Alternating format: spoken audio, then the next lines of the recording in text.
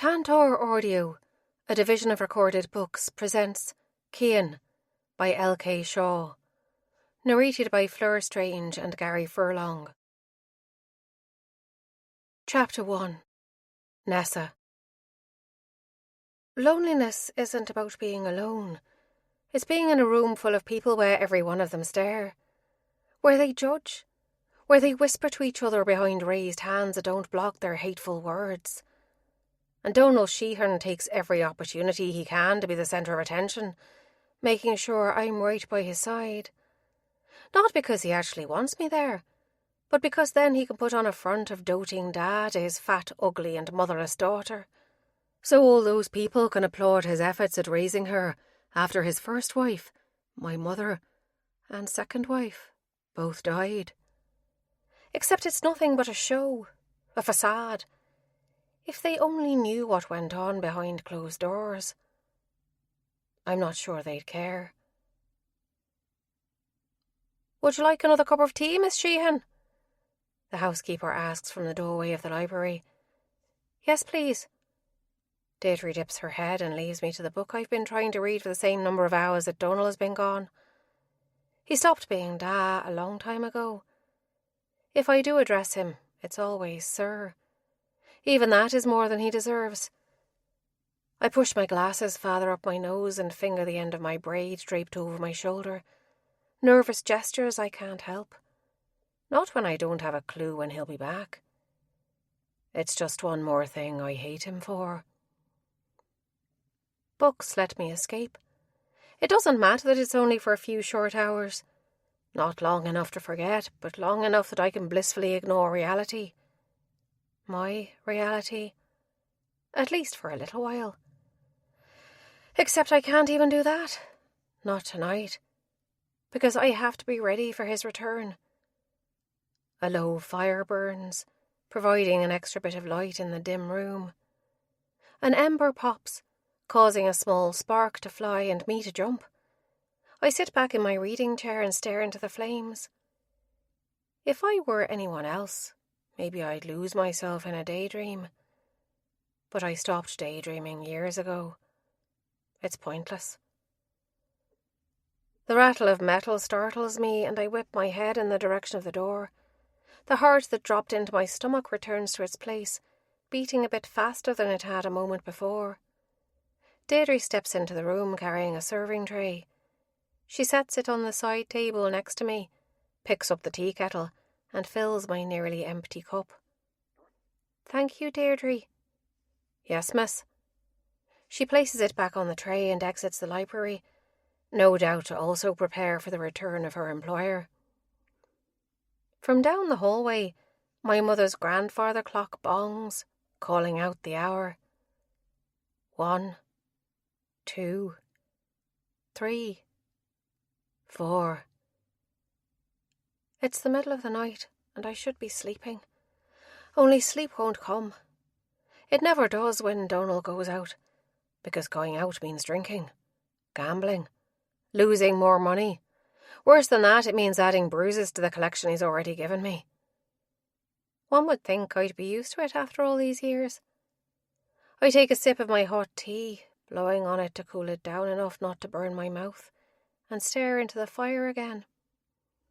My eyes burn with fatigue, but my mind races and my palms sweat. Another hour's passing is marked by the sound of the clock. 5 a.m. And still I wait. Maybe he finally cheated the wrong person. Maybe I'm free. In the distance there's a crash.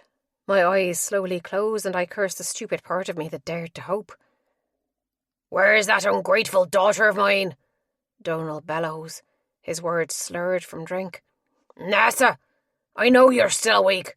Get your fat arse out here and help me." Setting down the book, I stand and head out of the library to where the bastard waits. I learned the first time he hit me not to stall or ignore him. It's only worse when I do.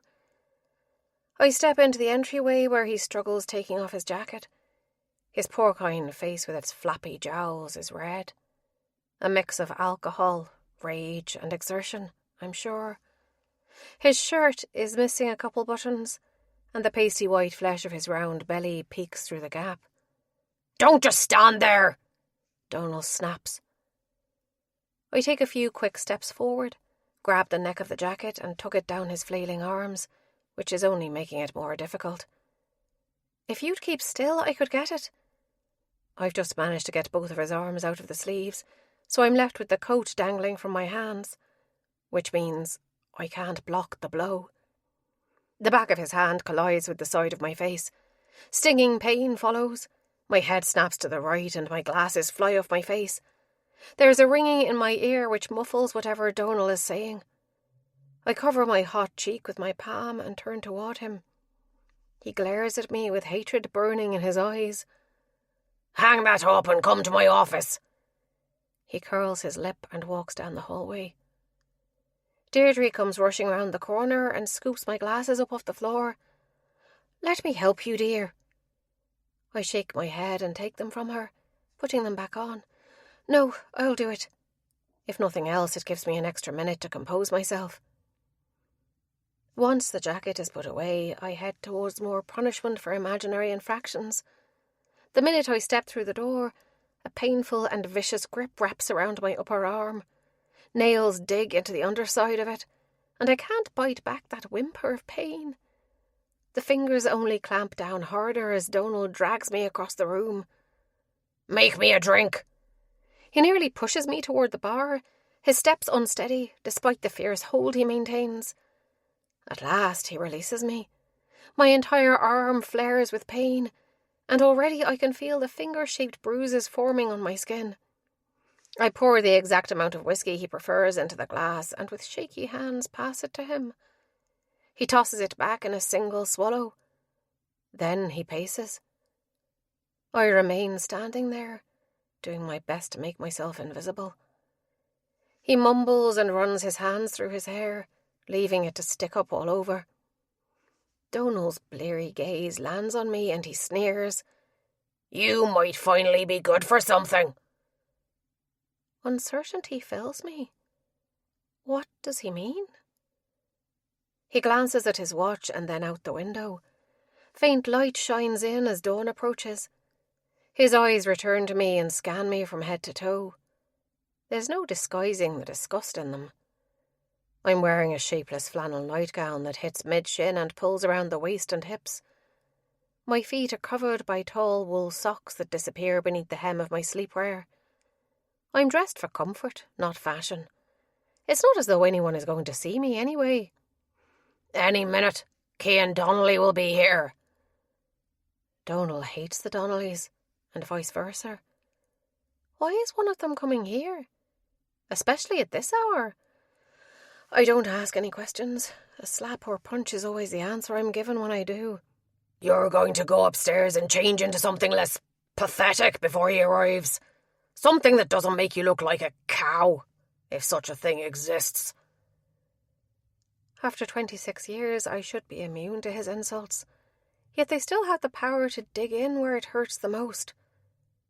Why? It slips out before I can stop it. An open-handed slap is his response. Even drunk, Donal has enough strength to make me bleed. Thankfully, my glasses stay put, but they're knocked slightly askew. I straighten them and swipe at the small cut in the corner of my mouth. "Stupid! How many times are you going to make me do this? If you would just listen the first time I tell you something." Yes, because him hitting me is always my fault. If only I were smarter, thinner, prettier, less of a burden. I quickly bypass him and rush out of the heated office. I make it to the entryway just as Deirdre opens the front door.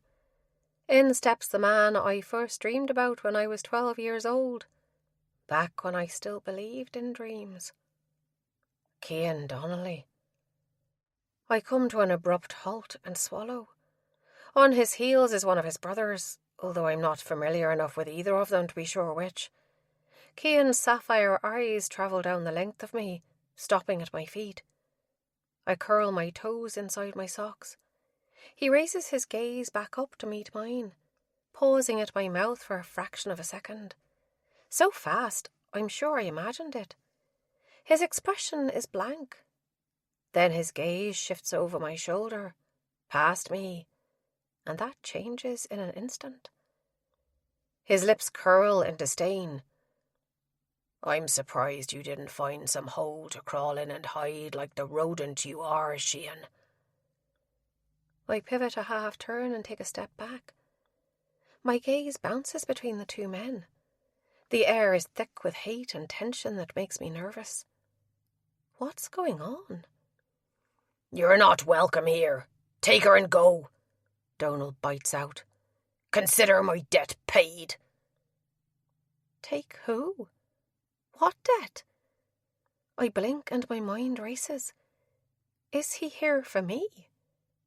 But why? I glance at his brother behind him, but he's focused on Donald as well. Cian's gaze leaves his enemies and collides with mine again. Let's go. Go? Go where? It comes out on a whisper. He moves to the door and glances over his shoulder. You belong to me now. Chapter 2. Cian. Nessa Cian is almost exactly as I remember her, all the way from her plain brown hair and glasses to the plump figure. One that hideous nightgown she's wearing does nothing for. Is this how she really dresses? Christ.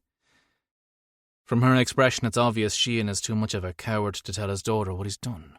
Will someone please explain what's going on? She rasps out as she plays with the tail end of the braid that grazes the crest of her lush breast. Did your dear old Dan not tell you? Nessa shakes her head, her gaze still bouncing between him and me. Apparently, your virginity is worth about 25,000 euros. No sense in keeping it a secret. My what? Her face loses all its colour. Shit. She's not going to faint, is she? Your dad lost a game of cards to me. He couldn't cover the bet, so he added you and your virginity to the pot to make up the difference. I could do anything I want to her. I stare at Cian, who doesn't demonstrate any type of remorse. Nessa takes in a deep, shuddering breath, her chest rising with the effort. I can't help but be drawn to her breasts again. It takes more willpower than I expect to drag my gaze away from them. The colour has returned to her face.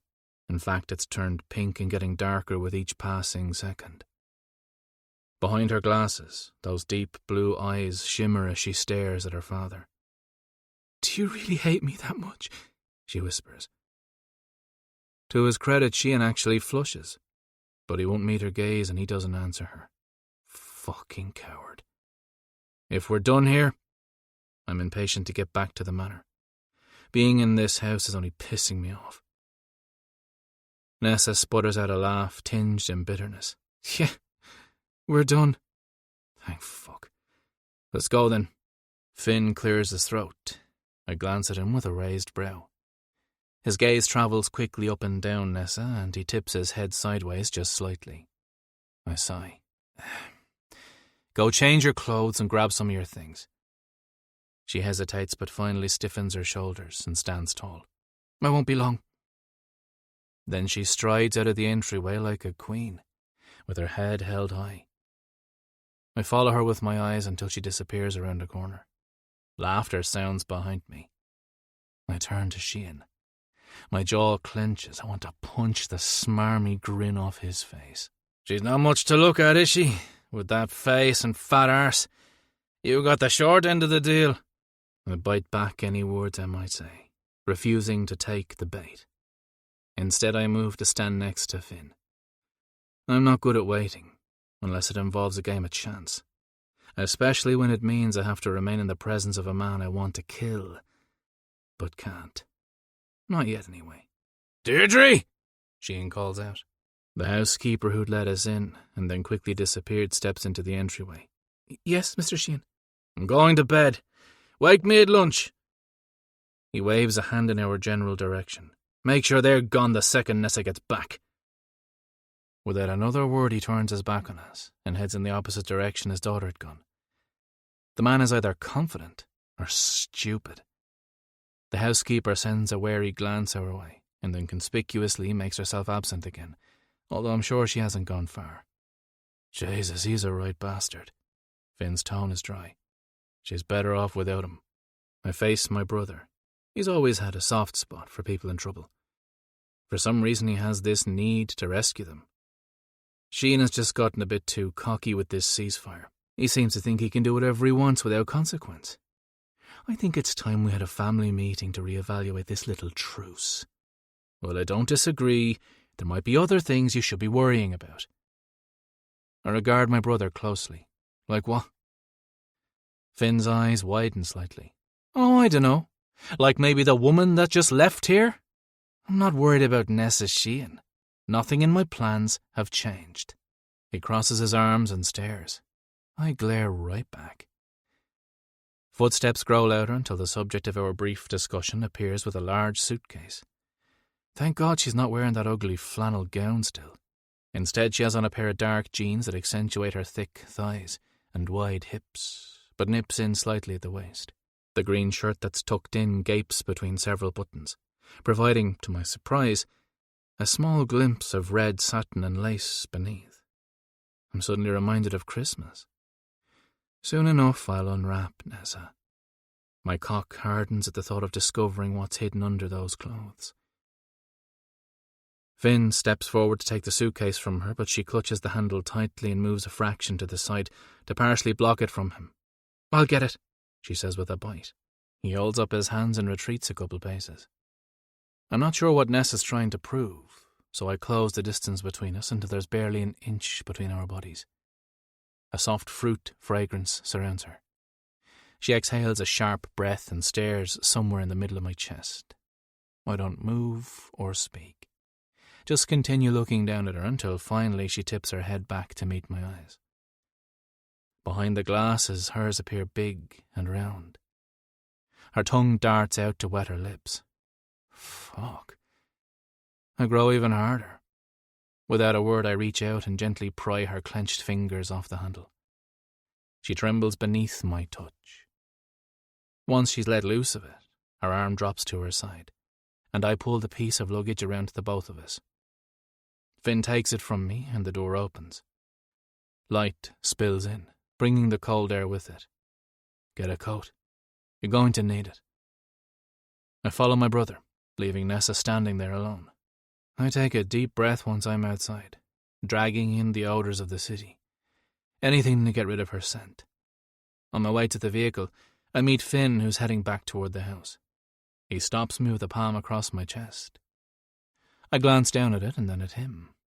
He opens his mouth as though to say something, but merely closes it with a short shake of his head and drops his arm and continues walking away. I stop at his SUV and glance back. Nessa glides past him, staring straight ahead as she makes her way toward me. She'd be terrible at cards. Every emotion is on display. They're on her face, in her eyes, and in her posture. I suppose that can be a good thing. At least a person will always know where they stand with her, because she can't hide it. And at this moment she vibrates with everything she's feeling. Hatred. Fear.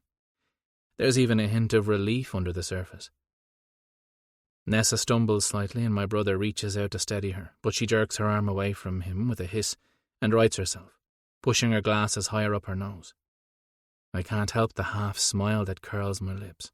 It would seem there's a bit of spirit lurking under that mousy appearance. In a mocking gesture of a gentleman, I open the back door and bow, sweeping my hand for her to enter. Her eyes narrow and her lips thin.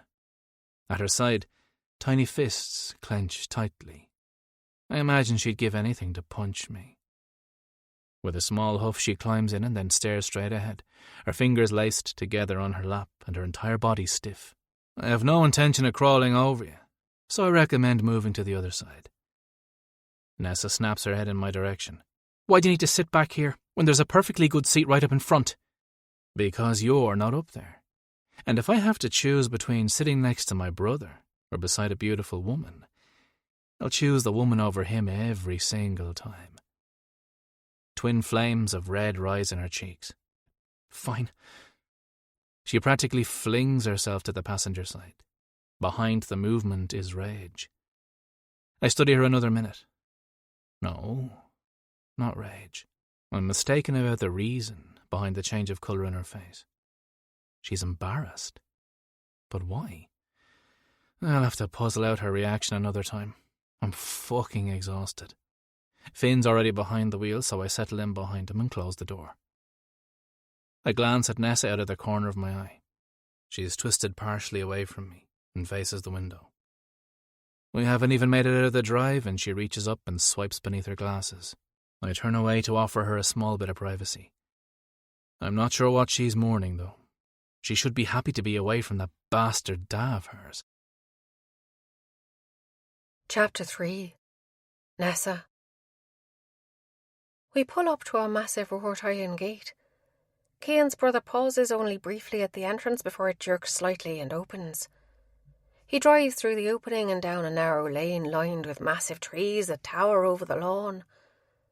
The sun peeks through the naked branches, giving the ground a dappled appearance.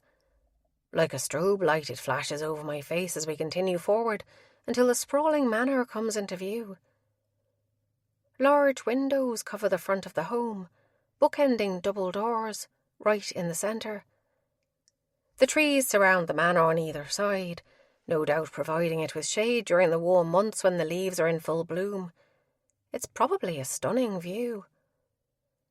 Cian's brother comes to a stop behind two other vehicles and gets out. He doesn't wait for us. Instead, he heads straight inside, closing the door behind him. I had gotten brief glimpses of sympathy from him through the rearview mirror on the drive here. I quickly glanced away each time, not wanting his pity. Home, sweet home. At least for a little while. My gaze flicks to Cian. The sun shines in through the back window, bathing him in its bright light. His auburn hair burns like the hottest flame. Small freckles that weren't nearly as visible before dot his forehead, cheeks, and the bridge of his nose. His eyes drill into me with a nearly hypnotizing effect until his words finally penetrate. What do you mean for a little while? This isn't a permanent arrangement. He said I belong to him, even if I hate the fact. His expression quickly matches the one his brother kept showing me.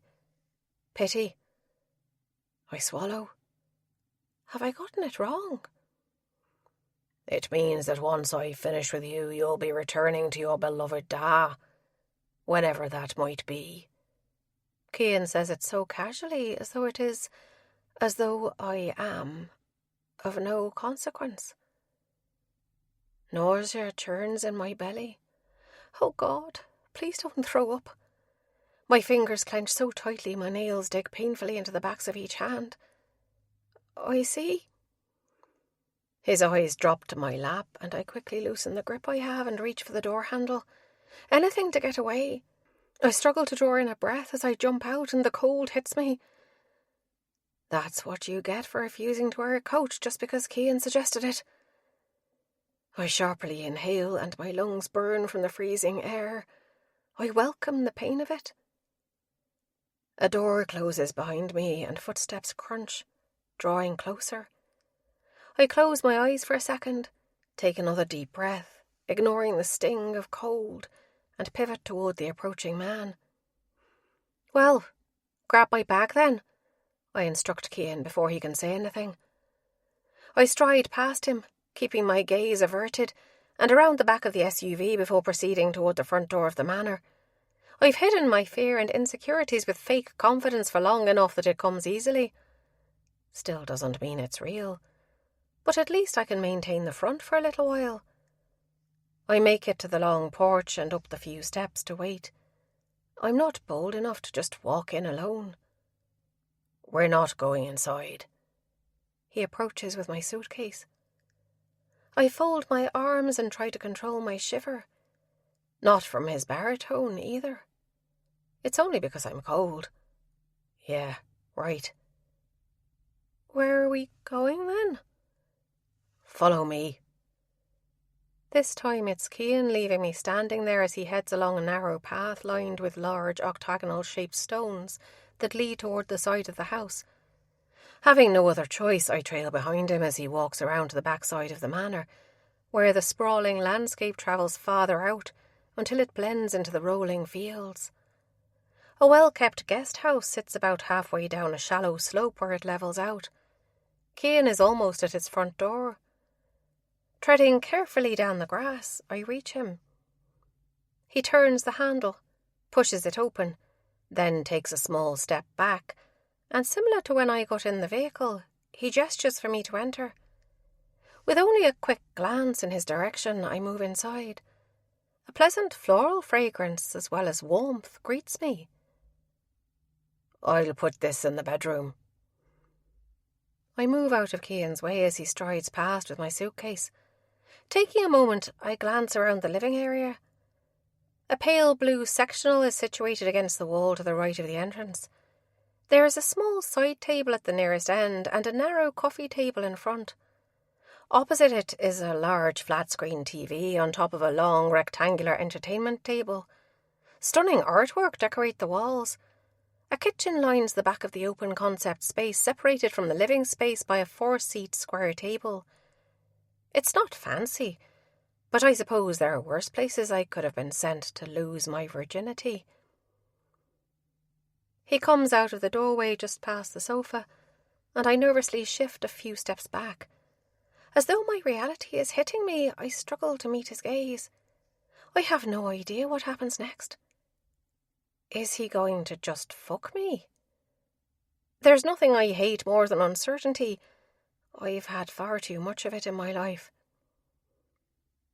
A warm hand palms my cheek, and I jump, my eyes instinctively moving to meet his. Those freckles are noticeable again this close, as is the length of his eyelashes. And God, the way he smells. I'm used to the scent of whiskey and stale sweat. Cian Donnelly smells like rain on a spring day with an undercurrent of ginger that reminds me of Deirdre's ginger snap biscuits. I've been trying to ignore it since before we got in the vehicle, but with him standing so close, touching me, it's almost impossible. "Don't look so terrified, sweet mouse. I promise you'll enjoy everything I do to you." The arrogance of his statement, along with that stupid pet name, raises my hackles. I bat his hand away and put distance between us, giving him my back. "I'm not scared." "No? Then why do you tremble beneath my touch?" I whirl on him. "Maybe because I'm furious and tired of men who think they can control my life." Cian folds his arms and an amused gleam brightens his eyes. "Are you going to be this feisty in bed? I'll have to say it's a bit unexpected." Seriously? Some mad compulsion propels me towards the door. I open it and glare back at the man who doesn't appear to have any regard for common decency. "I'd like to be alone now, so I can get some sleep." "Leave." I would never treat Donal this way, because I'm well aware of the consequences. I suppose I've been hit enough times that once more won't make a difference. But it will give me a better understanding of the kind of man Cian is. Will he do as I say, or will I regret my outburst? I prepare for the worst and hold myself rigidly while I wait for the reckoning. With long, powerful strides he moves toward me. I can't help but take in his broad shoulders, or how defined his upper arm muscles are beneath the taut fabric of his tight-fitting long-sleeve shirt, or how well his jeans fit, and the noticeable bulge there's no hiding. I avert my gaze, hating how hot my neck and cheeks get. I'm sure they're bright red to match. There's no keeping secret when I'm embarrassed or self-conscious. Cian stops beside me and I brace myself. "I'm not your da, mouse. I don't need to hit a woman to show her how strong I am." He runs a finger along my jaw from the bottom of my ear to the point of my chin, and then traces a line down my throat. I swallow beneath the tip of it before it continues moving. There is a slight tug, then another. My heart pounds and my pulse races. Another one of those mad compulsions hits, and I swivel my head to face him. There's an intense heat in his gaze, but it's not focused where I expect it to be. Instead, his attention is on where that finger drags along the skin that is exposed by the buttons he had undone. A line of fire burns down my sternum and between my breasts. I draw in a shaky breath which causes them to rise. Such a pretty colour. What? The question is a whispered rasp. Finally, Cian lifts his gaze to mine. Your bra. I hope you'll wear it for me again soon, if for no other reason than because I know I'll enjoy taking it off you. A soft breeze wafts over me, and I blink away the dizzy haze. He's no longer standing in front of me. I turn to find him walking up the slight incline toward the manor house. There's so much confidence in his stride. I keep standing there with my hand on my chest, the heart beneath it pounding out a quick beat. Not once does he glance back. He merely disappears inside. I sag, nearly stumbling back a step. Rousing myself, I manage to close the door and then sink down on the couch. My heartbeat slows, and whatever energy I'd been running on wanes. I'm suddenly exhausted again. There's an ache deep inside me that Donal could be so callous. I shouldn't be surprised, and yet I am. How could I not be? Not once would I have ever expected him to be so cruel. Then you're stupidly naive. I must be. He hits me. Why should selling me to his enemy come as any big shock? My eyes close as I lean back into the soft cushions. I'll just sit here for a few minutes to rest. Try to regain some focus, some clarity, and prepare myself for whatever else might lie in store for me. Chapter 4. Cian. Nora's making breakfast when I step into the kitchen. She glances up at my arrival. Good morning, Cian. I didn't expect to see you up and about so early. I snag a warm croissant from the plate on the counter and break a piece off. Just getting a guest settled in the cottage. Her gaze darts out the window and back to me with a wrinkle between her brows. I didn't realise anyone was visiting. Will I need to prepare meals for them? It was only decided last minute she'd be visiting. And yes to meals, please. Although I'll deliver them to her. I take another bite of my favourite flaky pastry. Nora is a master at baking. Her eyes widen. Her? Considering her relationship with Da, I assume she'll discover my guest's identity soon enough. Nessa Cian. There are questions brewing in her eyes, but she also knows when and when not to ask them. She is well aware that Cian is our family's enemy, has been for decades. And while Nora is more than just our housekeeper, she's not involved in the more unsavoury, criminal aspects of our family business. I see. There's definitely a hint of disapproval in her tone. I'll make sure Miss Cian will have plenty of things to choose from. Please let me know of any allergies or dislikes she might have. I can't help the grin from forming.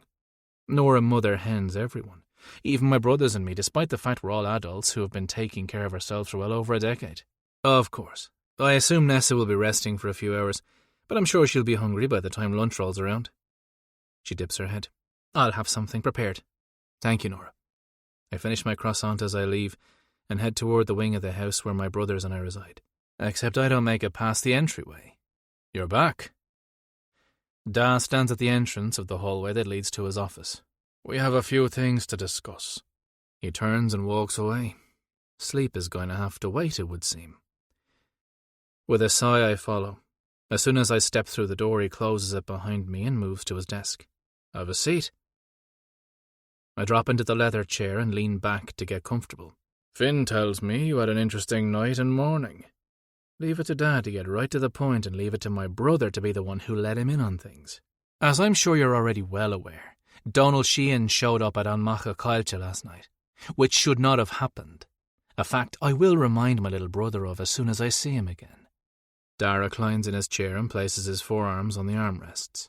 I think the more pressing matter is what happened later. Is that a hint of disapproval from him? I expect it from Nora, but not Da. I assume you're referring to his daughter. Carrick Donnelly can drag something out forever until a person finally tells him everything he already knows, but wants to hear them say it. As I already told Finn, don't worry about her. He sits up and rests his steepled hands on the surface of his desk. You know there's a war brewing. It's only a matter of time before it strikes. I'm well aware. And yet you're bringing her right into the middle of it. This has me leaning forward as well with my elbows on my thighs, as I stare at the man I admire most in this world. Nessa Cian has nothing to do with her da, Liam Campbell, and whatever's about to go down. You know she's a pawn, Da says softly. Is she, though? I cock my head. There didn't appear to be any love lost between her and Donal. And Campbell hates Cian even more than we do. He's also never shown any interest in Nessa. That doesn't mean Campbell won't. Especially if he not only discovers the exchange you and Cian made, but also accomplishes what he's been setting out to do. As the head of our family and the man who controls all of Dublin, I understand Da's concerns, but it also annoys the fuck out of me that he still questions me at times. I'm the oldest, the one who will be in charge of our organisation one day. Far into the future, I hope. I stand and stare down at him. You worry about Campbell and Cian. I'll worry about his daughter. With that, I walk out of his office and head straight for the wing where my brothers and I live. Finn is nowhere in sight, which is probably a good thing, because otherwise he and I would be having a chat. One that may or may not involve fists. Aidan, however, is reclined in his favourite chair with a plate overflowing with a giant omelette and potatoes. He glances up at me. Why aren't you out back seducing your new little pet? Fucking Finn. I throw up my middle finger and keep walking through the common room we all share, and down the hallway toward my room. My brother's laughter follows me the entire way until I close my door, cutting it off. Exhaustion hits me.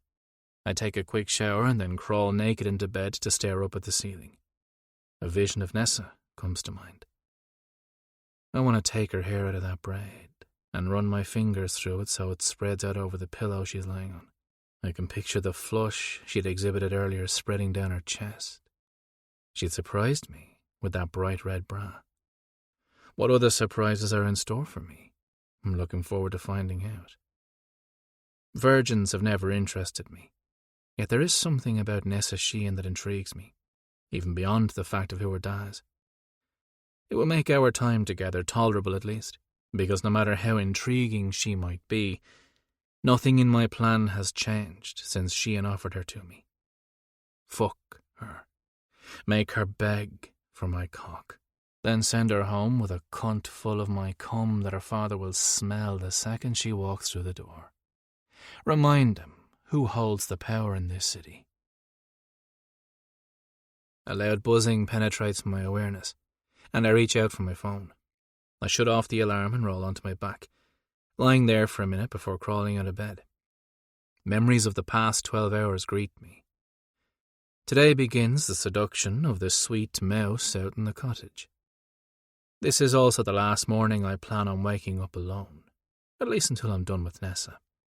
I dress and make my way to the kitchen to get food to take to her. I'm sure she's awake and no doubt hungry. The common room is empty, as is the kitchen, but there's a covered platter on a tray with a note. I grab the juice from the fridge and head out the door and down to the cottage. Not bothering to knock, I let myself in. The shutters have been closed and only a single stream of light shines through the narrow crack between them. I cross the living area and glance into the bedroom. Nessa is asleep in bed, lying on her side, facing me, with her duvet pulled all the way up to her neck and her hand tucked under her cheek. Her braid drapes forward over her shoulder, caught in the bend of her elbow, and her face is bare of her glasses. I continue on, set the tray on the counter, and then walk back to the bedroom. Soft, quiet snores reach me the closer I get to the bed. To her. I stand there studying her. She appears younger than the 26 I understand her to be. Her cheeks are sweetly rounded, as is the hip the duvet curves nicely over. I squat down, balancing on the balls of my feet so I'm eye level with her. A few strands of hair have escaped their confines and fall across Nessa's jaw to tickle the corner of her mouth. Gently I brush them back, grazing her temple and the top of her ear. Her eyelids flutter and open. They widen and she lurches backward with a scream that cuts off abruptly. Her hand covers her chest. "You scared the shit out of me." I ignore her words. She has on that hideous nightgown from earlier. "You're not wearing that when I'm in bed with you." She clutches the fabric, glances down at herself, and back up at me. "Excuse me?" I push off my thighs and stand. "Lunch is in the kitchen. Bring that ugly thing you're wearing out with you, so I can take it and burn it." Leaving her sputtering, I walk out of the bedroom. Mumbled curses follow, and the door slams shut behind me. I chuckle at the display of temper. At least her dad didn't beat it out of her.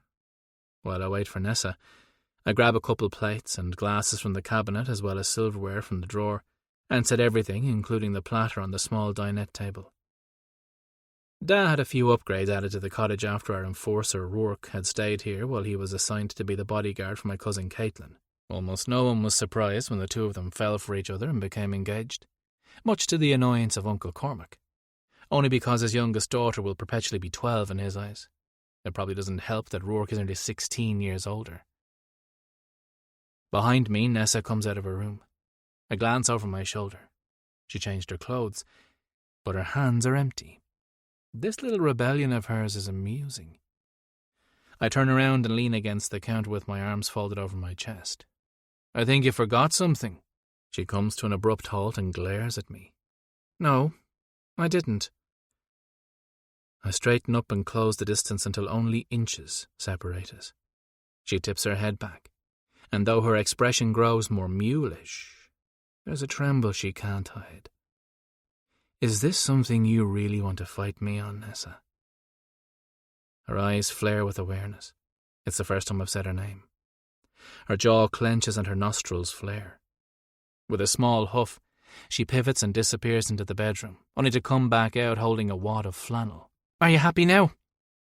I reach up before she can release it, wrap my hand around her wrist, and then slowly drag my fingers up and over the ridge of her knuckles, until I fist the fabric trapping her hand under mine. Nessa jerks from my hold. One side of my mouth lifts in a smirk. "Immensely. Now I'm sure you're as hungry as I am, so why don't we sit and have a pleasant lunch that Nora provided." Chapter 5. Nessa.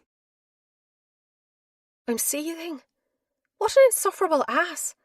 How dare he mock me, asking if I really wanted to fight him on it. Yes, I did. I hate that I backed down, because it only made him even more smug. The bastard. I've lived in fear since I was 6 years old, when my much older stepbrother finally had enough of the abuse and ran away. There was no one left for Donald to take his anger out on but me. He's punished me for far less than any infraction I've committed since I left the house with Cian. I'm coming to suspect I don't have to fear the man who bought me. Or at least that he'll use violence against me. Not yet, anyway. What about any other plans he has for you? My stomach chooses then to growl, reminding me that I haven't eaten since early yesterday evening. Stop being stubborn and come eat.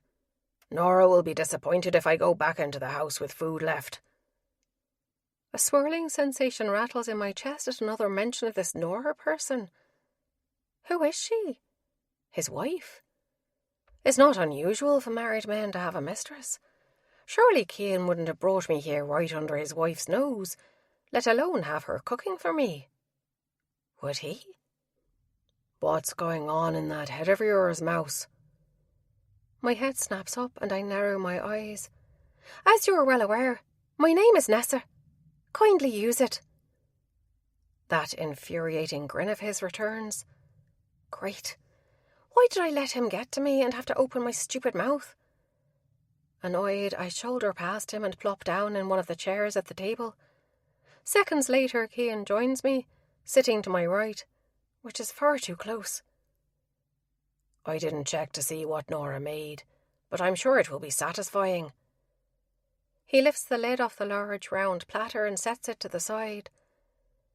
My mouth waters at the simple but delicious-looking fare. On small plates there are 2 ham sandwiches with brown sauce spilling out from beneath the top slice of bread, and the corner of a piece of cheese peeking out.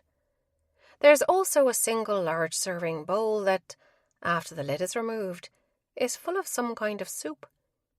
It smells delicious. I doubt she left it out on the counter for too long before I got into the kitchen, but we might have to warm it up a bit. Cian picks up the soup bowl.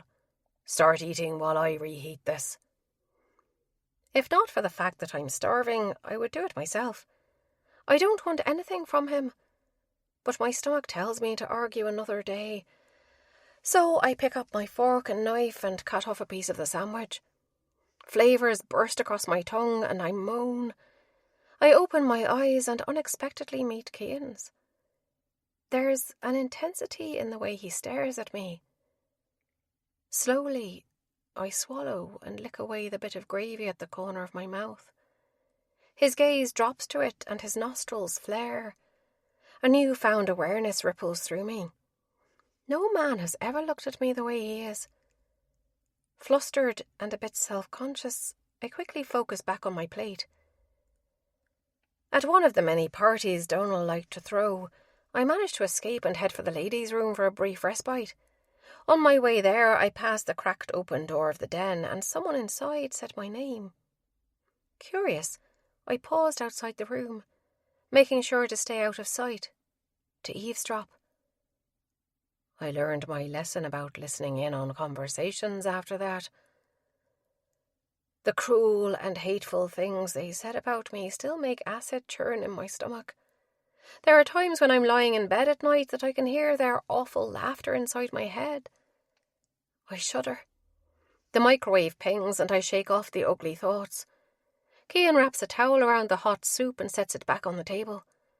He goes to the cabinet, grabs a couple of bowls and places one in front of me before taking his seat again. I reach for the ladle that accompanied the food to dip myself a serving, but he beats me to it. His fingers brush over mine and I jerk my arm back as though I've been burned. I drop my hand into my lap and rub my thumb over the spot where he touched. His lips curl as though he knows just how unsettled I am, and he dishes out first mine and then his. The entire time we're eating, my skin tingles with the sensation of being watched. I set my spoon down, stopping long before I'm actually satisfied, because my nerves can't take the scrutiny any longer. You haven't finished your meal. Cian's voice sends a shiver down my spine. I'm not hungry. Eat, mouse. My head snaps up at the demand. I said I'm not hungry. And I say you're lying. Besides, you're going to need all the energy you can get. So I suggest you eat your fill. I scrunch my eyebrows together. Energy? For what? That smirk settles across his lips again and he stares at me with a knowing look. It takes several seconds before my brain processes. My eyes widen and my whole body is on the verge of bursting into flames as understanding hits. Ah, now she gets it. Why are you doing this? Not that I've kept up with Cian's personal life, but I'm pretty sure I'm not his type. He doesn't strike me as a man who likes a quiet woman who's more comfortable with books than she is with people. A woman who doesn't have any fashion sense, probably because I don't care about it. And most definitely a woman who doesn't fit the mould of society's shitty view on beauty. Which means he's just trying to punish Donal. I hold back bitter laughter. The man who fathered me couldn't care less what is done to me, as evidenced by the fact he bid me away in a card game. Cian lays his spoon down as well and leans back in his chair with his fingers threaded over his waist. His steely stare unnerves me, but I make myself hold it. Something I never would have done with Donal. The silence lengthens. I'm barely able to keep myself from squirming. You should finish eating. He picks up his spoon again and does the same. I blink. That's it? The nonchalance with which he goes back to his meal makes my blood pressure skyrocket. Snatching up my half-full bowl with enough force that some of it sloshes over the side, getting all over my hand and spilling on the floor, I stomp to the trash and dump it in. I smack the glass down hard enough in the sink I'm surprised it doesn't shatter. Then I head back to the bedroom. Or at least, I try to. Instead, as soon as I pivot, I collide with a solid chest. One that smells divine. "Excuse me, please." It's a tightly controlled command through clenched teeth. Tears of anger and frustration threaten to fall, and I refuse to meet Cian's eyes. "You want to know why I'm doing this?" My head jerks up. His pupils are dilated, almost blurring out the blue around them. Words clog my throat. "I'm doing this because I can. Because it galls your dad to know that he is lost.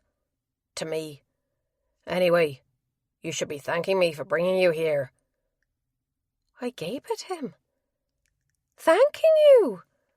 I should be thanking you for ruining my life with this little power struggle you have going on with Donal."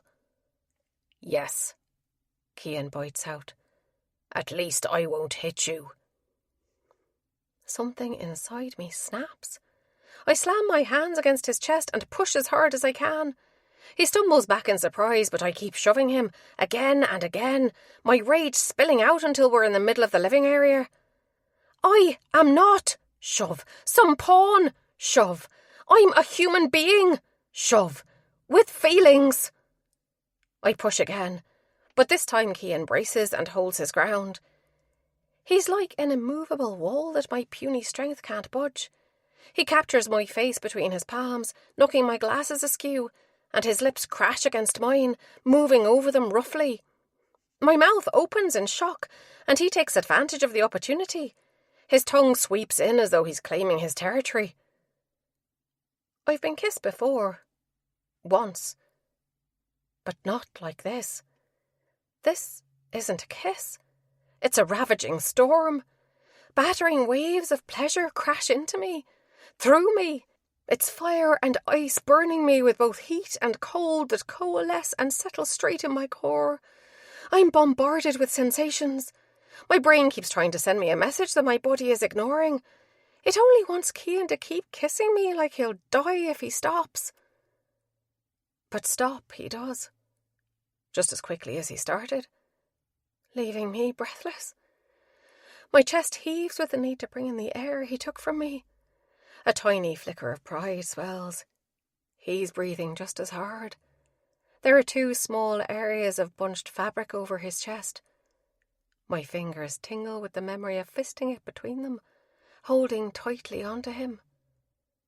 With trembling hands, I reach up and straighten my glasses. As though breaking some spell cast on him, Cian blinks and shakes his head just slightly. His gaze focuses and I swallow at the intensity that sears into me from his stare. It happens slowly, but a change comes over him. Whereas seconds ago there was an almost stunned glaze in his eyes, a calculating gleam enters them. Something I'm not sure I like. Well, that was unexpected." "Huh?" "Maybe the mouse isn't such a mouse after all." Chapter 6. Cian. "Well, you're still an ass!" No one is more thankful for the anger in Nessa's eyes than me, because I'm still reeling from that kiss. What had started out as punishment morphed into something entirely different. She's attractive, but not what most people would call a beauty, not with her ill-fitting clothes, librarian glasses and full figure. Except it's her lush curves my fingers itch to touch, to explore. Remember why she's here. I've been called worse, I'm sure you have. Nessa folds her arms over her chest, doing nothing more than drawing my attention to her tits. As though sensing where my focus lies, she drops her arms back to her sides, and a pretty flush colours her cheeks. It takes effort to lift my gaze to her face. "If you're done with your little tantrum, Nora wants me to ask what you like or don't like to eat, so she can get an idea for meals to prepare." Nessa's fists clench at her sides. I'm having a little too much fun egging her on. Your wife doesn't have to make me anything special. Why would she think Nora is my wife? And is that a hint of jealousy in there? Don't worry, she doesn't mind. Well, I mind. Does she know I didn't choose to be here? Yes, she knows. I bite back a laugh at Nessa's gaping expression. Then her eyes narrow and she cocks her head. You're finding something amusing about this, aren't you? I try to act innocent, but I'm clearly failing at it. You have no idea. She fists her hips and glares. Please, enlighten me then. I can make my own food, you know. Moving closer, I drag my finger lightly down Nessa's nose. She wrinkles it and smacks my hand away. Nora isn't my wife, Mouse. She's our housekeeper, and my father's long-time lover. That adorable shade of pink colours her cheeks again, and her anger deflates like air let out of a balloon. She breathes out a quiet, "Oh," and darts her gaze away almost shyly. You were jealous. The fact amuses me. As intended, that gets her back up. I was not jealous. I chuckle. You were. Verbally sparring with her is a huge turn-on. I'd rather Nessa rage at me than hold it back. My gut tells me she isn't given the opportunity to show her true self. Not with that bastard Da of hers. And you're going to send her right back to him when you're done with her. I ignore that little voice. She closes her eyes and takes in a deep breath. Look, it doesn't matter who Nora is. The fact remains that she doesn't have to cook for me. I've been doing it myself for long enough. Unfortunately, she won't see it that way. If there's one thing she loves, it's to make sure people are fed and taken care of. It's how she's wired. So let her feel useful. She'll drive my dad insane otherwise. It's a sneaky trick to play on Nessa, but I'll do what I have to.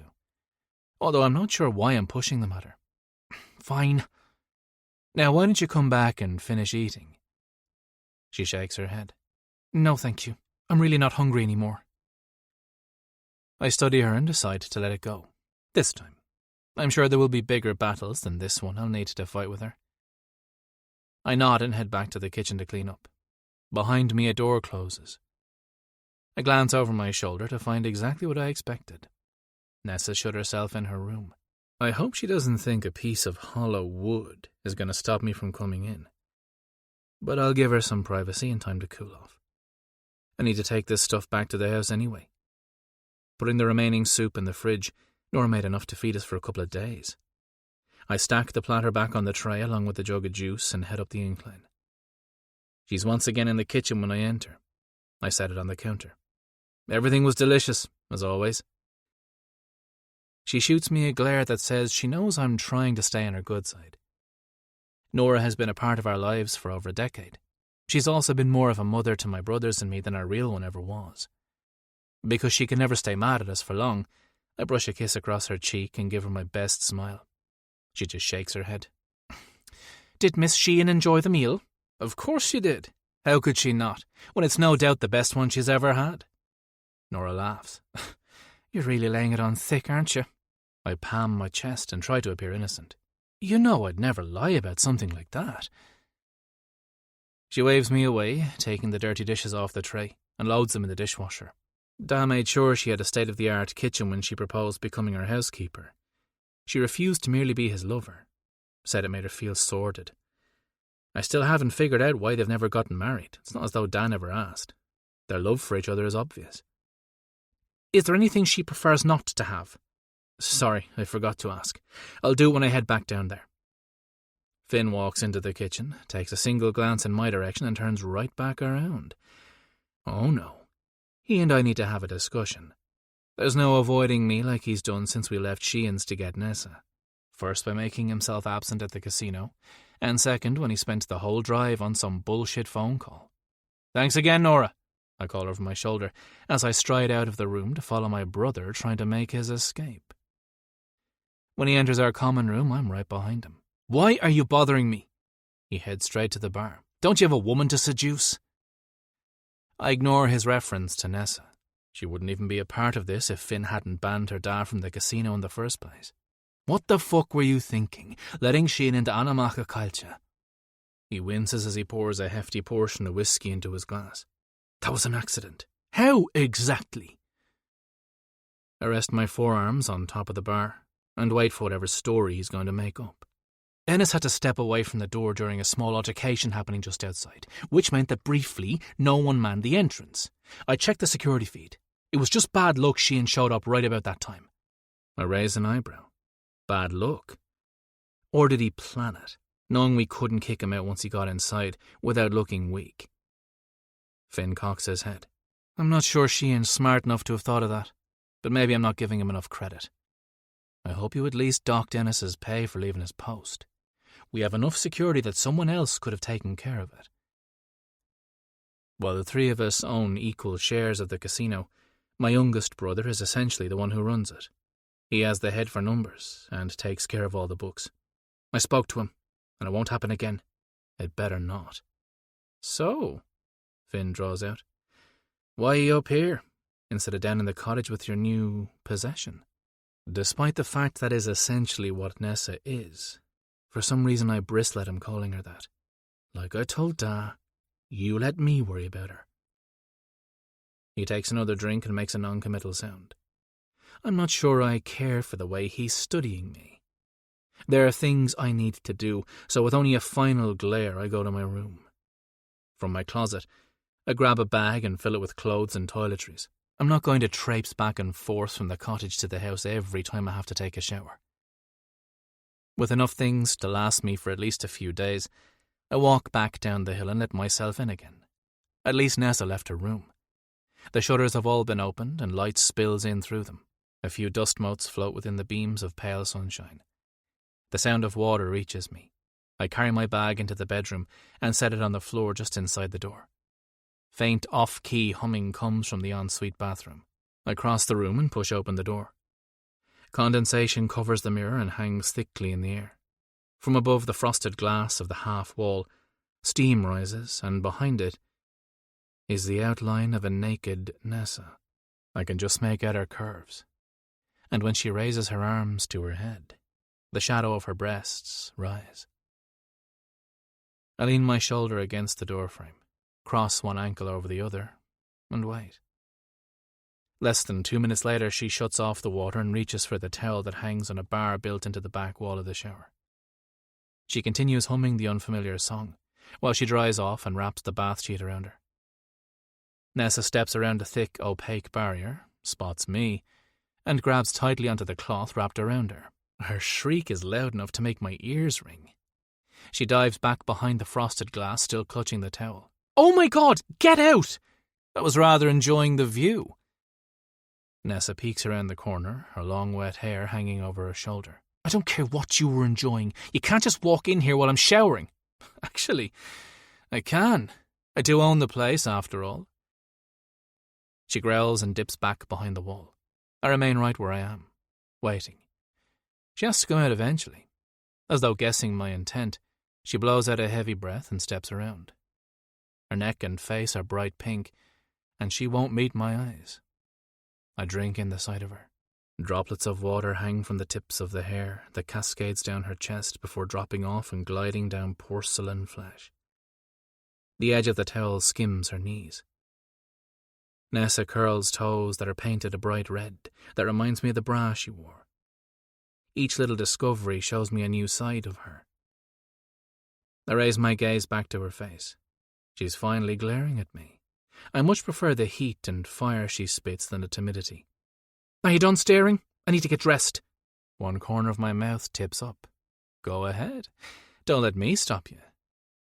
With a little huff, she marches forward, snaps her glasses off the counter and puts them on, while pushing past me towards the bed, where her open suitcase lies with half of its contents spilling out. She rifles through the clothes and then, without removing the towel, steps into a pair of panties and draws them up her legs. I get only the briefest glimpse of the lush globes of her ass, before the cloth drops down and covers them again. Next, she pulls on a pair of pants. Her modesty is adorable, really, even if pointless. Before tomorrow, Nessa's body won't hold any secrets from me. a fact she needs to be reminded of. Chapter 7. Nessa. Twin flames of heat burn my face. I haven't been naked, or even partially naked, in front of anyone since my first and only year at uni. I don't have to turn around to confirm Cian's watching me. My prickling skin tells me he is. It's not that I'm ashamed of my body. In fact, I quite like it. There are times when I imagine I'm one of those voluptuous Greek goddesses, Aphrodite perhaps, that men worship. It doesn't matter that my breasts are large and not quite perky. They're mine. I love the way my butt is shaped. It's almost a perfect heart and looks great in a pair of jeans. Maybe my belly could be a little flatter and my hips a little narrower, but it's not the end of the world that they aren't. Overall, I feel feminine and womanly. The few vague memories I have of my mother were that she was soft and squishy and gave the best hugs. I'd like to think I resemble her, not only in our features. I certainly don't look like Donal, but in softness. Every hug I got from her felt as though I was surrounded in love. But the constant scrutiny only reminds me of all the times I'd been forced to parade alongside Donal, and of the people who would examine me like a bug under a microscope. And then the mocking voices I once overheard ring in my ears again. I firm my lips and snatch up the plain and so not sexy skin-toned bra out of the pile of clothes. How the hell do I put this stupid thing on without removing the damn towel? A soft touch glides along the line of my shoulder and I jump. I like the red one better. Cian's breath ghosts across my skin. Goosebumps run down my forearms and a small chill skates down the back of my neck from his voice alone. It's the only movement I can make. I almost don't even dare breathe. He runs his hand gently down my arm until he reaches the fabric gripped in my fist and then plucks the undergarment right out of it. It's tossed back in the mess and then he leans forward, the fabric of his shirt rubbing across my sensitized flesh, and picks up that damning red satin I'd bought on a whim. It had been a bit of self-indulgence I didn't normally partake in. The bra hangs off his finger by a single strap and dangles in the air, slightly swinging.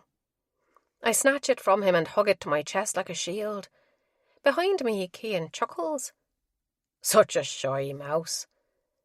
With a growl, I whirl on him. I hate that mocking nickname, although I hate the fact I take the bait every time he uses it more. I'm not a woman prone to violence, but you certainly tempt me to change my mind. All he does is smile, completely unconcerned with my threat. Since it doesn't look like you've put anything away yet, you won't mind if I take one of the drawers. He moves toward the door and I stare after him in confusion until he leans down and picks up the bag from the floor. Oh no, you can turn around and take whatever is in there right back to where you got it.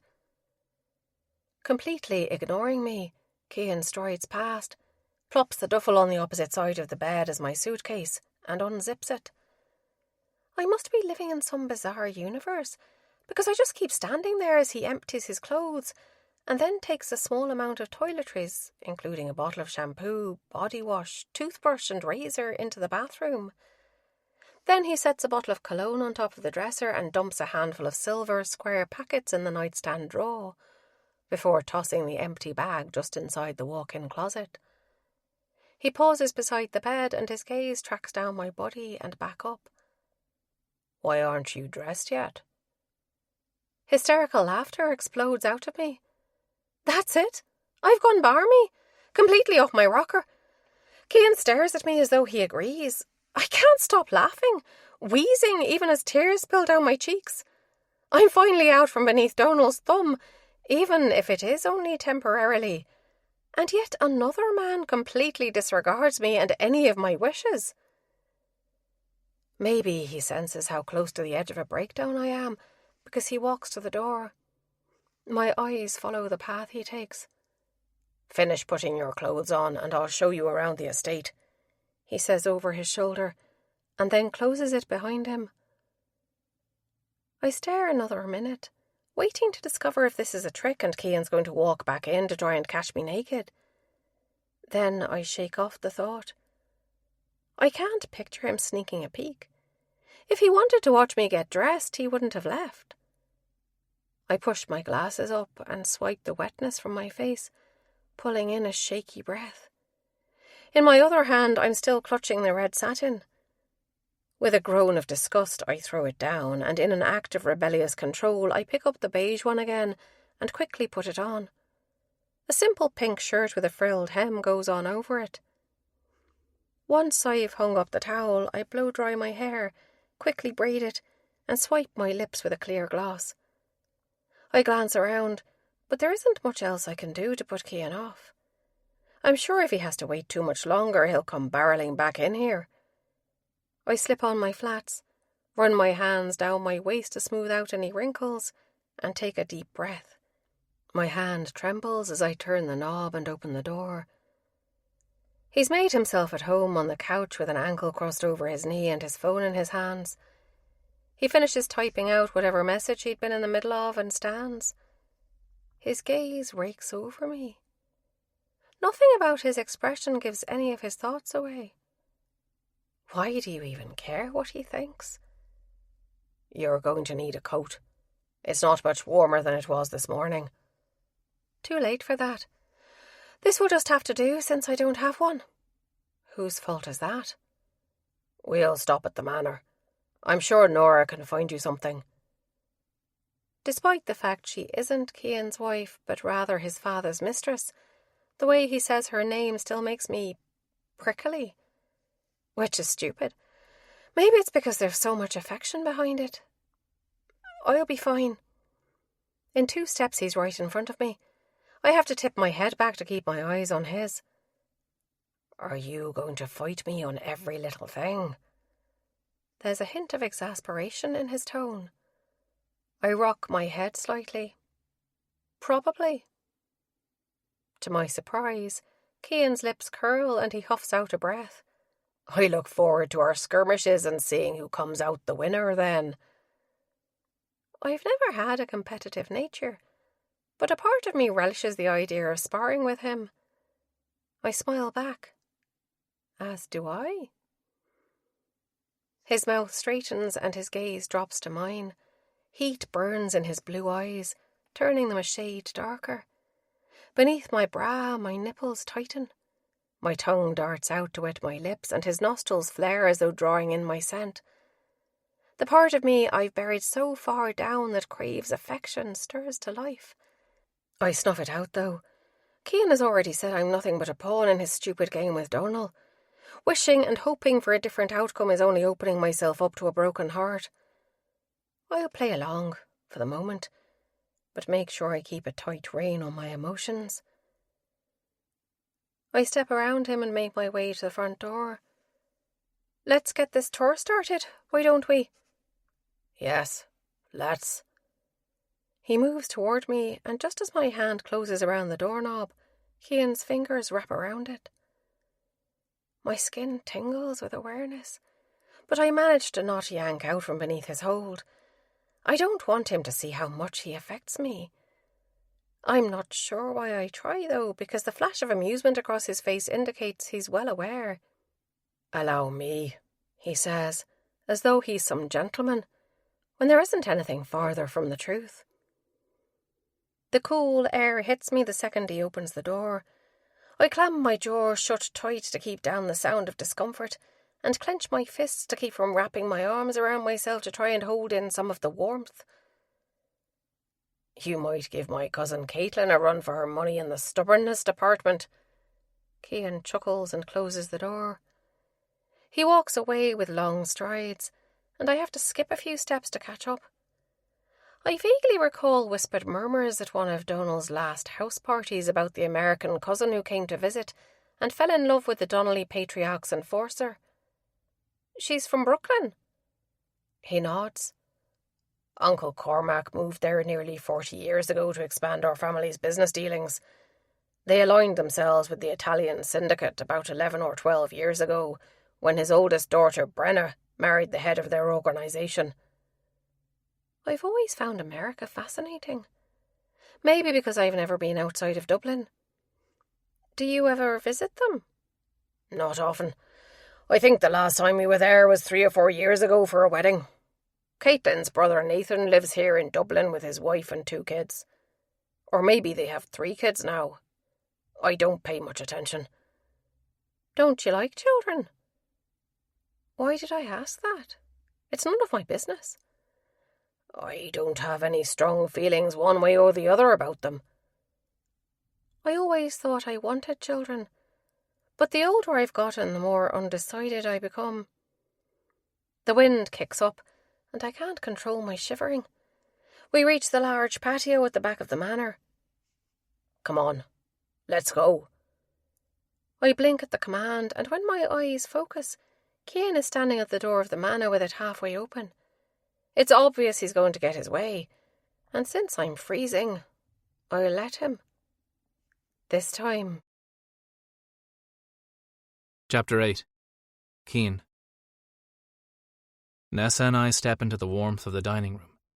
I glance in the kitchen, but Nora isn't there. At this time of day, there's only one other place she might be. You didn't think this through, did you? I don't want to leave her alone in case Aidan or Finn wander by, but I also don't want her in Dad's office. That's the only option, though. Not unless I want to take her into my wing of the house and give her one of my coats. I don't want her scent invading my space or lingering in my clothes, so down the hall it is. This way. I jerk my head the direction we're heading and take off that way.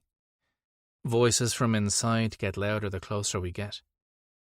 I pause outside the closed door and knock. Nessa comes to a stop behind me. Enter! The command is deep and gruff. I open the door and step inside. Nora is attempting to rise from Dad's lap, but he tightens his hold around her waist. Knowing it's pointless to resist, she collapses back against him with a small harumph. She never flaunts the relationship in front of us. Out of respect for our mother, I overheard her telling him once. As much as I shouldn't speak ill of the dead, our mother doesn't deserve the respect. Kathleen Donnelly had been a terrible mum. Sorry to interrupt, but Nessa needs a coat and I was hoping you might have one she could wear. Da raises a brow in question, but doesn't say anything. Nora pushes up on his chest. He sighs and releases her so she can stand. She dips her head slightly. Of course, I'm sure I can find something for her. She shuffles past us. If you'd like to follow me, dear, I'll see if perhaps Caitlin left something here the last time she stayed. Nessa glances in my direction as though seeking my permission, and I give her a short nod. She turns and follows Nora out of the room. My gaze doesn't leave their retreating forms until they're no longer visible. Bracing myself, I face Da, who I'm sure is full of questions. So that's Cian's daughter? Yes. And you brought her up to the house so Nora could find her a coat. There's a tone to his words I'm not sure I like. It's 4 degrees outside, and I was taking her for a tour around the estate. She's proving as stubborn as Caitlin. What was I supposed to do? Let her freeze? Da leans back in his chair. I see. Any word on Cian or Campbell? He smirks, knowing exactly what I'm doing. Only rumblings, although one of my sources mentioned a business deal between Campbell and an unknown player, one that signals he's about to make his move against Cian. I wonder how long after Campbell takes over is he going to break the ceasefire we have with Cian.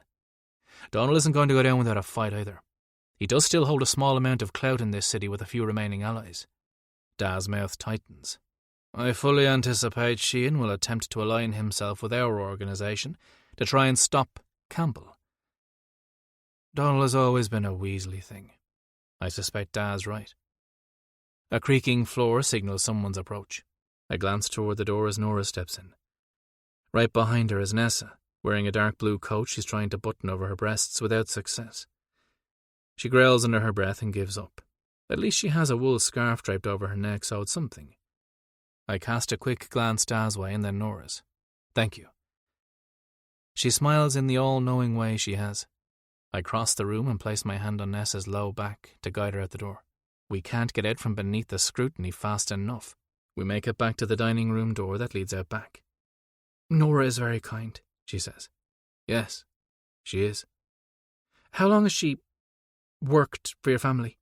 My eyes dart to her. Is that your subtle way of asking how long she and my dad been lovers? Nessa stumbles and I reach out to steady her with a chuckle. Her fiery gaze snaps in my direction. I would never be so rude. I open the door and beckon her out. There's nothing wrong with being curious. And to answer your question, Nora's been working for my father for years. In fact, they first had an affair over 25 years ago, right after my youngest brother Finn was born. Nora broke it off, though, and moved to Belfast. They reconnected about 10 years ago, I'd say. She blinks. Nearly everyone in our organisation knows their history, so it's not as though I've shared any dark secrets. Dad has never hid his relationship with Nora, or been ashamed of it. Not even when he was married to my mum. Some judge him, but he ignores them. None of those people know what our lives were back then, when our mum was still alive. We wander around the estate. I point out Nora's vast vegetable garden along the west side of the manor, the trees that have been standing longer than I've been alive, as well as the small hedgerow maze that sits in the centre of a clearing on the east side of the property. It takes far longer than I remember to make it to the centre of the maze where a short statue sits. This is beautiful. Nessa turns in a slow circle. Dad had it built for us when we were kids. The three of us, as well as Caitlin and Nathan, would run around the estate. This was our favourite place to wander. A fleeting sadness crosses Nessa's face, and she releases a heavy sigh. That sounds lovely. Yes, I suppose it was. Well, we fight as any siblings do. I know that Aidan and Finn will always have my back. Same with Caitlin and Nathan. Hell, my brothers and I were the ones who taught her how to shoot, fight, and play cards. It must have been lonely, being an only child. Don't forget who either she or her dad are. Pushing away any sympathy, I clear my head. I'll make you a bet. Nessa stops. What kind of bet? I jerk my chin up. If you can make it out of the maze before I catch you, I'll bring you breakfast in bed tomorrow. And if I can't, she says slowly, then my reward is a kiss. Nessa crosses her arms. Neither of those sound like a good bet to me. You're familiar with how to get in and out of this place. I gasp in mock affront. Oh, this is the first time I've been inside these walls in over 15 years, and it was pure luck that got us to this spot.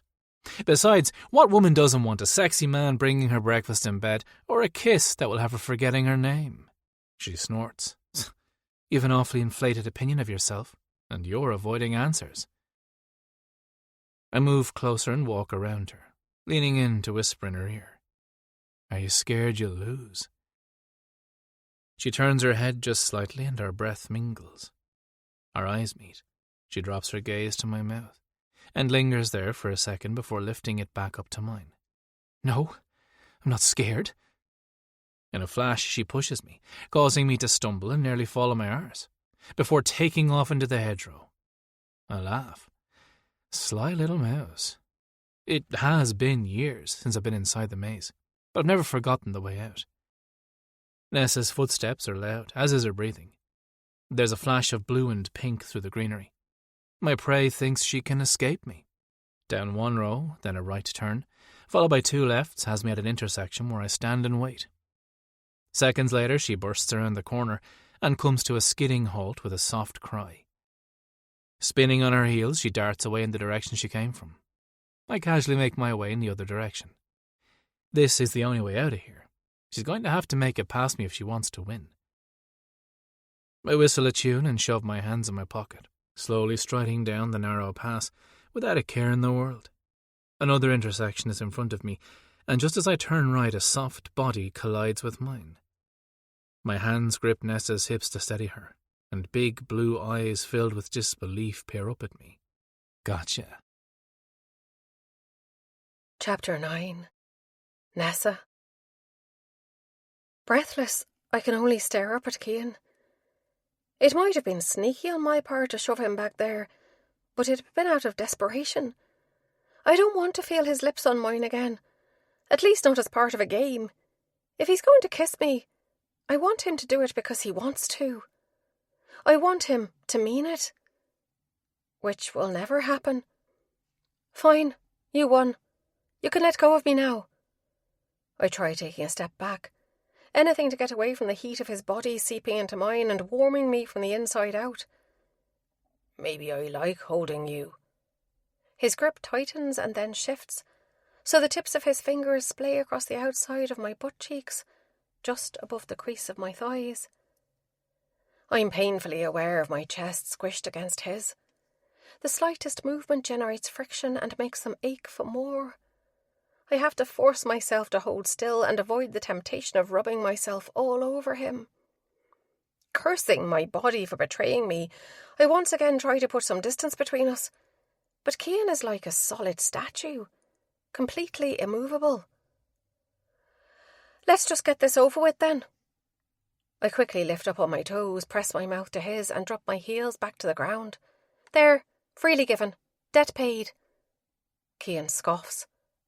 That wasn't a kiss. Yes, it was. My lips were on yours, which is the definition of a kiss. So, we're done. I flatten my palms against his rock-hard chest and push. I should have expected a Cian to cheat. Just like your da. Indignation rises up from my belly. Don't you dare lump me in with Donal. We're nothing alike. Cian glares down at me. Then prove it. Any other challenge I might back down from, but not this one. Not after being called a cheat. Which is probably his intention. He wants me to prove it. Then I will. I palm the back of his neck and go up on my tippy toes again, pressing my mouth to his. I part my lips and tilt my head enough that our noses don't bump. As if I know what I'm doing, I flick my tongue out, gently caressing the seam of his mouth, keeping my touch soft. Coaxing. Teasing. Just when it's becoming clear that this is one-sided, he wraps an arm around my waist and pulls me into him. At the same time, he deepens the kiss. Our tongues tangle. Breaths mingle. The ginger and spring scent of Cian makes my head spin. The hand still gripping my hip tugs me close enough that the hard line of his cock presses against my lower belly. Right where a swirling ball of heat is centred and spreads outward, warming me from my head to my toes. He nips my bottom lip, and the slight sting is like a bucket of water being dumped over my head. It brings me back to reality. I jerk my head back and struggle out of his far too pleasant hold. Surprisingly, Cian lets me go. I clear my throat and awkwardly shift my weight while not looking him entirely in the eye. There was your kiss. Are you satisfied now? Not even remotely. My eyes jerk to his face, and the intensity of his stare nearly burns me with its heat. I straighten my shoulders. Well, you're going to have to be. I swiftly hurry away from Cian and the arousal he evokes in me. You're going the wrong way, he calls out with a hint of amusement. An abrupt turn has me locking gazes with him again. Marching forward, I make to pass him, but he blocks that narrow passageway. If you'll excuse me, I'd like to get out of here. He pivots a half turn and sweeps his arm out. By all means, go ahead. There's hardly any room between him and the hedgerow wall. The only way I'm going to get by him is to squeeze through. I twist sideways. The sharp, broken twigs that make up the greenery scratch my back, forcing me to take a tiny step forward, which means my still aching breasts and tight nipples brush across his chest. I keep my head facing straight ahead until finally I make it past. A soft chuckle at my back makes my fists clench. I breathe through the irritation which only brings in more of Cian's scent. My mind replays the kiss. The glide of his tongue across mine. His flavour. The way he held me. Don't fall for his kisses. His touches. Be strong. Without his help, it takes forever, but I finally make it out of the maze and into the clearing. I don't wait for him. Instead, I make my way directly to the cottage behind the manor. I close the door, but something stops it. Cian. Damn it! I forgot he brought his clothes here like he plans on staying. Just ignore him. Yeah, right. As if it's going to be that easy. I take off the borrowed coat and hang it on a nickel hook that juts out from the wall behind the door. Needing to wash the far too delicious taste of him from my mouth, I grab a glass from the cabinet, fill it with water from the tap, and guzzle it down. Warmth spreads across my back, and the whisper of a breath ghosts over my neck before I'm caged between Cian's arms as he lays his palms on the edge of the counter. My eyes close and I try to control my breathing. "Why are you fighting this so hard?" Cian murmurs into my ear and runs his tongue along the shell of it. "We're two adults attracted to each other. You can't deny our chemistry. There's nothing wrong with going where the attraction leads us." If only it were that simple. For my entire life, I've been used by someone more powerful than me. I won't be used by yet one more person. I take in a shuddering breath. I have no illusions about my value to Donal's organisation. My virginity is the one thing that belongs solely to me, and I won't let anyone take it from me. I don't care what the terms of your bet were. He offered something that isn't his to bargain with. My heart pounds so hard I could swear I can hear it over the silence that hangs heavy in the air. I swallow and wait for whatever Cian might say or do. 1 second he's crowding me, and the next he's gone. Still, I remain where I am. Then the door behind me opens and closes. Slowly I turn. The room is empty. I sag back against the counter with a sigh. I'm not sure what Cian's leaving means. Will he be back? Do I want him to? A single tear spills from the inner corner of my eye and slides down my nose. I reach up and swipe it away. Too many men have been the cause of my tears. First Liam when he ran away all those years ago and left me entirely alone. Then Donal. Why am I more hurt and surprised that Cian is the cause of these? I sniff and rise up. I'm away from the house I grew to hate. Out from under the thumb of someone I lost respect for long ago. I need to embrace the freedom I've been given, even if it's only yet another facade. Chapter 10. Cian. I've spent most of the day avoiding Nessa. I even sent Nora down to the cottage with her evening meal. Because I didn't want to deal with any questions, I headed into the city to take care of some business. Nathan and I have been going over the details of our newest shipment that's supposed to be coming in from our German suppliers sometime in the next couple of days.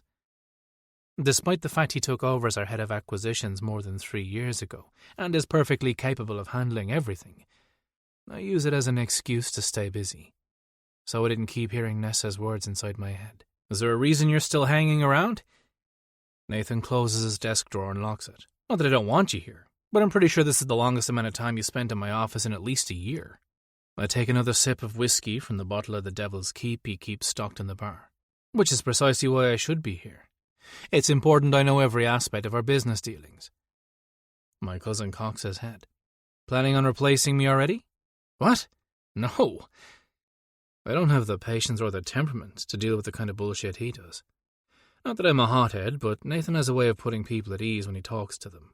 He's far more suited to the job than I'd be. He chuckles, just making sure. Which means there's gotta be some other reason why you're still here, despite the fact you have no interest in dealing with contracts and paperwork. Like I said, I'm just keeping up to date on how things are running. Nathan leans back in his chair and studies me. I heard about the card game last night. I pause, taking another drink, the glass barely touching my lips. Slowly, I lower it. No doubt Finn shared the news. My brother seems to have forgotten how to keep his mouth shut. Yes? And? He flips his palms up and lays them flat against the armrests again. And nothing. I just never pictured you as someone who has any interest in virgins. I don't. Except this one is Donal Sheehan's daughter. She's a means to an end. He studies me a little too critically. I've known you my entire life. We may not have grown up together, but I know the kind of man Uncle Carrick is. What kind you, Aidan and Finn are. What's that supposed to mean? I bristle.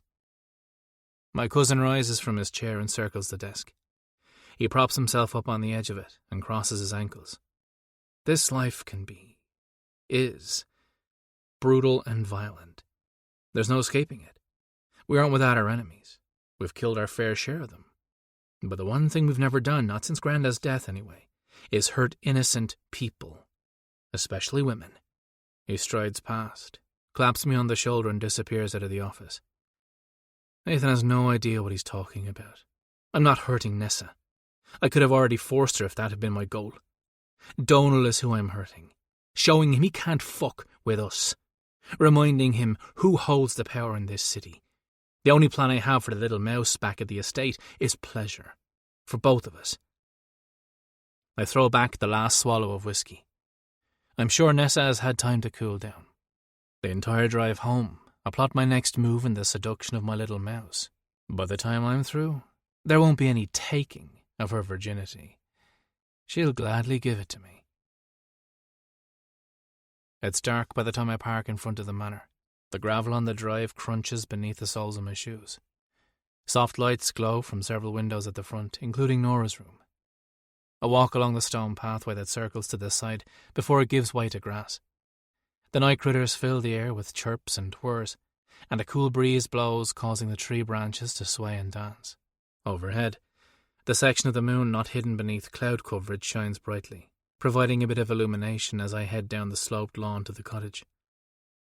Light spills from its windows as well, which means either Nessa is still awake, or she left them on knowing I'd be back. I don't bother knocking. From the couch, she jerks her head up, her eyes wide behind her glasses and body stiff, but then she relaxes slightly. She's wearing another one of those ugly nightgowns, and a blanket is thrown over her lap. In her hands is a book. I'm pretty sure neither Rourke nor Dad left one in here, so she must have brought it with her. I stand there for another few seconds, neither of us looking away from the other. Finally, I close the door behind me. Nessa clears her throat. Nora left supper if you're hungry. I didn't... She pauses and swallows. I didn't know when you'd be back, so I didn't keep it warm.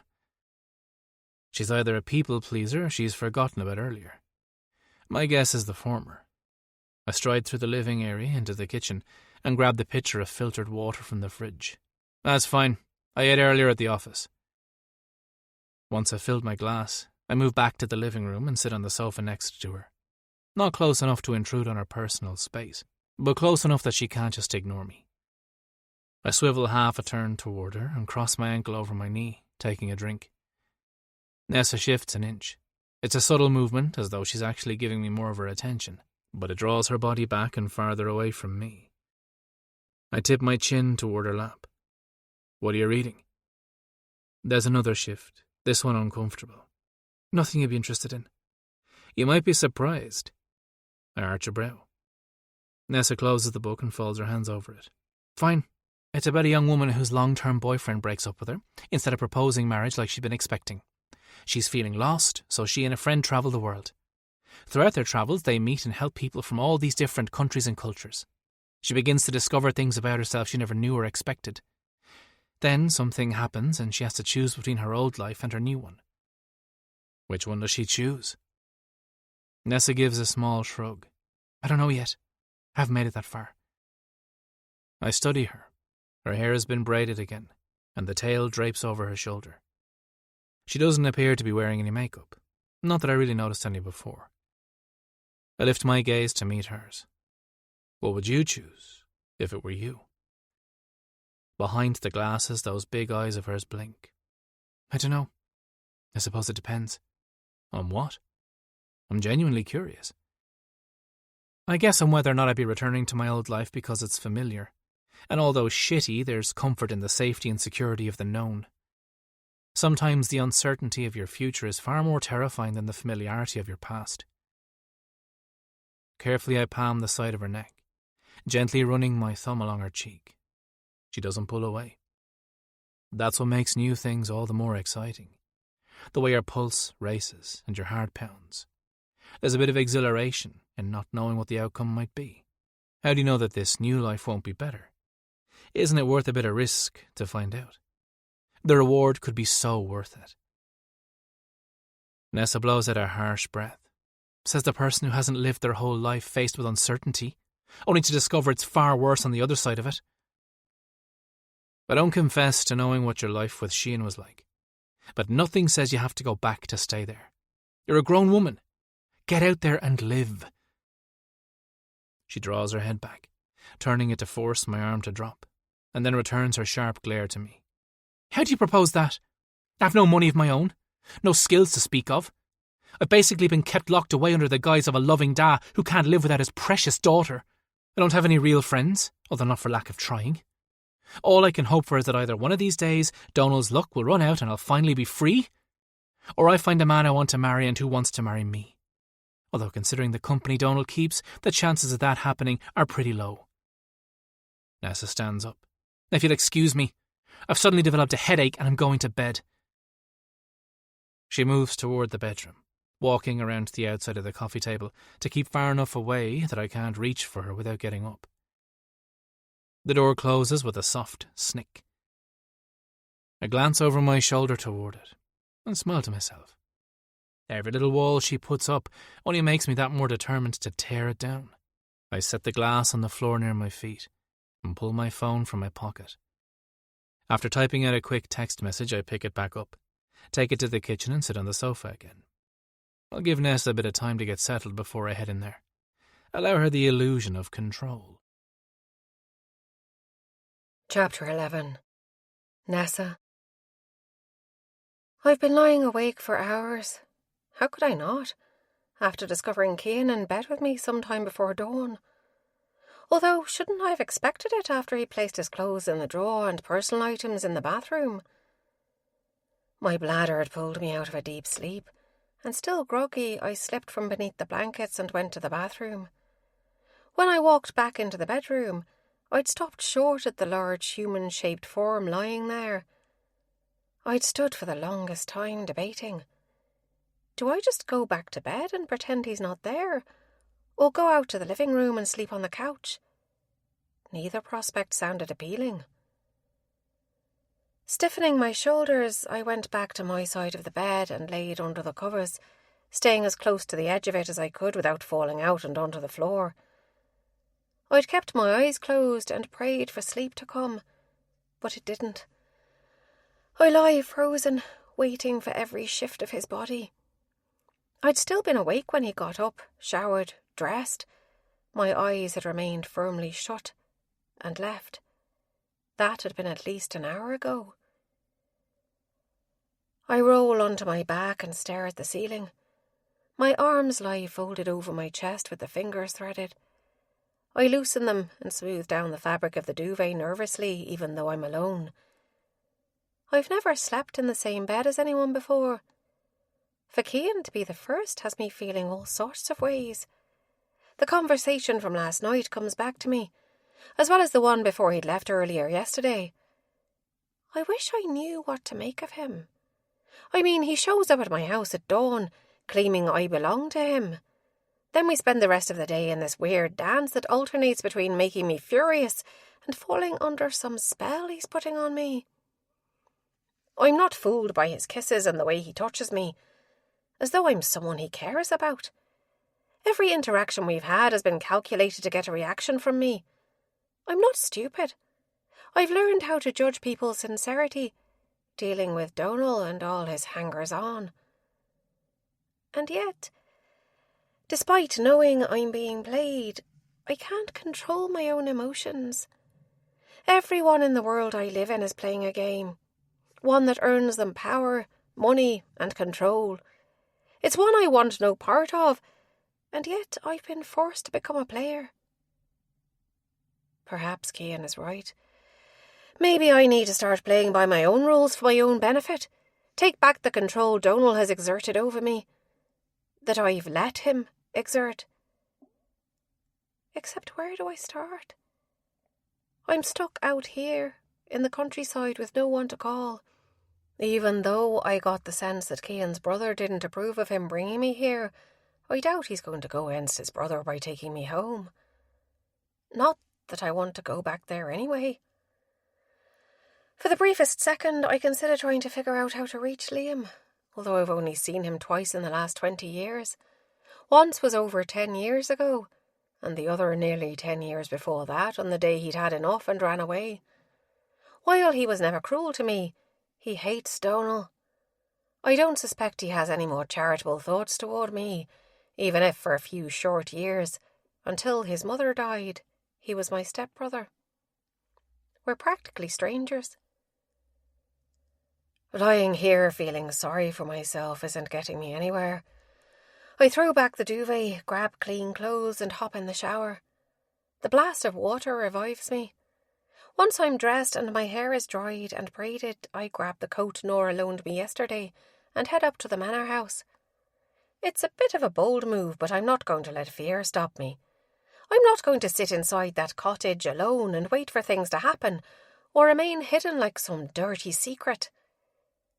Except my boldness only takes me so far. I stop outside one of the French doors and knock. Hopefully someone is nearby and will hear me. Otherwise, I suppose my only other option is to walk around to the front and ring the bell like an uninvited guest.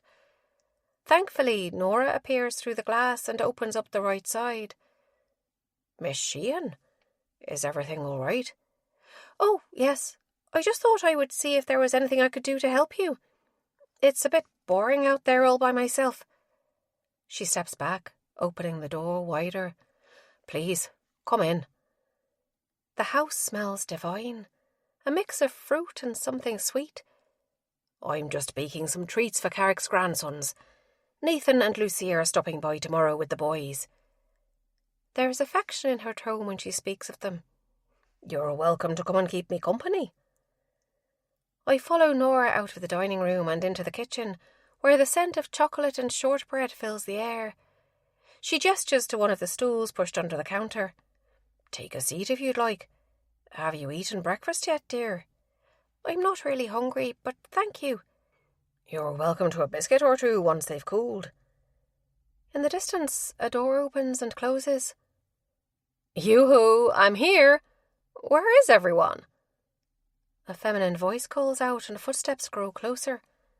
Nora makes an excited noise, brushes her hands off on a towel and rushes to meet the new arrival. A stunning redhead comes around the corner and the older woman wraps her in a hug. Caitlin, love, what are you doing here? They separate, and the younger woman leans around her and locks eyes with me. I'm here to introduce myself to Nessa, who I assume is you. Caitlin? Where do I know that name? It takes a second. Oh, yeah. She appears friendly, but there's a gleam in her blue gaze that makes me wary. I slowly stand and swipe my palms on my thighs.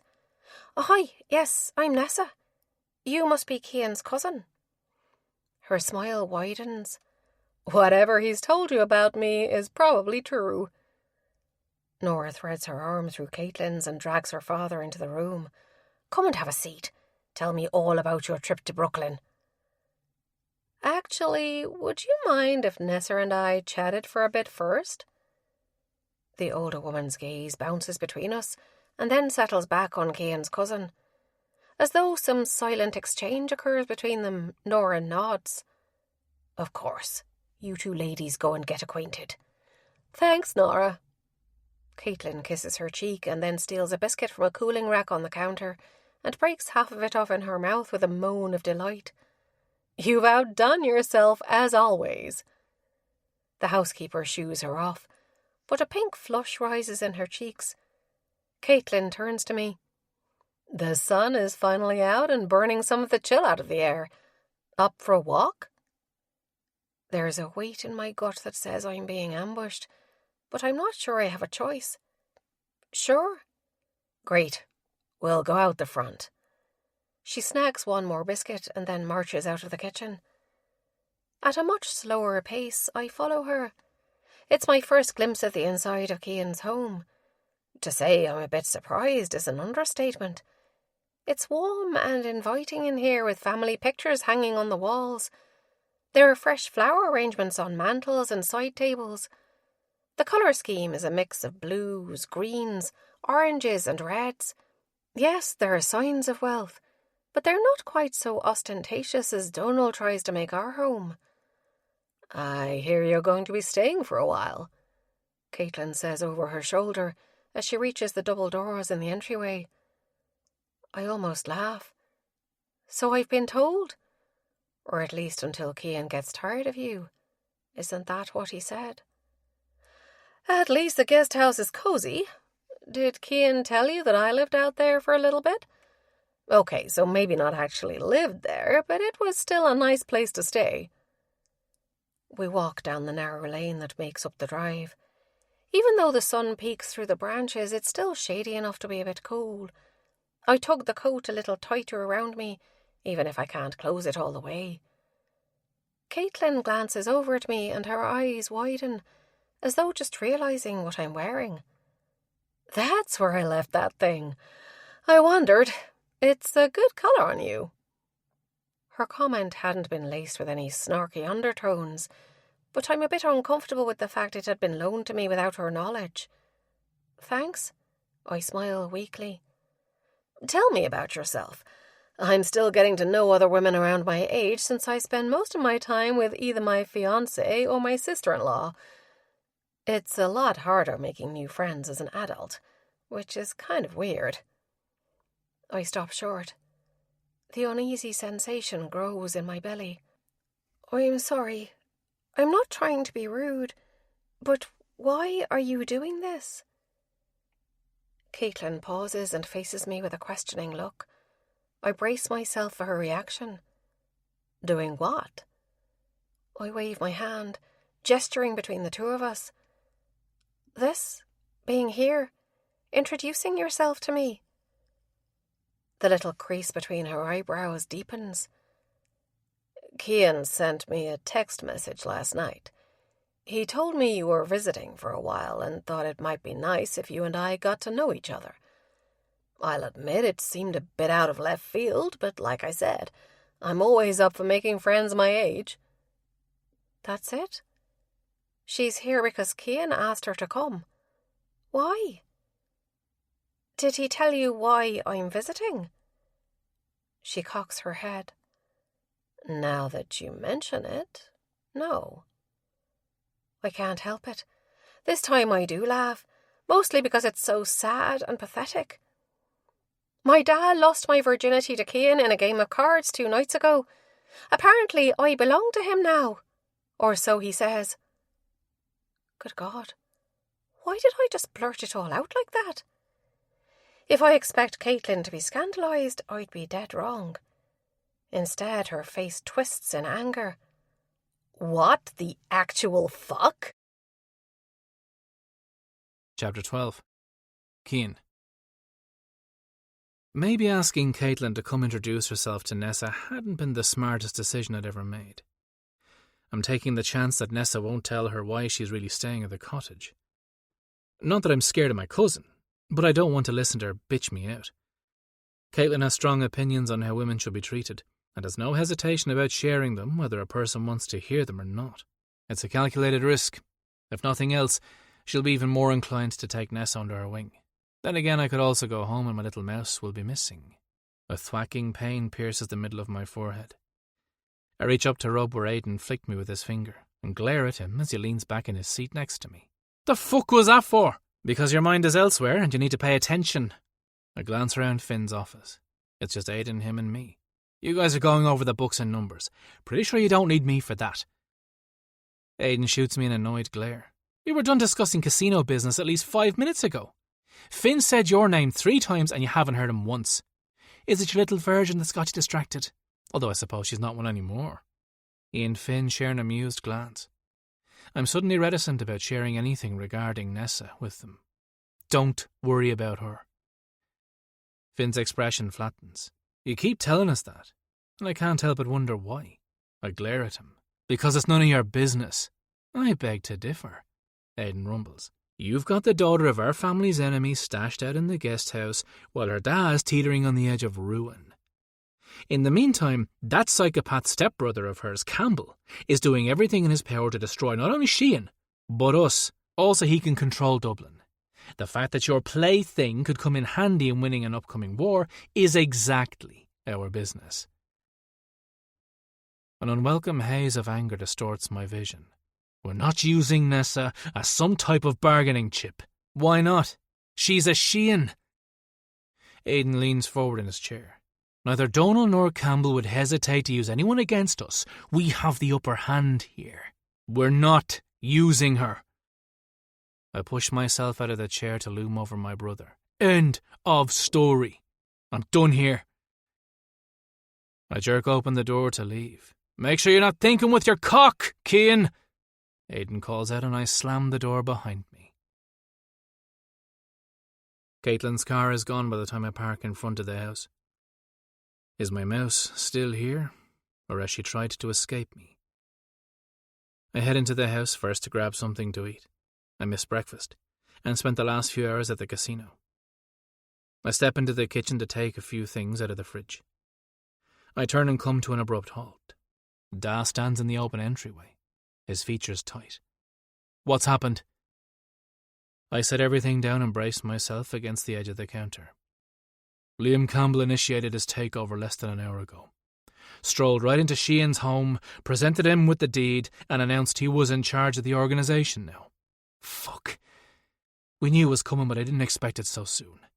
I lean into my hands, balancing me, and then push myself upright. What are we going to do about it?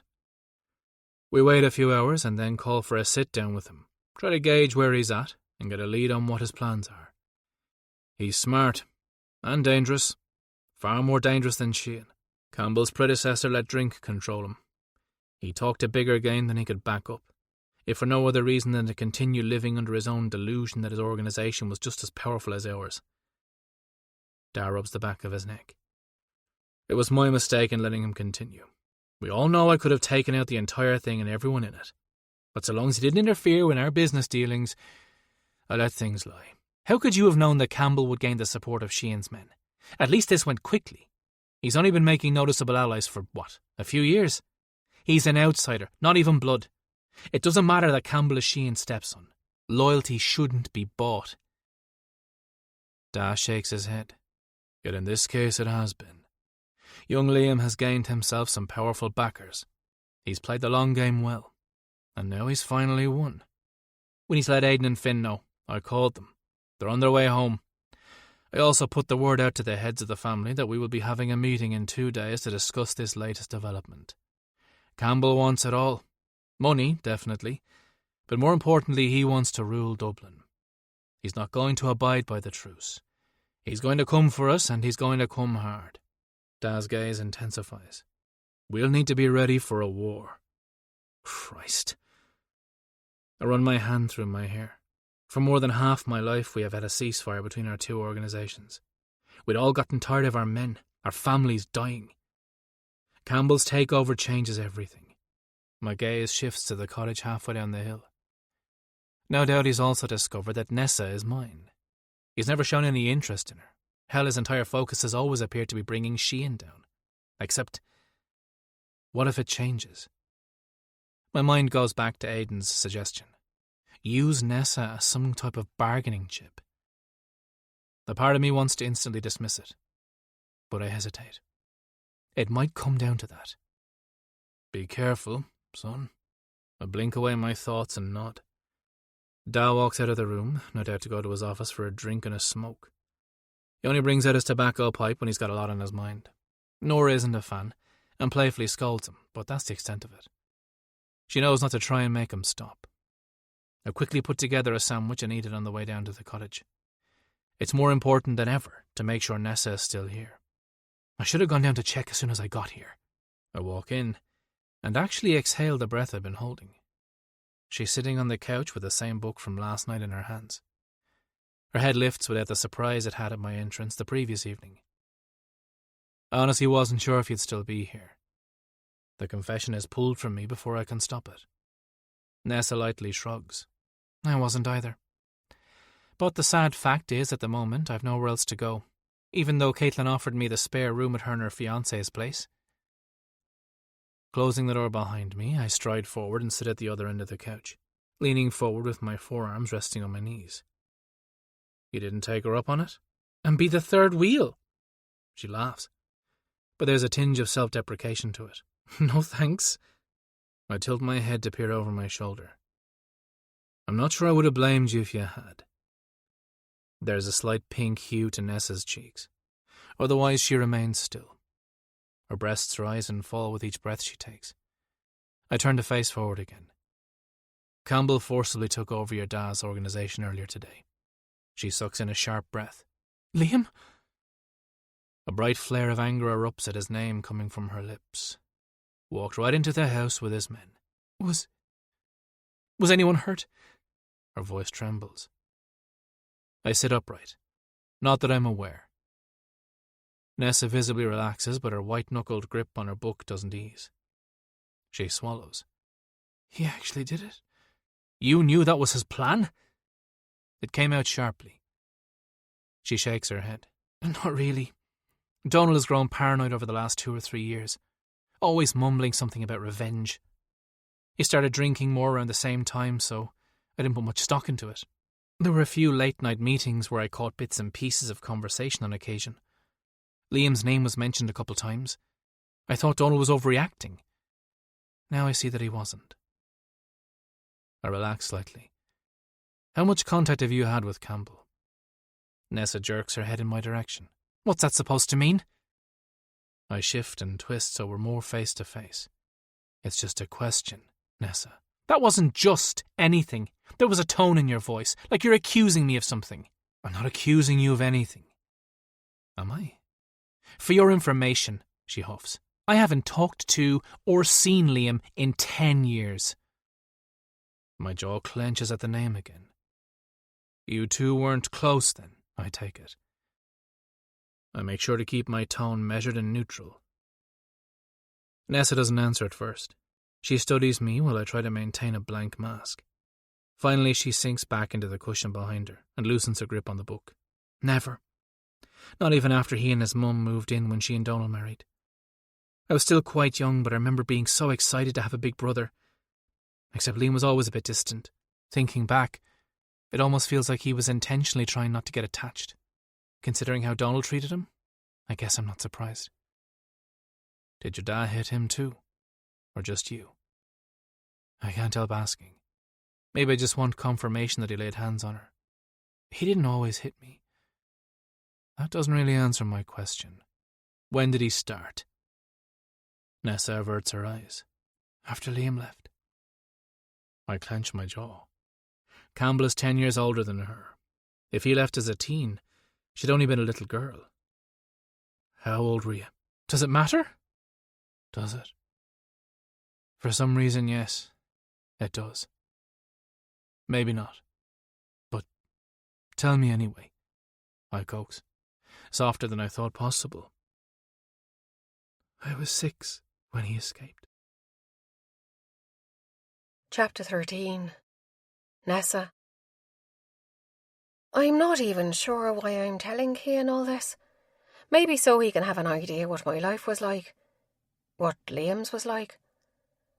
I can't fault Liam for taking over the organisation. Truly, if I were a man, I might have even done the same.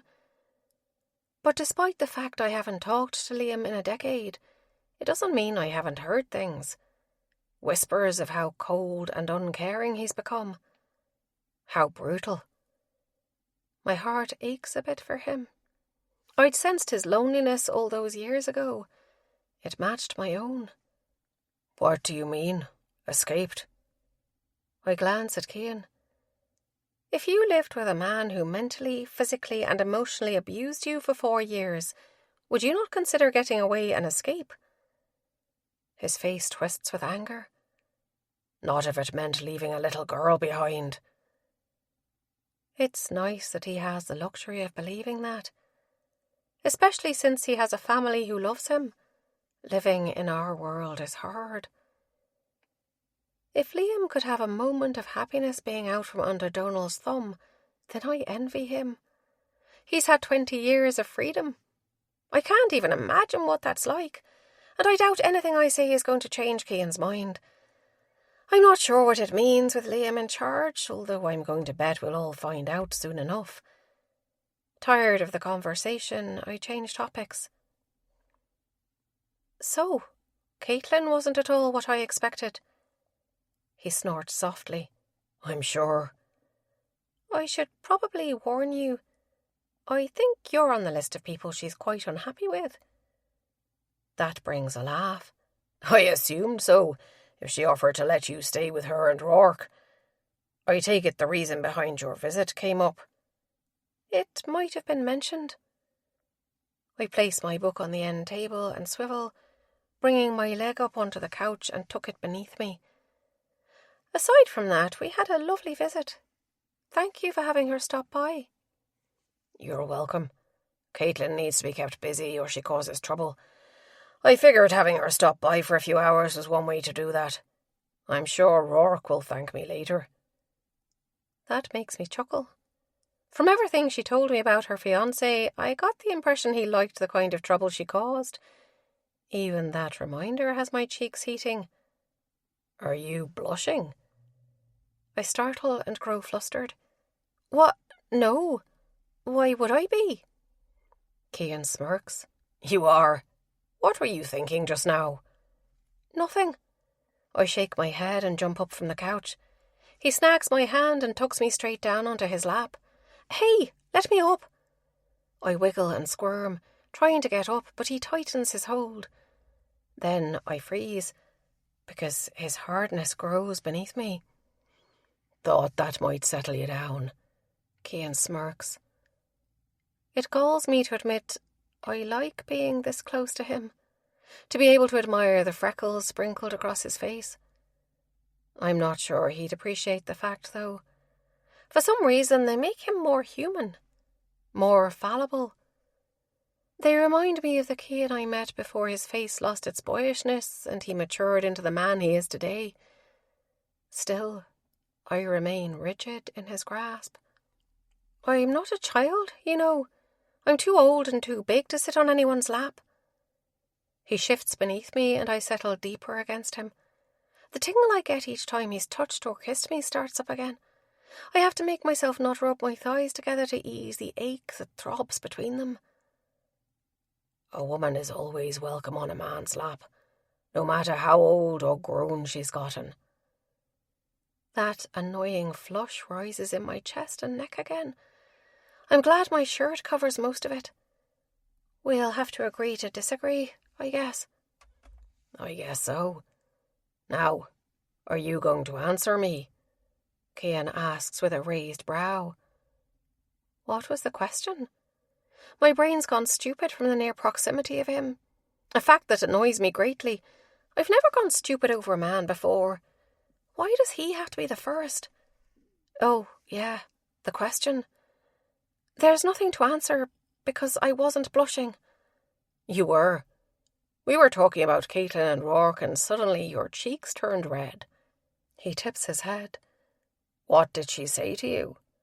My God, you're like a dog with a bone that doesn't let go, aren't you? It's beyond irritating. If it's something I want, then yes.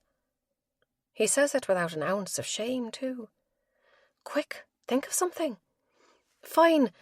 She just gushed about their relationship, how they met, how Rourke proposed, their visit to Brooklyn to meet her parents and the rest of the family. That was all.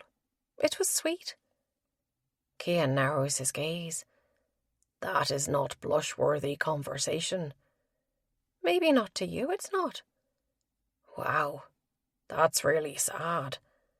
His face falls with sympathy. I smack his chest and quickly draw my hand back. I'm sorry. He makes a sound. For what? That little tap? I'm sure I deserve to be slapped harder than that. If not now, then for some infraction in the near future. No. I shake my head. There's never an excuse to put hands on someone, not even in jest. I'm also sorry I pushed you yesterday. I shouldn't have done that. Cian's hand cups the side of my face and turns it toward him. His eyes hold mine, more serious than they've been. You don't have to apologise. I did deserve it. Both times. I'll probably continue to deserve it. I open my mouth to argue, but he presses his thumb over my lips. No arguing. The breath leaves me and I sag. He gently continues gliding across my mouth with the slightly roughened fingertip. My tongue darts out before I can stop it and catches on it. Cian's eyes darken with heat and the hardness beneath me gets even harder. Slowly he leans forward and kisses me. It's soft, gentle. The way I kissed him, although he's far less tentative than I'd been. He doesn't deepen the kiss, which only frustrates me. I curl my arm around his neck and thread my fingers through his hair. It's finer than it appears. I flick my tongue out again, wanting more of a taste of him, until finally Cian answers my call. He swoops in, deepening our connection and taking my breath with him. Swirling sensations dance inside me. I lay my other palm against his cheek. The coarse bristles of the hair along his jaw tickle my skin.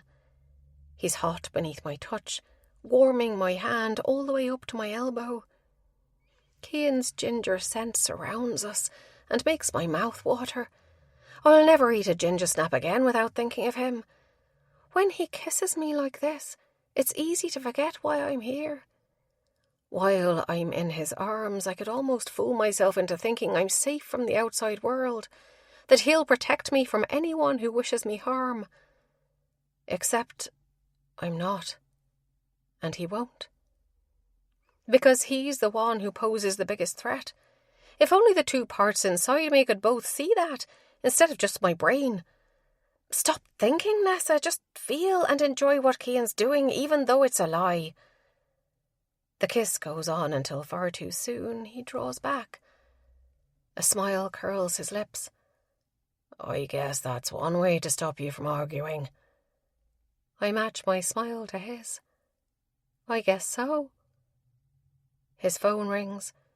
He shifts his weight, tightening his hold on me, and raises a hip to drag it from his pocket. Give me a minute. Curious, I wait while he answers. Yeah. There's a short pause. The faint voice of the person on the other end filters through, but I can't make out what they're saying. I'll be up in a minute. Cian ends the call and tosses the phone on the cushion I'd recently vacated. His arms around me tighten. As much as I'm enjoying our current seating arrangement, I need to go back up to the house for a meeting. I'm not sure how long it will be. I point to where I set my book. I'll be fine. He follows my finger. Did your character choose her old life or the new one? He remembers that. No, but I get the sense it's coming soon. Cian dips his chin. Let me know what she decides. He taps my thigh and robotically I climb off him, still a bit stunned that he actually remembered our conversation about a random book I'm reading. Once I'm standing, he does the same. He leans in, gives me a quick kiss, grabs his phone, and then he's closing the door behind him. I bring my fingers to my mouth, holding onto the touch of his lips to mine. Why does Cian have to go and do things like that? It makes it hard to keep a tight rein on my emotions when he's so damn nice. I flop back on the sofa and pick up my book, but after 2 pages I set it down because I can't focus on the words. I keep feeling the kiss and being irritated at myself because I want more. God, I'm in so much trouble. Chapter 14. Cian. I glance impatiently at my watch, and then toward the windows where the first signs of dusk were visible. It's been hours since I left Nessa with a hint of arousal in her eyes. In that time I've had to sit through a family meeting to discuss Campbell's takeover and our strategy plan, along with waiting to hear back on whether he agreed to meet us or not. The soft din of conversation, along with the occasional clink of glassware, fills the air of the small restaurant in the middle of the tourist area where we sit until Campbell shows up. I'd half expected him to tell Dad to fuck off when he arranged the sit-down, but instead he agreed to it. If I had to take a guess, it's because he didn't want us to think he's nervous about a face-to-face meeting. I also suspect it's his way of getting a quick read on us and our thoughts on this new leadership change. It's what I would do. Well, it's what we are doing. The bell over the door rings, and in steps a mountain of a man with a jagged scar across his face, and a black suit that strains at the seams over his shoulders. He moves a fraction of an inch to his left, and 2 paces behind him is Liam Campbell. Cold eyes stare out from a rough-hewn face. He's only about 5 years older than me, but he's got an edge that ages him. His suit is tailored, and from this distance I don't spot a single wrinkle. It's the vibe he gives off that people take note of, though. As the 2 men stride toward us, the patrons at each table they pass all glance up and stare, tracking their every move. When they reach our table, Campbell sits across from Dow while his bodyguard takes a seat opposite me. We glare at each other with barely contained contempt. "How's Nessa, by the way?" I turn my gaze to Campbell's and my jaw clenches despite my best effort to remain unaffected by his presence as well as his question. He wears a smirk that raises my guard. It's as though he's hoping for some sort of reaction. I can sense Da's eyes on me. I smile tightly back. "I'm surprised you give a damn." "I don't, actually. Call me curious." "This isn't why we're here, Campbell," Da speaks up. The bastard's gaze leaves mine and slowly drifts across the table. I turn back to his muscle, whose eyebrow quirks as though he's amused by my reaction.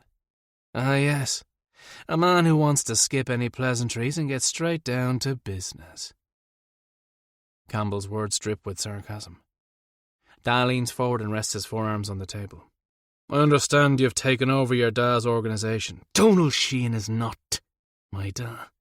Finally, a crack in his veneer.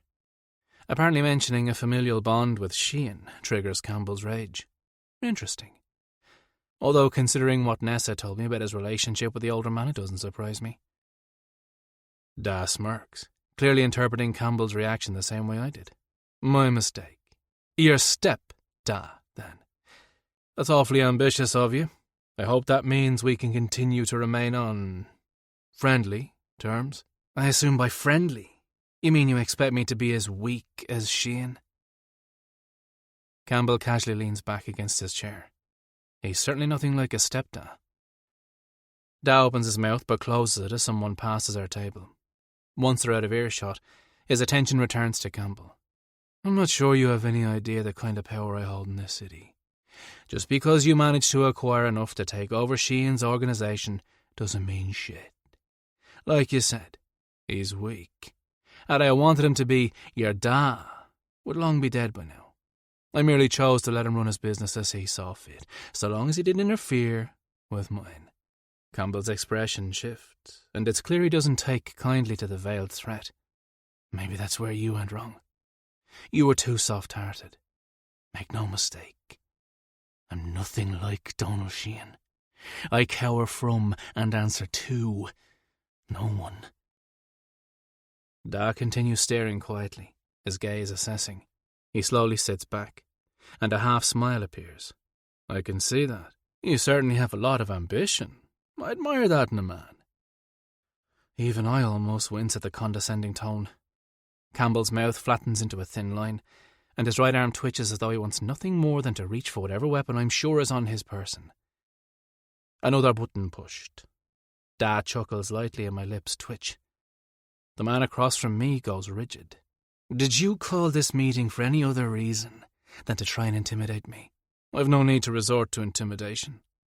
This was merely a friendly chat to get to know each other a bit better, as one powerful businessman to another." Da flips both his palms up, flaring his fingers in a patronising gesture. "If there's nothing else, then." Without waiting for a response, Campbell stands, as does his guard. "Enjoy the rest of your evening, gentlemen." With complete disregard for whether we had anything more to say or not, he walks away from the table toward the exit. The hulking muscle follows on his heels. Some of the tension drains from me and I relax into the chair. That was certainly entertaining. It's pretty clear that Campbell is far more dangerous than Cian is or will ever be. Da stares in the direction where our newest enemy disappeared. He's got something planned, I can tell. I just don't know what yet. Let's move up the meeting of the families to later tonight. We'll meet at the casino. Reach out to our associates that have their ear to the inner workings of Campbell's new organisation and see if any information has started trickling down their ranks. I nod. I'll take care of it. Da faces me. You do realise it wasn't strictly curiosity that had him asking about your guest. He was testing you. I know. It had been too calculated for that. I don't like the fact either. Nessa needs to stay far off his radar. She might not think he's a danger to her, but Liam Campbell isn't a man to be trifled with. She's safe enough out at the cottage. How long do you plan on keeping her there? Because that isn't the type of man who is going to give up his new position any time soon. That's a long time to hold on to a woman you're only fucking because she's Cian's daughter, and because it's a way to lord power over him. Especially considering he just lost control of his entire organisation. Da cocks an eyebrow. He's absolutely right. There's no telling how long this impending war could go on, at least until Campbell is dead, or he has all 4 of us killed. Unless he catches us all together, the odds are stacked in our favour. On the off chance he happens to succeed, he'd then have Uncle Cormac, Uncle Connor, and the rest of the family to answer to. I'll take my chances. I plan on keeping her until I'm through with her, whenever that happens to be. Could be next week, or it could be a month from now. For the moment, she's proving entertaining. You're walking a fine line, Cian, Da warns. Be careful you don't fall onto the wrong side of it. He rises from his seat, buttons his jacket, and heads for the door.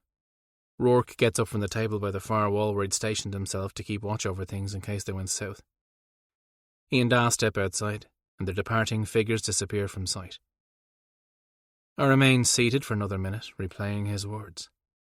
Why am I so determined to keep Nessa at the cottage?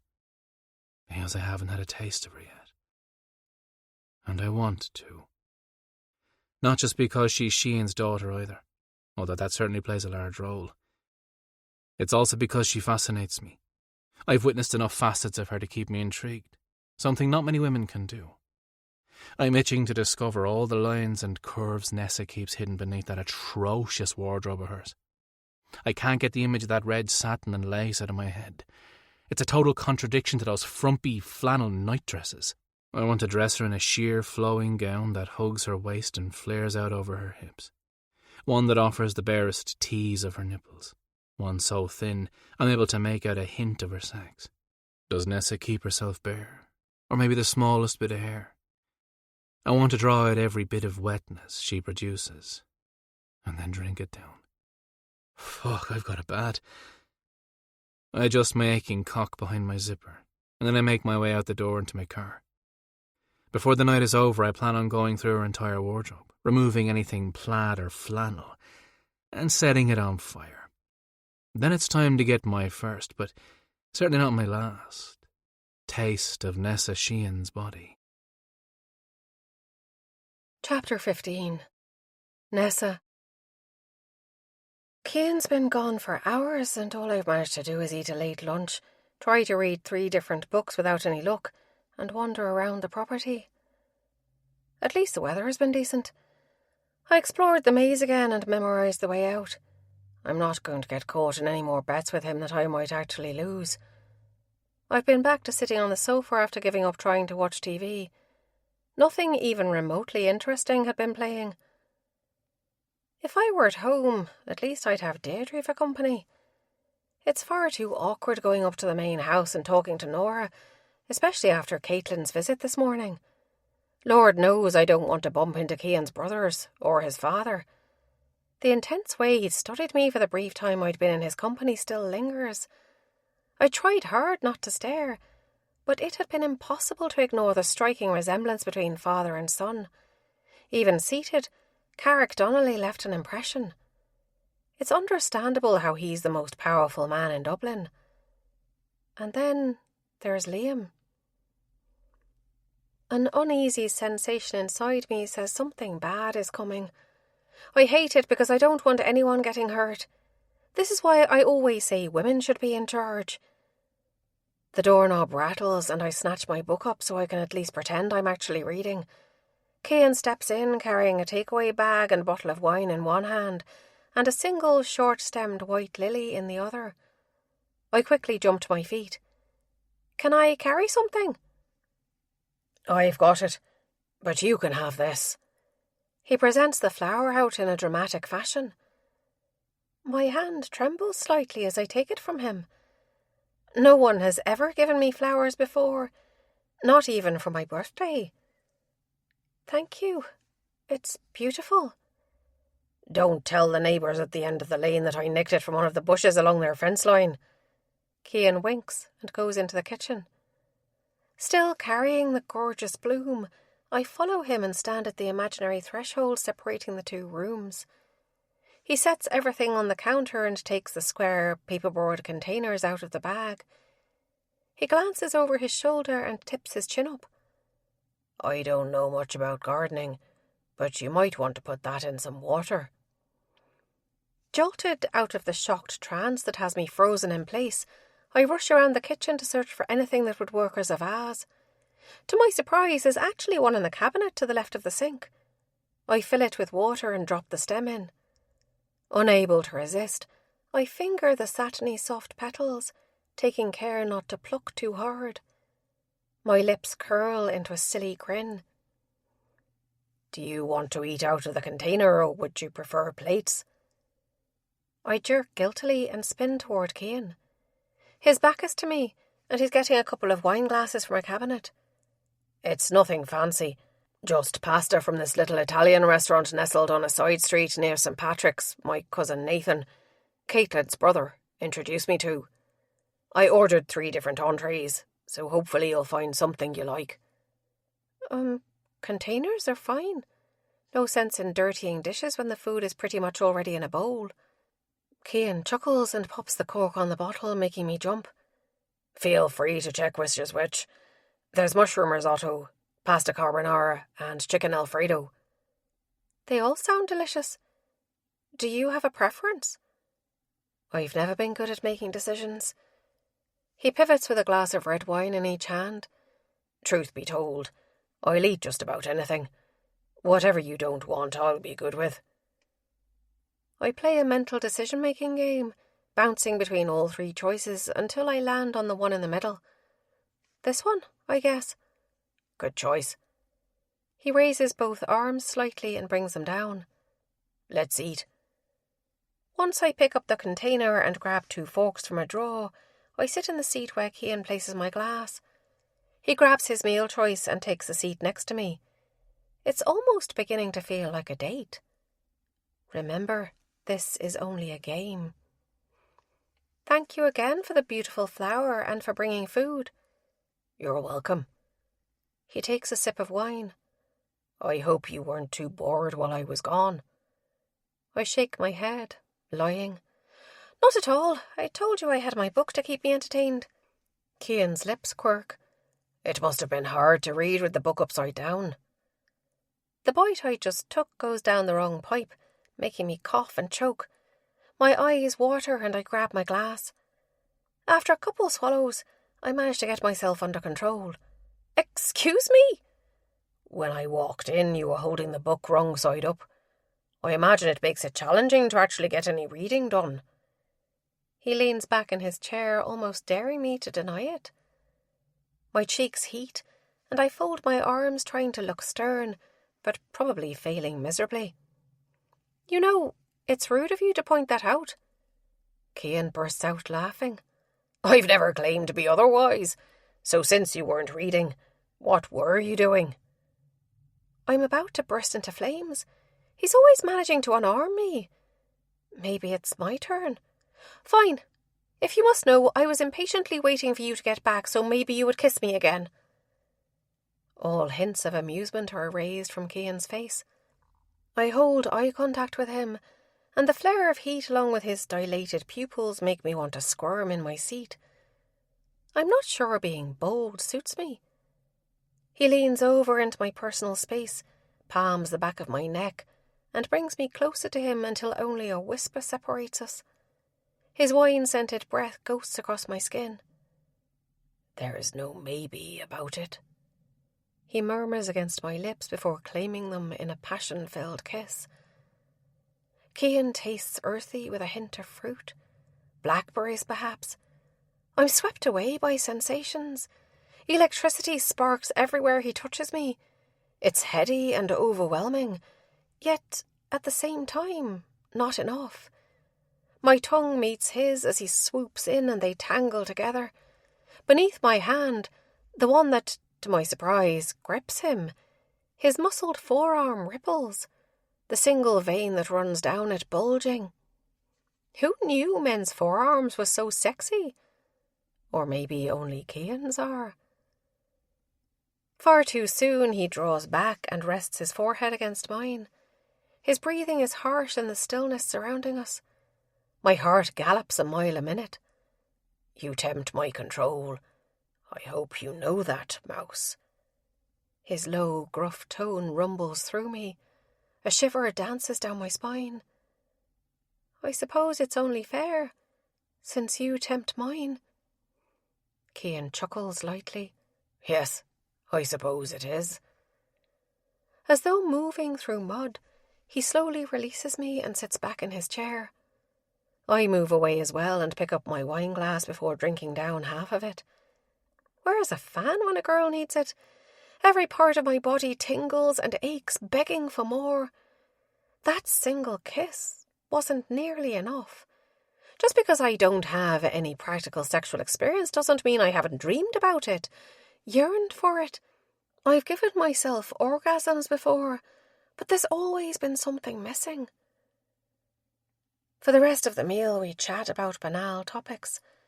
I cast discreet glances beneath my lashes at Cian, getting caught more than once. All my nerves buzz with awareness. It's hard to concentrate on even simple conversation. When I can't eat another single bite, I drop my fork in the container with the remaining risotto and push it away from the edge of the table. That was delicious. I lean back, my hunger sated. I'm glad you enjoyed it. Cian rises and gathers up things. I quickly stand and grab stuff as well. Let me help. Together we cleared the table and put away the food neither of us had eaten. Cian holds up the wine bottle. Another.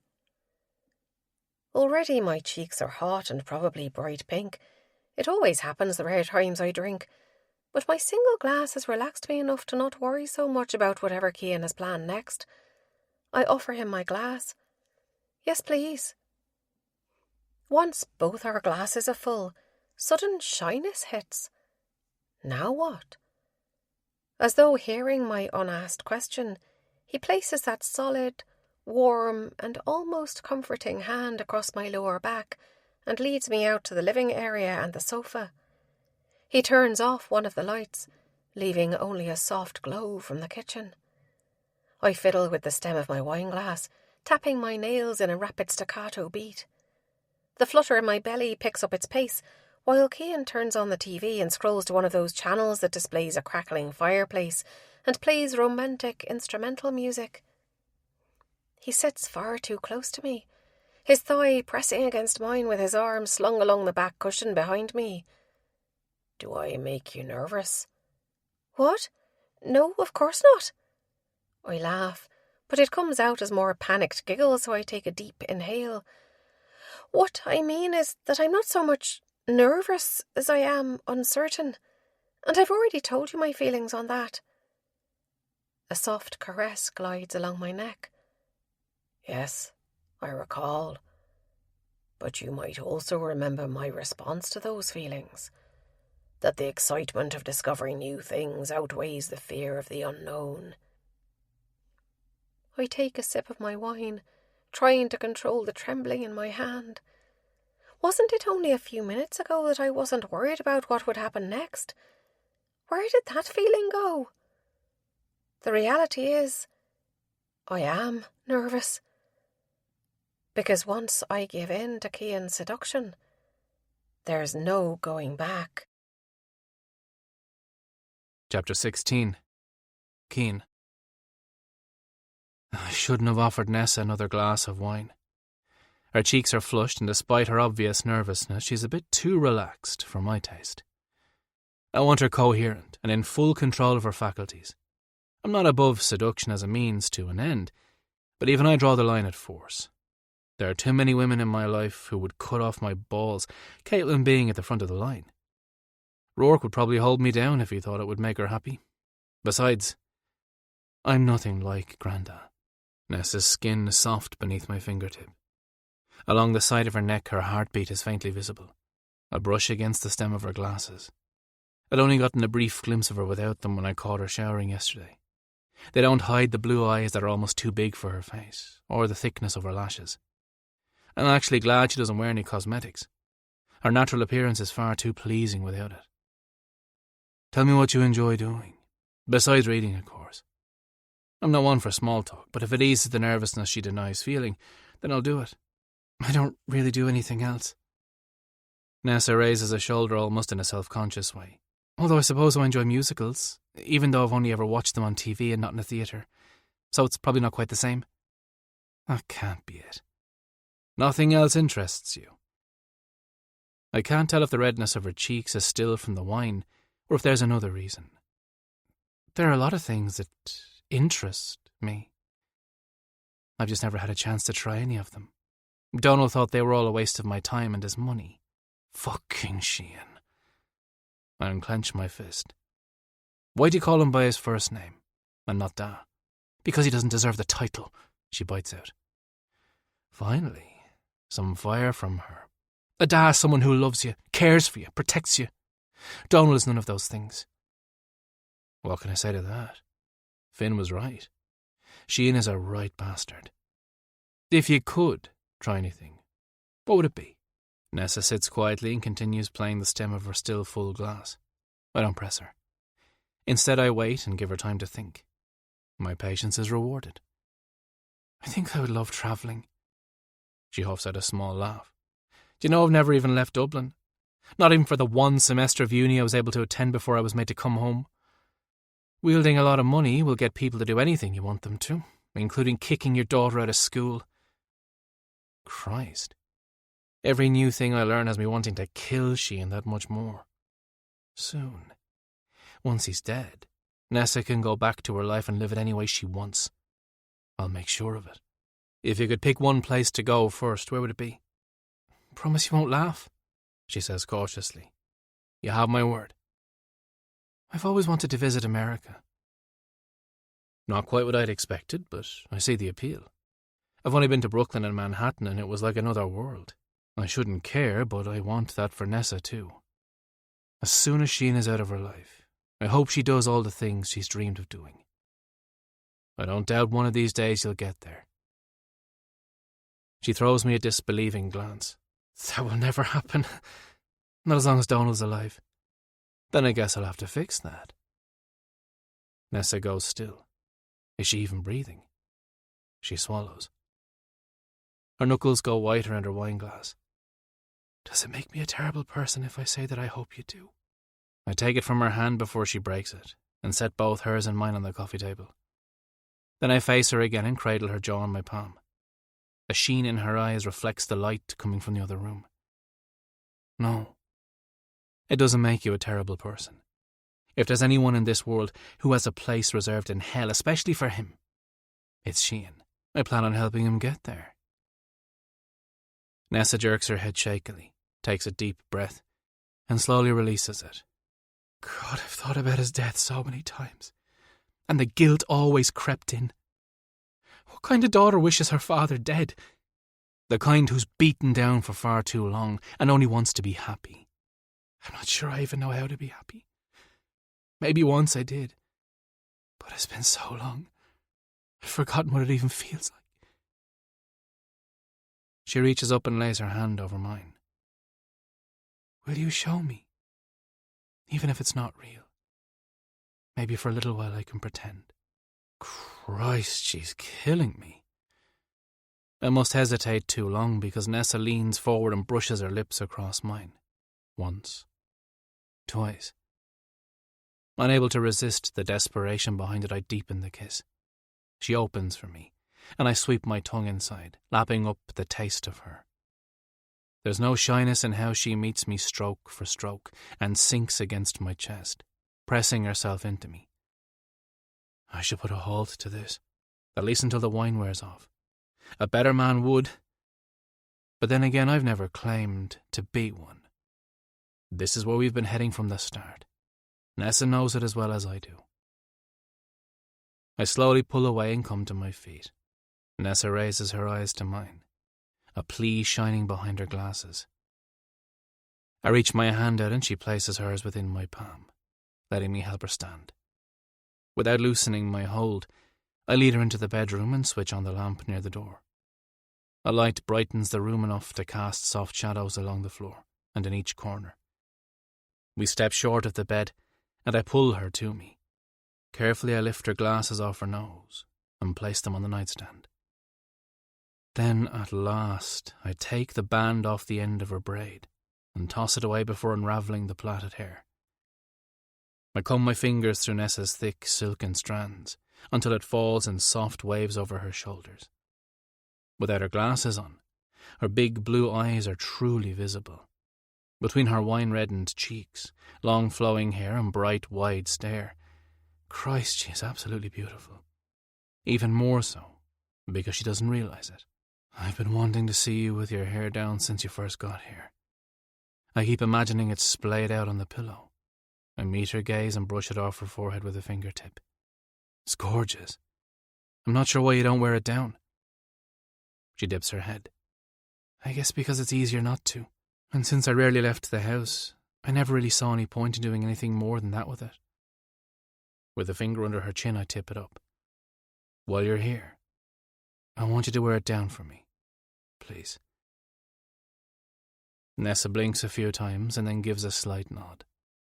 She parts her mouth, closes it, and then visibly straightens. Can I touch you? Mouse, you can do anything you want with me. If I expected caution or hesitancy on her part, I'd have been dead wrong. She places her hands on my chest and glides them up and over my shoulders and down my arms, pausing to trace a vein along my forearm. My cock hardens at the innocent touch. Nessa continues tracing a path back up my arm, and then walks around me, dragging those fingertips along my shoulder blades until she circled back in front of me. My turn. I take several steps around her and sweep her hair over one shoulder, exposing the long line of her neck. Whether intentional or instinctively, she tilts her head a fraction. But it's enough invitation for me. I brush my lips just behind her ear and then kiss down the exposed slope until I reach the neckline of her shirt. Then I move toward her spine and up her nape to bury my nose in her hair and breathe in the fruit fragrance of her shampoo. A small shiver rushes over her, and to my satisfaction, Nessa lets out a quiet moan. I love the way you taste. I press an open-mouthed kiss along her flesh and flick my tongue out to draw in more of her flavour. At the same time, I tug the fabric down, exposing her upper shoulder. I drag my lips across her porcelain skin. My gaze is drawn to the beige strap that digs slightly into her. I can't help but smile at Nessa's small act of rebellion. I slide my finger over the strap. This doesn't look red. That's because it isn't. I chuckle and step back around to face her.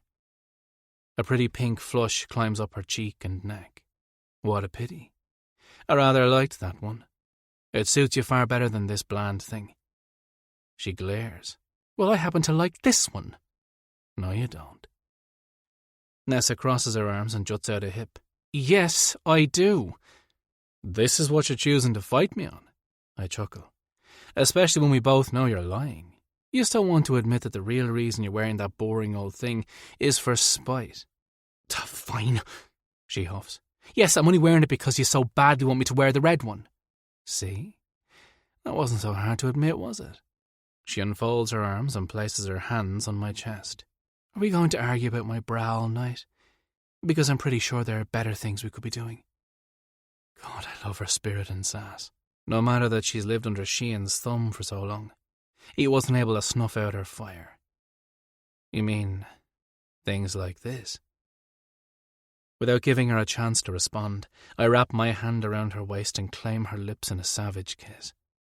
Tinder sparks and flares to life in a storm of heat and burning desire.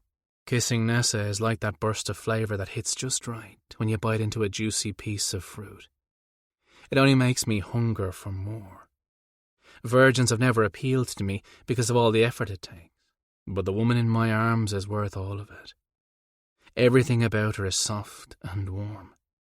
For a man who's surrounded by hardness, it's a welcome sensation. I want more of it. I grab the hem of Nessa's shirt and tug it upward.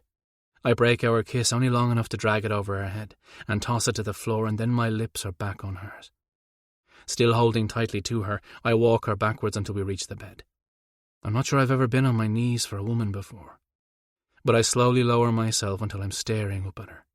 I drag my gaze from her face, down past her breasts that rise and fall with each breath she takes, until I reach her rounded belly.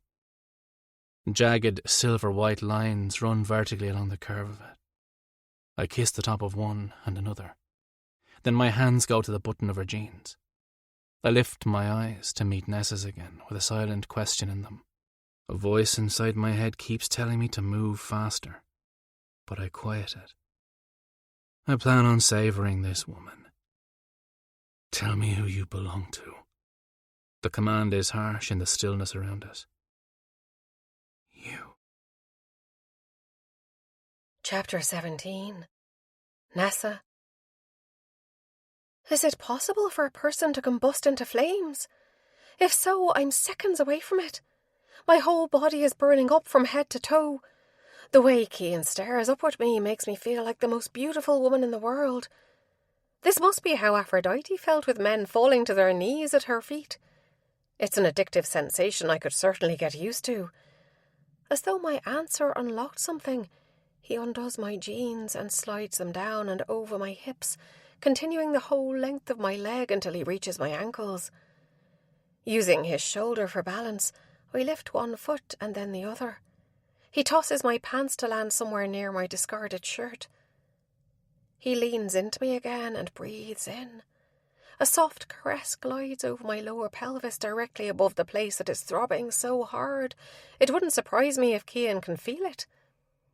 Nerve endings I didn't even know existed tingle as he continues rubbing his face against me. Needing something to ground me, I thread my fingers through his hair, holding him to me. I ache deep inside in a way that only he'll be able to satisfy. Except how do I ask for it? The words are lodged in my throat. As though he hears my unspoken plea, Cian rises to his feet and wraps me in his arms again. Gently he guides me down onto the bed. A shiver courses down my spine from the cool fabric against my back. I don't remain cold for long because he covers me with his warmth. The fabric of his clothes are rough against my skin. Who could have imagined being that sensitive to the slightest touch? My nipples are hard, and there's a throbbing pulse between my thighs.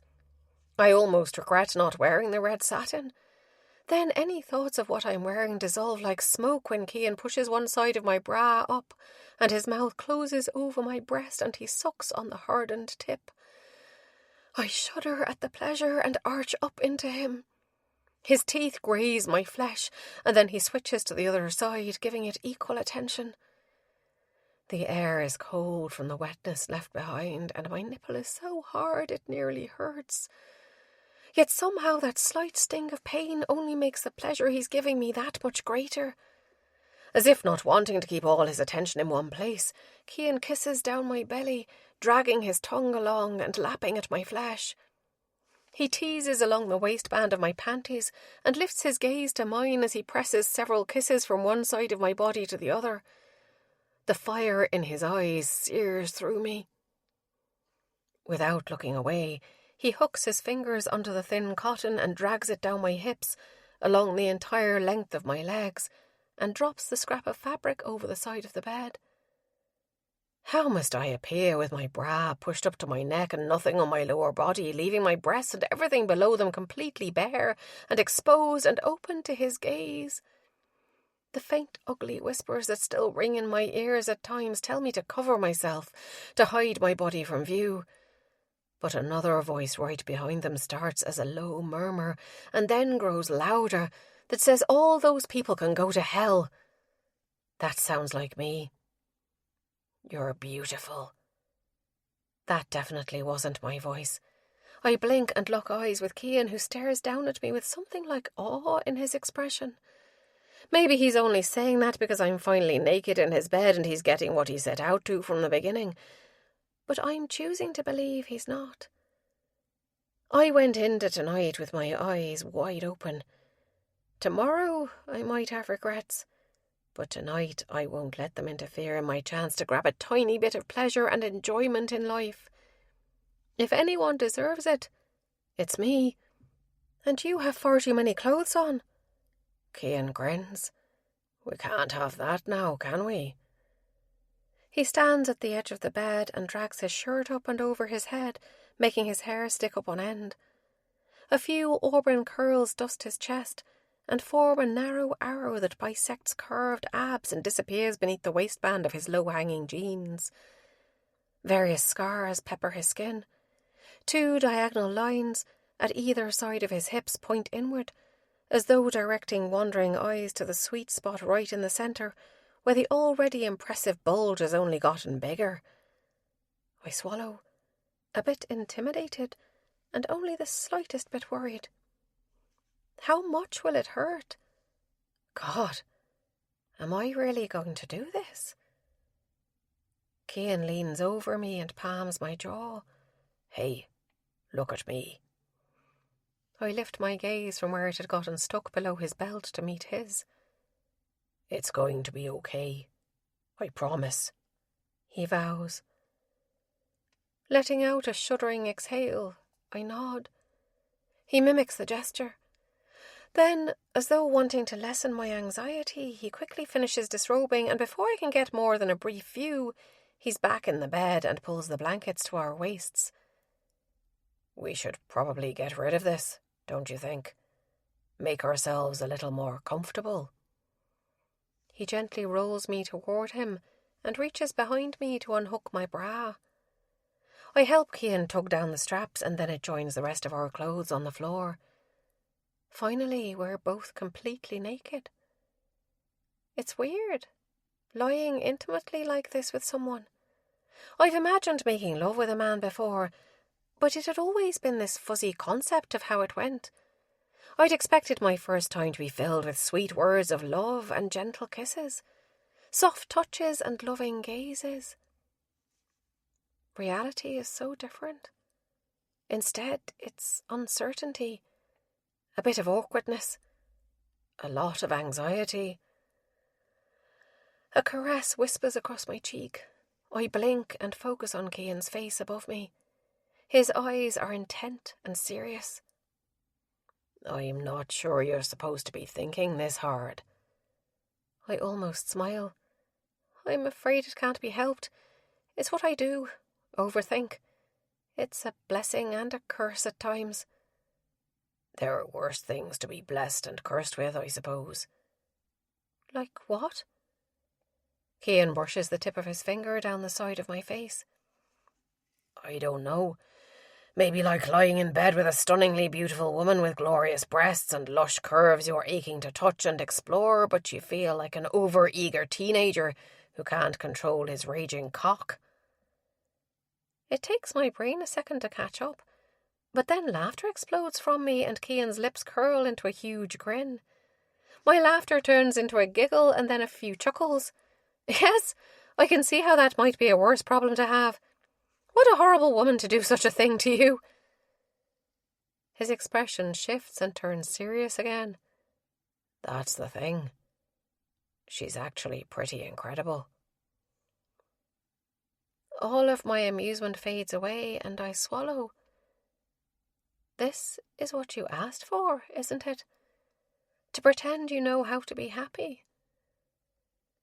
Afraid of the heavy silence that descends between us, I lift up and kiss Cian. Anything to distract myself from doing that overthinking thing I'm so good at. Thankfully, he takes over. The kiss is full of fire and passion. His tongue sweeps into my mouth and lashes against mine. I clutch tightly to him, running my hands over the muscles that he could have used against me if he wanted to, but that instead provide me a sense of safety and security. I continue to explore the dips of valleys of his arms before trailing my fingers down the ridges and valleys along his back. The strength and power he holds in them ramps up my desire. Cian's hands gently caress me as well, learning my body like I'm learning his. He searches for and finds all the places that make me gasp and makes wetness spill from between my thighs. Maybe I'm supposed to be embarrassed by how wet he makes me, but I don't care. He boldly palms my breast, kneading it and plucking the sensitive, hardened tip. He discovers the ticklish place right below my ribs, and I giggle into his mouth. He also finds a place behind my knee that makes me moan with pleasure. Cian kisses his way down my body again until he reaches my centre. I stare at him, my body vibrating with nerves and anticipation, waiting for whatever comes next. Far too slowly, he lowers his head and licks. My fingers curl into fists, clenching the sheet tightly. I pant with desire and throw my head back, almost unable to bear the overwhelm pressing down on me. It's too much, and yet not enough. Cian settles even deeper between my spread thighs and pushes his face harder into my core. He thrusts his tongue into the entrance of my body. I cry out. His growl sends a rumbling vibration through me. I shake with it.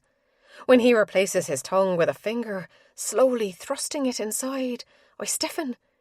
He murmurs words of reassurance. "Relax, Mouse. Let me in." I close my eyes and focus on just that as I take slow, calming breaths. My body adjusts to the feel of Cian, and then he drags his finger in and out. Slowly, gently.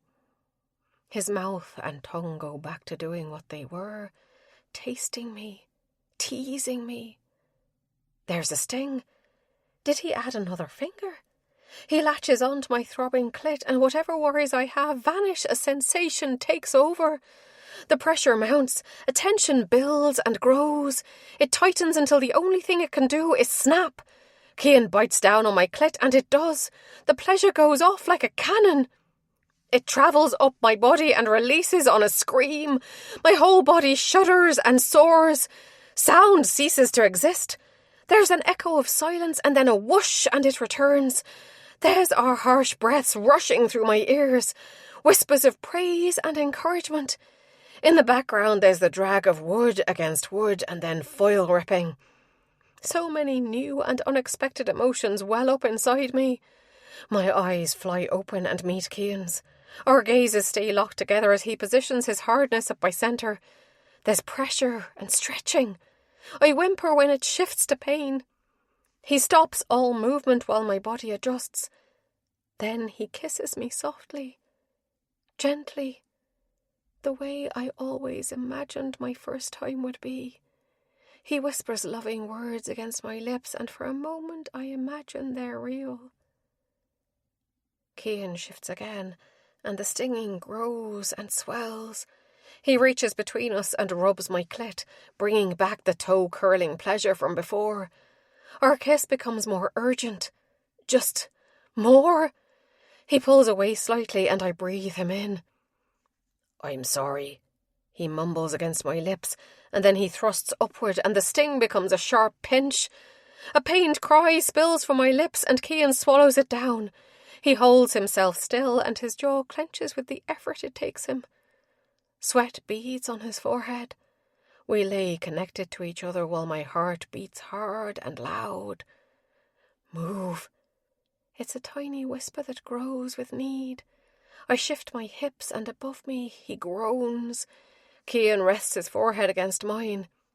"Give me a second," he whispers and sucks in a breath.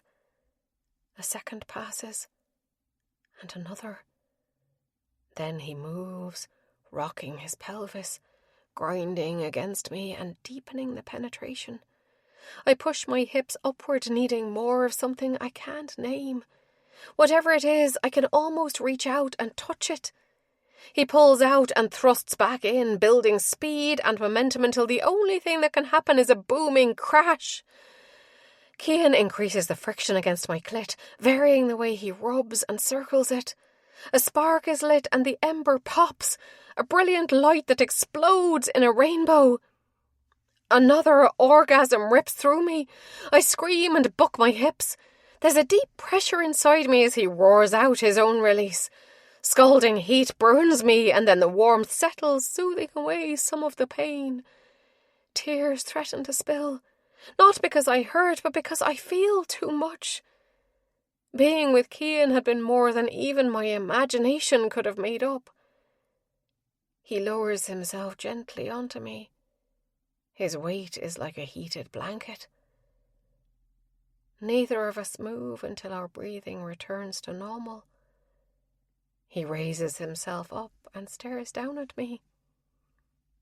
I didn't hurt you too much, did I?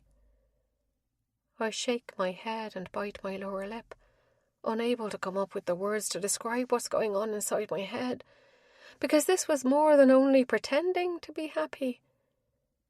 Cian studies me, and I have to fight to keep from crying. Thankfully, whatever he sees satisfies him. I'll be right back. I need to take care of things. He rolls off me, and I'm unsure what he means by things until I drop my gaze to his cock. It's covered by a condom that's slick with wetness and tinged red. Oh God, protection hadn't even crossed my mind. I'm grateful to Cian for thinking of it. He disappears into the bathroom. A shiver racks my body, and I bring the blankets up to cover myself. A minute or two later he comes back and lays down beside me. The night isn't over, which means I can still pretend to be happy. Not waiting to ask permission or waiting for him to deny me, I scoot as close to him as I can and lay my head on his shoulder and my arm over his chest. Cian stiffens, just slightly, but enough to be noticeable. I remain still, waiting for him to push me away or tell me to go back to my side of the bed. But he doesn't say anything. Instead, he slowly slides his arm under me and pulls me a little closer. Neither of us break the silence that falls. What is he thinking? Too scared to ask, I close my eyes and let myself drift off to sleep and hope that when I wake up, I'll go back to being the me before he fucked me. The one who didn't believe that dreams could come true. Chapter 18. Cian. Nessa lies curled on her side with her hands tucked beneath her cheek and her long lashed eyes closed. She makes soft snuffling sounds but doesn't awaken. Tonight was unexpected.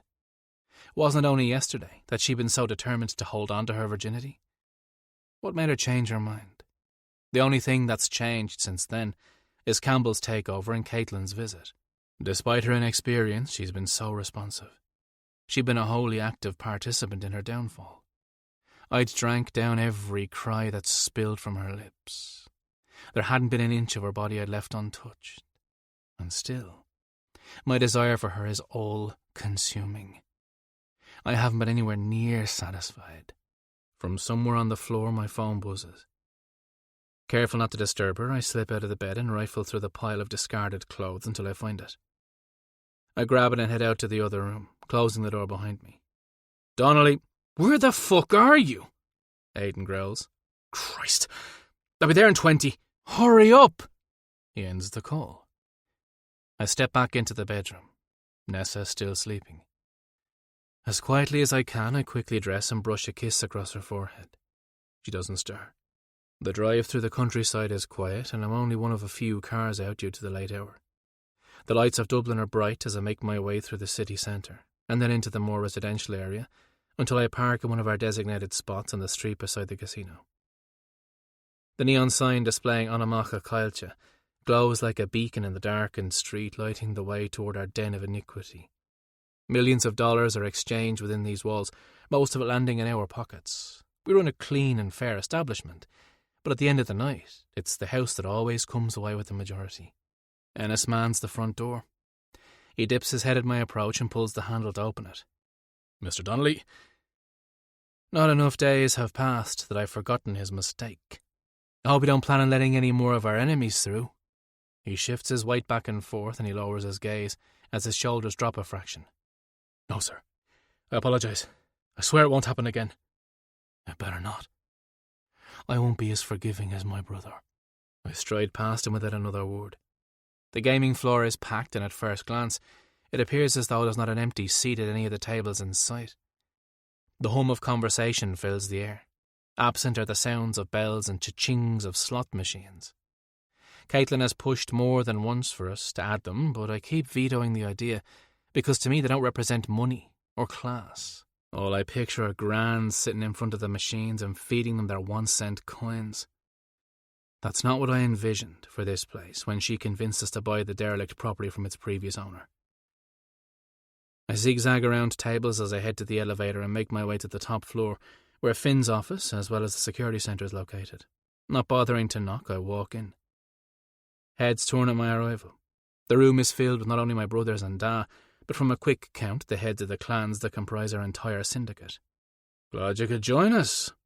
Da quirks his eyebrow, whether in annoyance or amusement. "Close the door and have a seat." Aidan glares disapprovingly when I sit in the open chair next to him. I'm not sure what crawled up his ass, but I don't care for this new attitude he's giving me. I'm still a little pissed about how he spoke of Nessa earlier. Now that everyone is finally here, we need to discuss a few new developments, Dan announces. We all exchange glances. Has something else happened in the short number of hours since our meeting with Campbell? As you all should know by now, Liam Campbell has taken over Donald Sheehan's organisation. Cian and I met with him earlier this evening. This is a man whose power far outweighs that of his stepdad.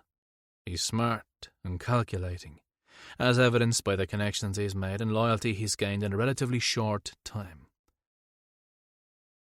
Dad's gaze travels over the room, pausing slowly on each person. Although nothing was said directly, it was made pretty clear that Campbell has no intention of honouring the agreement between our two organisations, which means we all need to be watchful and prepared for anything. Have there been any reports from our inside associates regarding Campbell's next steps? Finn asks. Da shakes his head. Nothing yet that we didn't already know, although they did mention there were vague references to tomorrow. They couldn't get any more details than that. So essentially we're blind, I note.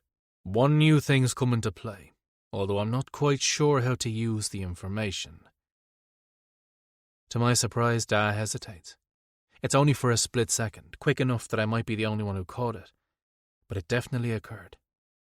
Yesterday morning, Liam Campbell kidnapped a young woman, Imogen Walsh, off the street, and took her to his estate. With the unexpected help of his cousin, she managed to escape this evening, while Cian and I were having our sit-down with him. How did you find that out? And what does that have to do with us? Aidan asks the same question I have. There's a pause again before Da answers. What the hell is going on? Because she showed up at the manor shortly before I returned from the meeting with Campbell, requesting protection. The announcement is met with stunned silence.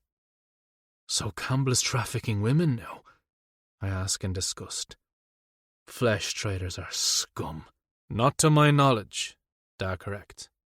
According to Imogen, she was taken because he professed to be fascinated with her, and liked the challenge. In his words, he wanted her, and he always gets what he wants. What a fucking sociopath. Why did she come to you and not the Gardaí? Because during the duration of her captivity, she learned who Campbell is as well as who we are. She decided to take her chances with us rather than him. For the moment, she is at the estate. Our estate? Finn gapes. Da pins him with a hard glare. Is that a problem? My youngest brother shows his palms. No problem. Maybe we can use her, Aidan suggests, especially if Campbell wants her bad enough. I snap my head in his direction. What the fuck is wrong with you? She's not some pawn either. No one is using anybody. Da barks loud enough that our attention quickly shifts to him. He's standing behind the desk, leaning into his fists on its surface. His features are harsh as his gaze burns into us. Until we figure out exactly what Campbell's plans are, Imogen and Nessa both remain exactly where they are. Are we understood? Mumbled replies of assent ripple through the room. Aidan's offered begrudgingly. Now that we've got that settled, I want everyone to keep their eyes and ears open. Stay alert, but continue with business as usual, Da warns. Tomorrow's the arrival of our next shipment of goods from our supplier in Germany. Cian and Nathan are in charge of that. Report back when you've accounted for it all. I nod. When nothing else is said, we all disperse. I'm anxious to get back to the cottage and Nessa. I'm halfway across the casino floor when someone calls out my name. I glance back, and Aidan sidesteps one of the floor girls. Annoyed at the delay and him in general, I ignore him and keep walking. Damn it, Cian, wait up! I grind to a halt and slowly turn. What's your problem? He stops a few feet from me and sighs. Look, I'm sorry for being such a dick. Fine. Is that it then? I'm not in a particularly forgiving mood. Aidan studies me. You've got a thing for Cian's daughter, don't you? My jaw clenches. First, her name is Nessa. Second, I don't have a thing for her. I enjoy fucking her, and she's turned out to be quite entertaining. That's the extent of it. I don't need to be told how embarrassed and disappointed she'd be if she knew I spoke of her like that. Why do you care? She's all part of the game. How long are you going to keep lying to yourself? His look is one of sympathy, and then he walks away. I shake off his words. He has no idea what he's talking about. Chapter 19. Nessa. I'm surrounded by warmth and the scent of ginger. Did I only dream last night? The ache between my thighs tells me I didn't. I slowly open my eyes. Cian is lying on his side, facing me, with his eyes closed and his chest rising and falling evenly. Afraid he'll wake up, I hold perfectly still and study him. Faint morning light shines through the crack in the shutter and hits his face. He appears younger, maybe even a little softer, in his sleep with his auburn hair curling over his forehead. The freckles that dot his nose and cheeks give him a more vulnerable appearance, or maybe more earthly, as opposed to the godlike presence he radiates when he's fully awake. I wait for the embarrassment to hit, but it doesn't come. Neither do the regrets. For the first time in my life, I actually did something for myself. Something I wanted. No one, not even Donal, can take that away from me. And I want to do it again. And again. Don't forget there's a time limit on this relationship. Affair. What do I even call this? Maybe arrangement is a better term. I can't forget to keep my emotions in check. The last thing I need is to be sent home with a broken heart and pining for something, for someone that can never be. I just need to enjoy whatever time I have with Cian, so I have the memories to keep me company later. The temptation is too great for me to resist. Trying not to disturb him, I reach out and brush one of the curls that fall forward. It's soft to the touch. He shifts his head, his cheek rubbing along the pillow, and then his eyelashes flutter and lift. A small grin appears. Good morning. His voice is sleep-filled. I'm sorry. I didn't mean to wake you. If it means seeing a beautiful creature beside me, then by all means, feel free. Heat warms my cheeks. Cian makes me feel beautiful. He reaches out and runs a finger down the side of my face. Like always, tiny sparks run along its path, lighting me up from the inside. I must not have debauched you enough if you are still blushing. I guess that means the next time I need to try a little harder. I laugh. Maybe so. He raises an eyebrow. Do I hear a challenge? I'm not sure I'm ready for your next level of debauchery quite yet. Cian chuckles this time. I definitely heard a challenge there. He playfully tackles me and rolls us so I'm on my back and he's on top. The weight of him is a heavy but comforting presence. Beneath him I feel protected, safe, although he is the danger. What are you thinking about so hard that has that look on your face? He pushes a few stray strands of hair back and tucks them behind my ear. I blink and focus on him above me, There's such tenderness in his expression it makes me ache a little. Nothing, really. Just that if I was going to give my virginity to anyone, I'm glad it was you. Maybe I'm mistaken, but I could swear there's a flash of guilt in his eyes. Before I can puzzle it out, Cian lowers his head and kisses me. I wrap my arms around him and fall into it. Bring on the debauchery. I open my eyes and the place beside me is empty. The indentation in the pillow from Cian's head is absent as well. Based on the brightness of the sun, I suspect it's close to midday. My stomach growls. I stretch and move, luxuriating in the sheets against my naked skin. Until last night, I've never slept in the nude before. It's rather freeing. My entire body aches, but in a really good way. I toss back the blankets and open the closet for clean clothes. First thing first, I need a shower. Sex is messy. After I've washed myself from head to toe, I dress and dry my hair, making sure to keep it down the way Cian asked. I pause and stare in the mirror. Do I look different today than I did yesterday?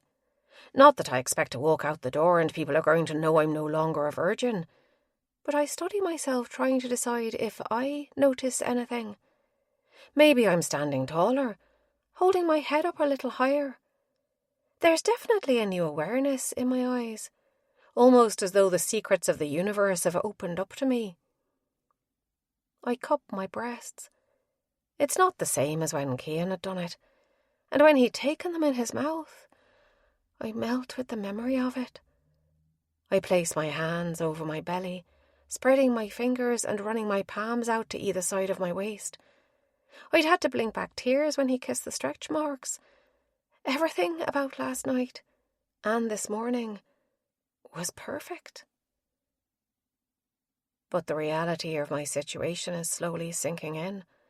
No matter how hard I fight it, all those new and exciting emotions 12-year-old me experienced are rushing back in, and I have a feeling they're not going to stop, which means I either have to leave or brace myself for when Cian breaks my heart, because he will. There's too much hate between his family and Donal for him to forget who my father is. I'm going to need to make a decision soon, before it's too late for me. Spinning away from the mirror, I head back into the bedroom. What to do today? My stomach growls again.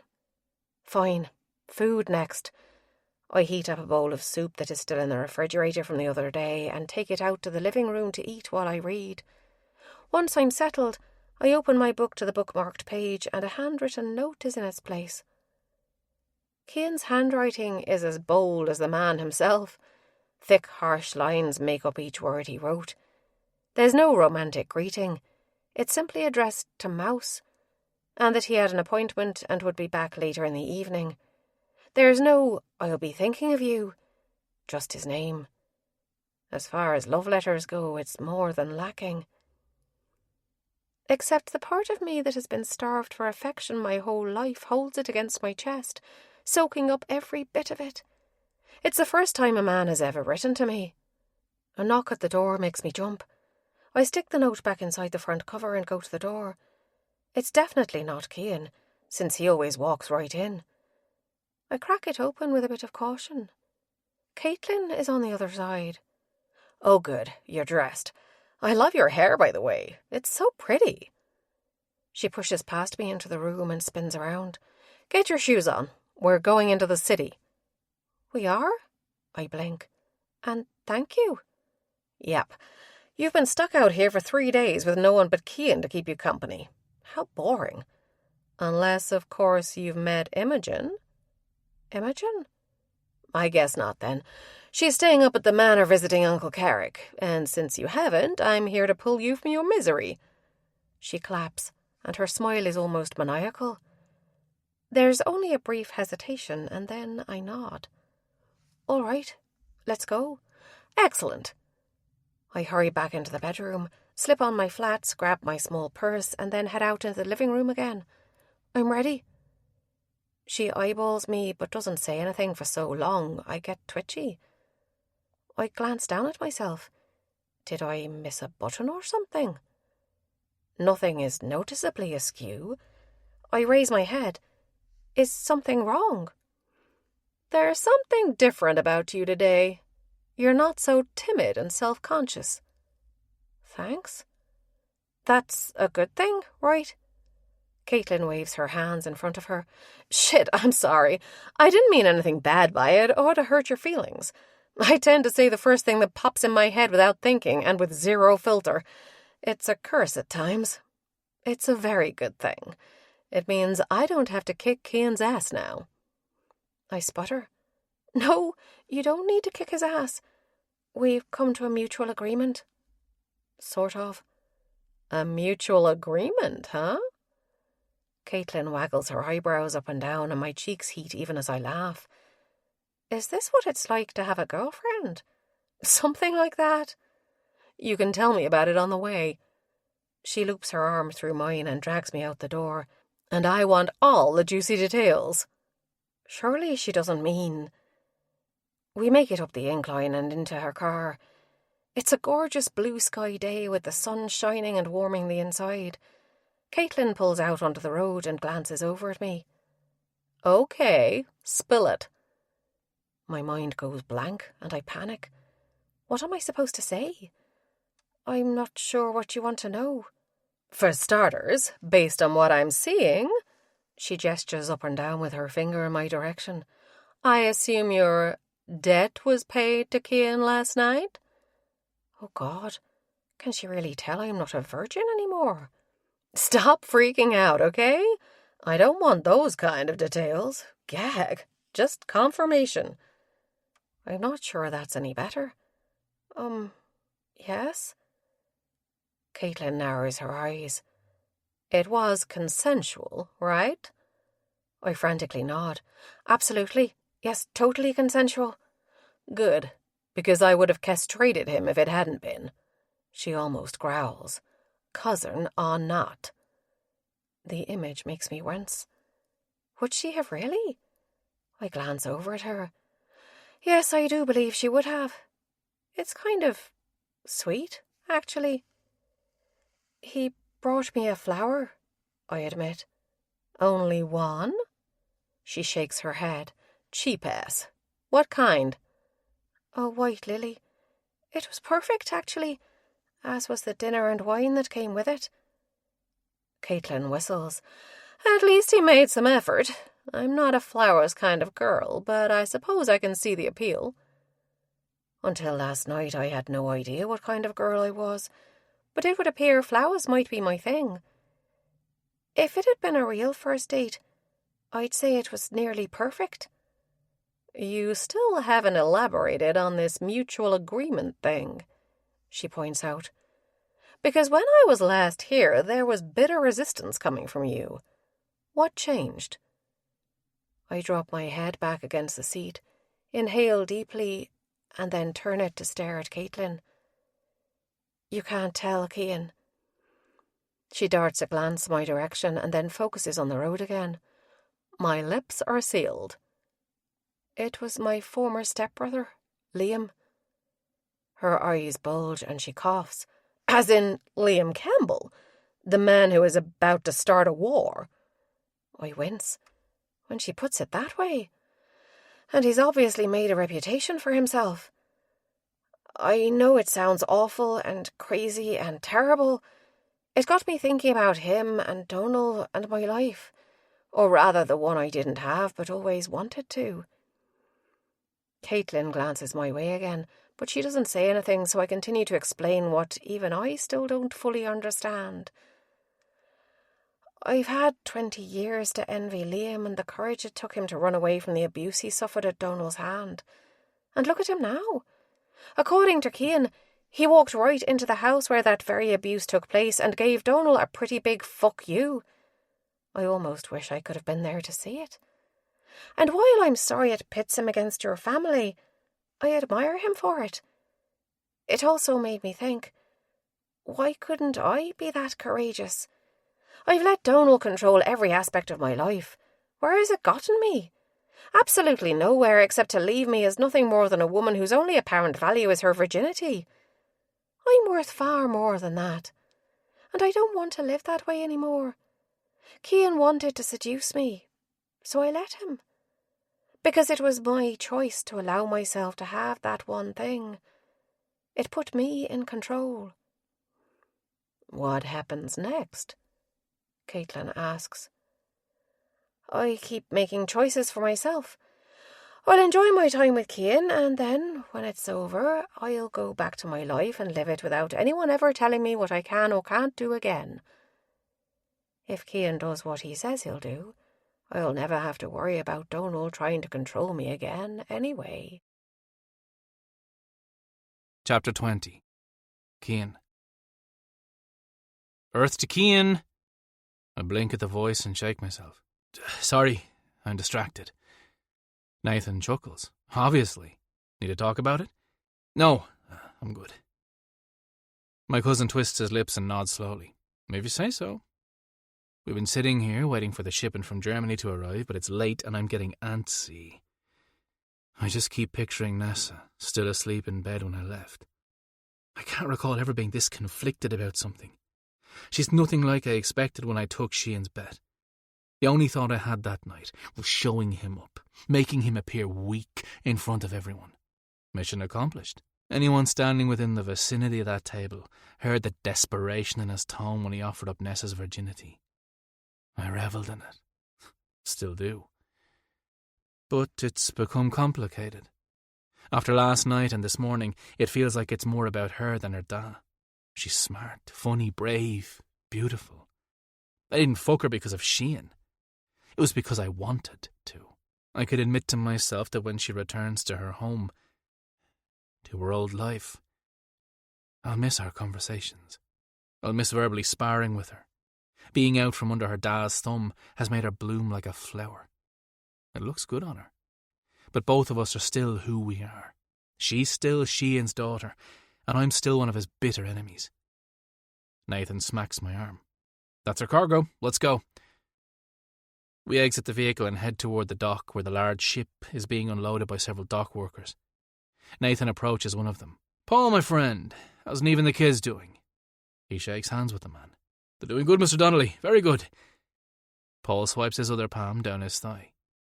There's a tremble in his voice and he struggles to meet Nathan's eyes. He and I exchange a glance. What's that all about? Is everything okay?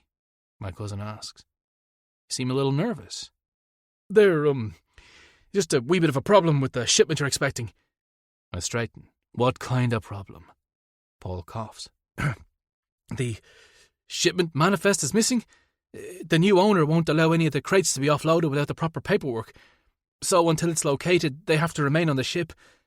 If the manifest can't be found, then everything will return to its port of origin. What new owner? How are we only now hearing about this? Nathan bites out. The dock worker shrugs and flips through the paperwork he's holding. Apparently it was a buyout in the last day or two. Looks like the order was signed by Liam Campbell. Fuck. I jerk and run my hand through my hair. Then I turn back to Nathan and we exchange a look. Is this Campbell's plan to start? To cut off our supply of weapons? This shipment alone cost us over 10 million euros. Yes, there are other shipping companies, but none have the reach, resources or manpower. Our suppliers are going to be a lot more cautious if they have to deal with someone they've never worked with before. Nathan faces Paul. Perhaps we can work out a deal. The other man shakes nervously. I'm sorry, sir, but I have to think of my family's safety. Christ. Let's go. My cousin and I walk back to the car in silence. Once we're inside, I punch the dashboard. That motherfucker! I'll make some phone calls, see if I can put some feelers out for any new contacts. I shake my head. Don't bother. It's not going to make a difference. Nathan drives away from the docks and heads back to the casino where he picked me up. I call Dad to have him and Aidan meet us there. The tall brick building comes into view. Its unassuming appearance is a far cry from the goings-on inside. He parks in a family spot, and we enter through the unmanned front door. The place won't open for a few more hours, so it's quiet and empty. Only a few lights along each wall are lit, leaving everything mostly in shadows. We step into the elevator and I press the button for the top floor. Anger burns hot inside me. I want to locate Campbell and put a bullet in his brain. end things. I barge into Finn's office, slamming open the door, and come to an abrupt halt at the weapon pointed in my direction. The woman bent over his desk, taking his cock, screams, "Jesus, Cian! Don't you know how to knock?" Finn sets the gun on his desk beside her, withdraws from her cunt, and yanks his pants up. She, in the meantime, pushes down her dress to cover herself, and rushes out of the office without sparing Nathan or me a glance. I glare at my brother, who sits in his chair and locks the weapon away in his desk drawer. Isn't she one of the floor girls? Don't you know any better than to fuck an employee? Not that it's any of your business, but Eva doesn't work here anymore. Hasn't for several months. Still, shit's messy. Since you've ruined a perfectly good fuck, why are you here? Finn snaps. We need a family meeting. Campbell just made his first move. My brother jerks to attention. I'll call Dan and Aidan. They're already on the way, as are the clan heads. I cross the room to the bar and glance at Nathan. Want a drink? He takes a seat in one of the many leather chairs with a nod. Yeah. I pour us both a glass of the Devil's Keep and take the seat next to him, passing him the whiskey. 10 minutes later, Dan and Aidan walk through the door. The family leaders quickly trickle in after, and the last arrival closes the door behind them. What's going on? Dan asks once everyone has taken their seat. After I lay everything out, he leans back in his chair and sits quietly. I can't read his expression. Finally, he sits forward and rests his chin on steepled fingers. Campbell has 2 cousins, Declan and Aaron. Finn, I want you, Nathan, and several of our soldiers to pay them both a visit. Give them a message to pass on to Campbell, one that won't be misinterpreted. In the meantime, I'm going to stop by his office for a chat. Do you think that's a good idea? Not that I don't trust Dad to take care of himself. It's Campbell I don't trust. I'm in possession of something he wants, and I'm going to make sure he's aware of it, if he isn't already. I'm going back to the docks tonight for some recon. If they won't give us our shipment, then we'll have to take it. I won't sit back and wait for Campbell's next move. The buzzing intercom on Finn's desk interrupts the conversation. He answers the call. Donnelly. His gaze pans the room, pausing on Da. Send him up. Who would be coming to Anamaka Caillte this early in the day? Finn hangs up the phone and returns his gaze back to Da. Donald Cian is on his way. What the fuck is that rat doing here? He must truly be desperate if he's coming to the casino. The knock on the door echoes in the quiet. I quickly stand and move across the room. I want to be the first to witness him begging. After only a brief pause, I open the door. Cian's eyes widen, but quickly return to normal. He stands there with his hair sticking up on end and an unbuttoned, wrinkled suit coat. His tie is askew and 2 buttons are missing from the equally wrinkled white dress shirt. His face is even redder than usual, and he smells like he'd bathed in a barrel of whiskey. Aren't you going to let me in? He sneers with complete disregard for a man in his position. I stare in disgust before finally moving back and opening the door wider for him to enter. He pauses just inside. His sallow complexion whitens with the presence of a room full of his enemies. Did he expect only Finn to be here? Cian quickly composes himself. He straightens his jacket as much as he can and buttons it, as if that will impress anyone. I close the door a lot harder than I normally would and he flinches. I smile in petty satisfaction. It's time someone shows him what it's like to know fear. Carrick! He greets my father with a friendly nod, his expression far too jovial for a man who I suspect is about to ask for our help. Cian? The other man loses his grin at the sharp formality. What did he expect? I stride past, ramming my shoulder into him as I do. He stumbles. I take my seat again and glare while we all wait for what we suspect is coming. I understand you boys ran into a little trouble at the docks earlier. It doesn't surprise me Cian heard about it. My guess is Campbell spread the news to every business associate in Dublin. Da sits back in his seat and crosses his ankle of a knee, as though he doesn't have a care. Nothing we can't handle. The other man waves his hand as though to appease us against any unintentionally implied insult. Of course you can. I wouldn't expect anything different. What do you want, Cian? He turns his affected charm on me.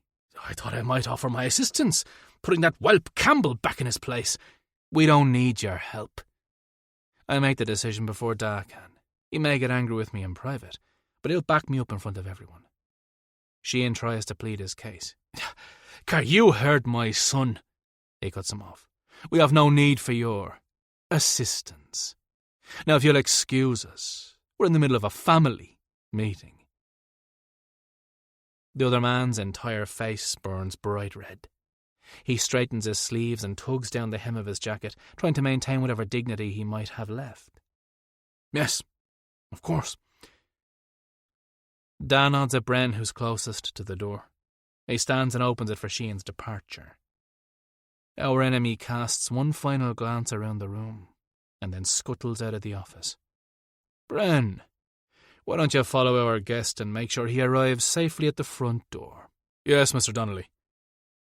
Our man exits and closes the door behind him. Da stands and moves to the front of the room. He stares out over the rest of us, his gaze pausing on me. Back to business. Chapter 21. Nessa. I've never laughed so hard in my entire life. I swipe at the tears spilling down my face and try to catch my breath. The stories Caitlin has told me have me in stitches.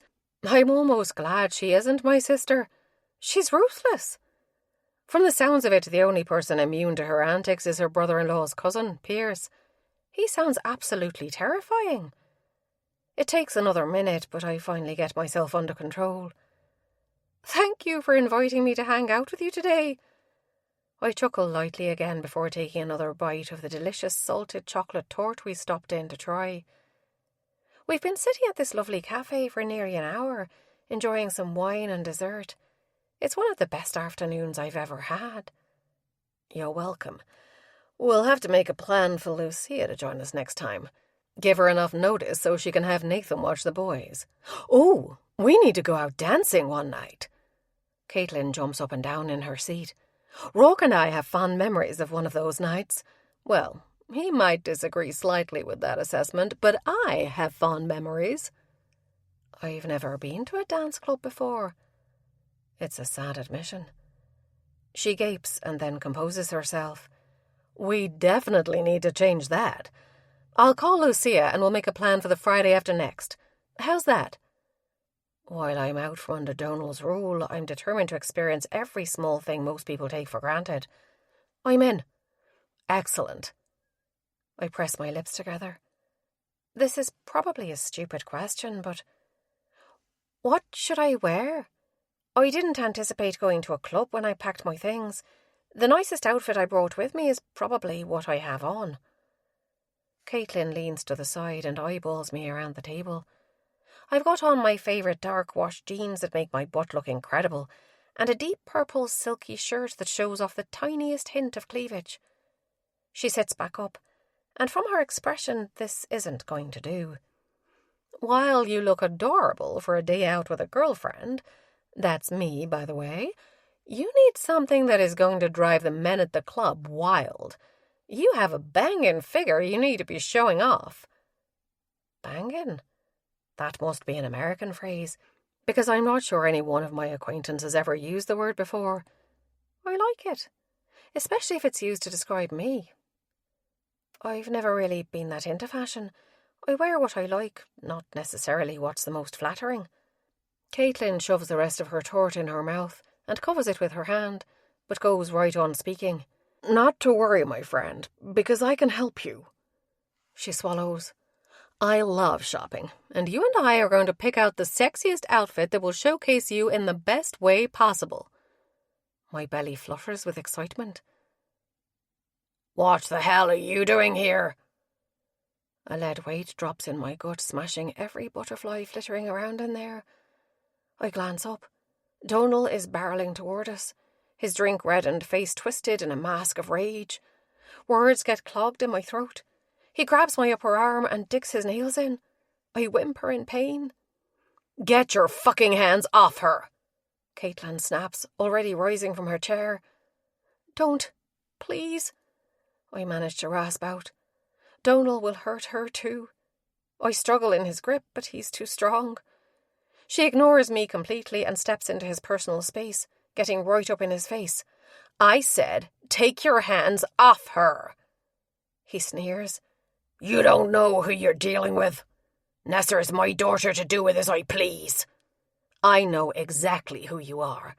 A piece of shit bully who doesn't deserve a daughter as amazing as Nessa. I'm only going to tell you one more time." Caitlin leans in closer. "Get your goddamn hands off her." To my surprise, Donald does exactly that. In fact, he whimpers, and his face contorts in pain. Confused, my gaze moves from their faces down, and I nearly gasp. Digging into his gut is a knife. On the other end of it is Caitlin. A bit of blood seeps through his white shirt. He steps back, and the blade disappears somewhere on her person. "I'll be sure to let my cousin Cian know that a woman nearly made you shit yourself." She wags her hand at him. "Now go fuck off somewhere else." Donal shoots us both a hate-filled glare and hesitates while he decides how far to push. Then he's gone as quickly as he appeared. I sit in numb silence. Caitlin stares after him another second and then grabs her purse before tossing down a bunch of bills. She gently places her hand on my arm and I jump. "We should probably get going before someone calls the Gardaí." I nod, still in shock over the whole encounter, and stand. She grabs my hand and leads me out of the tiny restaurant while the patrons whisper to each other and stare at us. We step out into the bright sunshine, which finally jolts me out of the haze. Horrified, I meet her eyes. "I'm so sorry." She pauses with her phone in her hand and her eyebrows wrinkle. "Why are you sorry? You didn't do anything." I flap my arm toward the restaurant. "For that? For Donal." Caitlin hugs me and then draws back. "Don't you dare be sorry for that son of a bitch. Back there was all on him. He needed someone to put him in his place, and I was happy to do it." Turning away from her, I shake my head. "But you shouldn't have had to. I just froze. All this talk about doing what I want, making my own decisions. It's nothing but talk. The first time I see Donal, and I couldn't do anything but let him hurt me again." "Hey, look at me." Caitlin lays her hand on my arm. Reluctantly, I lift my head and meet her gaze. "You've spent your entire life being abused. That kind of conditioning isn't going to go away overnight, or even in 3 days. But it will go away, because you're strong. I promise." She gently squeezes me. "Okay?" I nod jerkily, but I'm still not convinced. "Okay." She types out a message and puts her phone away. "Rourke is on his way. He's calling Cian, who will probably reach us first, considering he's at the casino. It's only about 10 minutes away. In the meantime, let's go get lost in Stephen's Green. No sense in standing here in case the cops show up." We head down the block. My whole body is on full alert. I scan the entire length of the street, waiting for Donal to jump out at us. I won't relax until Cian gets here. Caitlin and I check traffic and dart to the opposite side and take one of the paths that leads into the tree-covered garden park. It's too cold for many people to wander through, but it's not entirely empty. We pass several couples walking, and a cyclist whizzes by us. "This is my favourite place to visit in the city. It reminds me so much of Central Park back home, except on a much smaller scale." Caitlin fills the uneasy silence. Grateful for the diversion, I glance over. "Is it really as big as it looks?" She chuckles. "Bigger. You could easily get lost inside. I have more than once, in fact. But there are worse places to get lost, I suppose. There's this huge concrete fountain surrounded by this wide, circular brick terrace where street performers like to put on shows for the crowd. I love hanging out around there to watch some of them, especially the small dance troupes. There's this group of 5 or 6 guys that are my favorite. They know how to work the crowd, let me tell you." I try to imagine the scene she paints. But it's almost more than I can fathom. The pictures I've seen of Manhattan are mind-blowing. All those buildings packed tightly together. They all look so tall. And all the people. I bet it's incredible. We continue our circuitous route until Caitlin stops. Looks like your man has arrived. I glance in the direction she tips her head. Cian ploughs forward, his pace quick and his expression surprisingly unreadable. At least until he gets close. His eyes tell me everything. My heart skips, but my stomach sinks. I care about him. I do. Far more than I should. Far more than I swore I would. I take a few steps forward to meet him. He cradles my face between both palms and stares intently at me. Are you all right? My arms go up and I lay my hands over his wrists, squeezing gently. I'm fine. Caitlin was a total badass. Cian's gaze darts in his cousin's direction before looking back on me. I'm going to kill him. The fierce declaration shouldn't make happiness soar like a weightless balloon floating in the sky, but it does. Surprisingly, there's no swarm of guilt. Donal has crossed the wrong people one time too many. Whatever his fate is, he brought it on himself. I think I've had enough excitement for one day. Can you take me home, please? Since when did I start thinking of the cottage as home? Let's go. Cian tucks me against his side and we walk toward Caitlin. She falls in line with us, soon joined by a silver fox with a scar along his face. She tips her head up for a kiss. So this is her fiancé and infamous enforcer for Carrick Donnelly. The four of us stride out of the park and then go our separate ways. Caitlin and Rourke get into a vehicle and Cian opens a passenger door of his for me. Once I'm in, he closes it and gets behind the wheel. It isn't until we hit the straightaway that he reaches for my hand. It trembles beneath him. Today had been going so well. I'm furious at Donal for ruining it. Are you sure you're okay? Cian's thumb glides along my skin. I nod. I'm fine, thanks to Caitlin. My God, she actually pulled a knife on him. Even stabbed him hard enough to make him bleed. I'm still a little in shock by the fact. He blows out a breath. Sounds like something she'd do. I swear since getting engaged to Rourke she's even more bloodthirsty than before. I can't even imagine. I'll admit to being a bit envious of her bravado. She isn't someone whose bad side I'd want to be on. If you want, I can teach you how to fight. Or at least to defend yourself.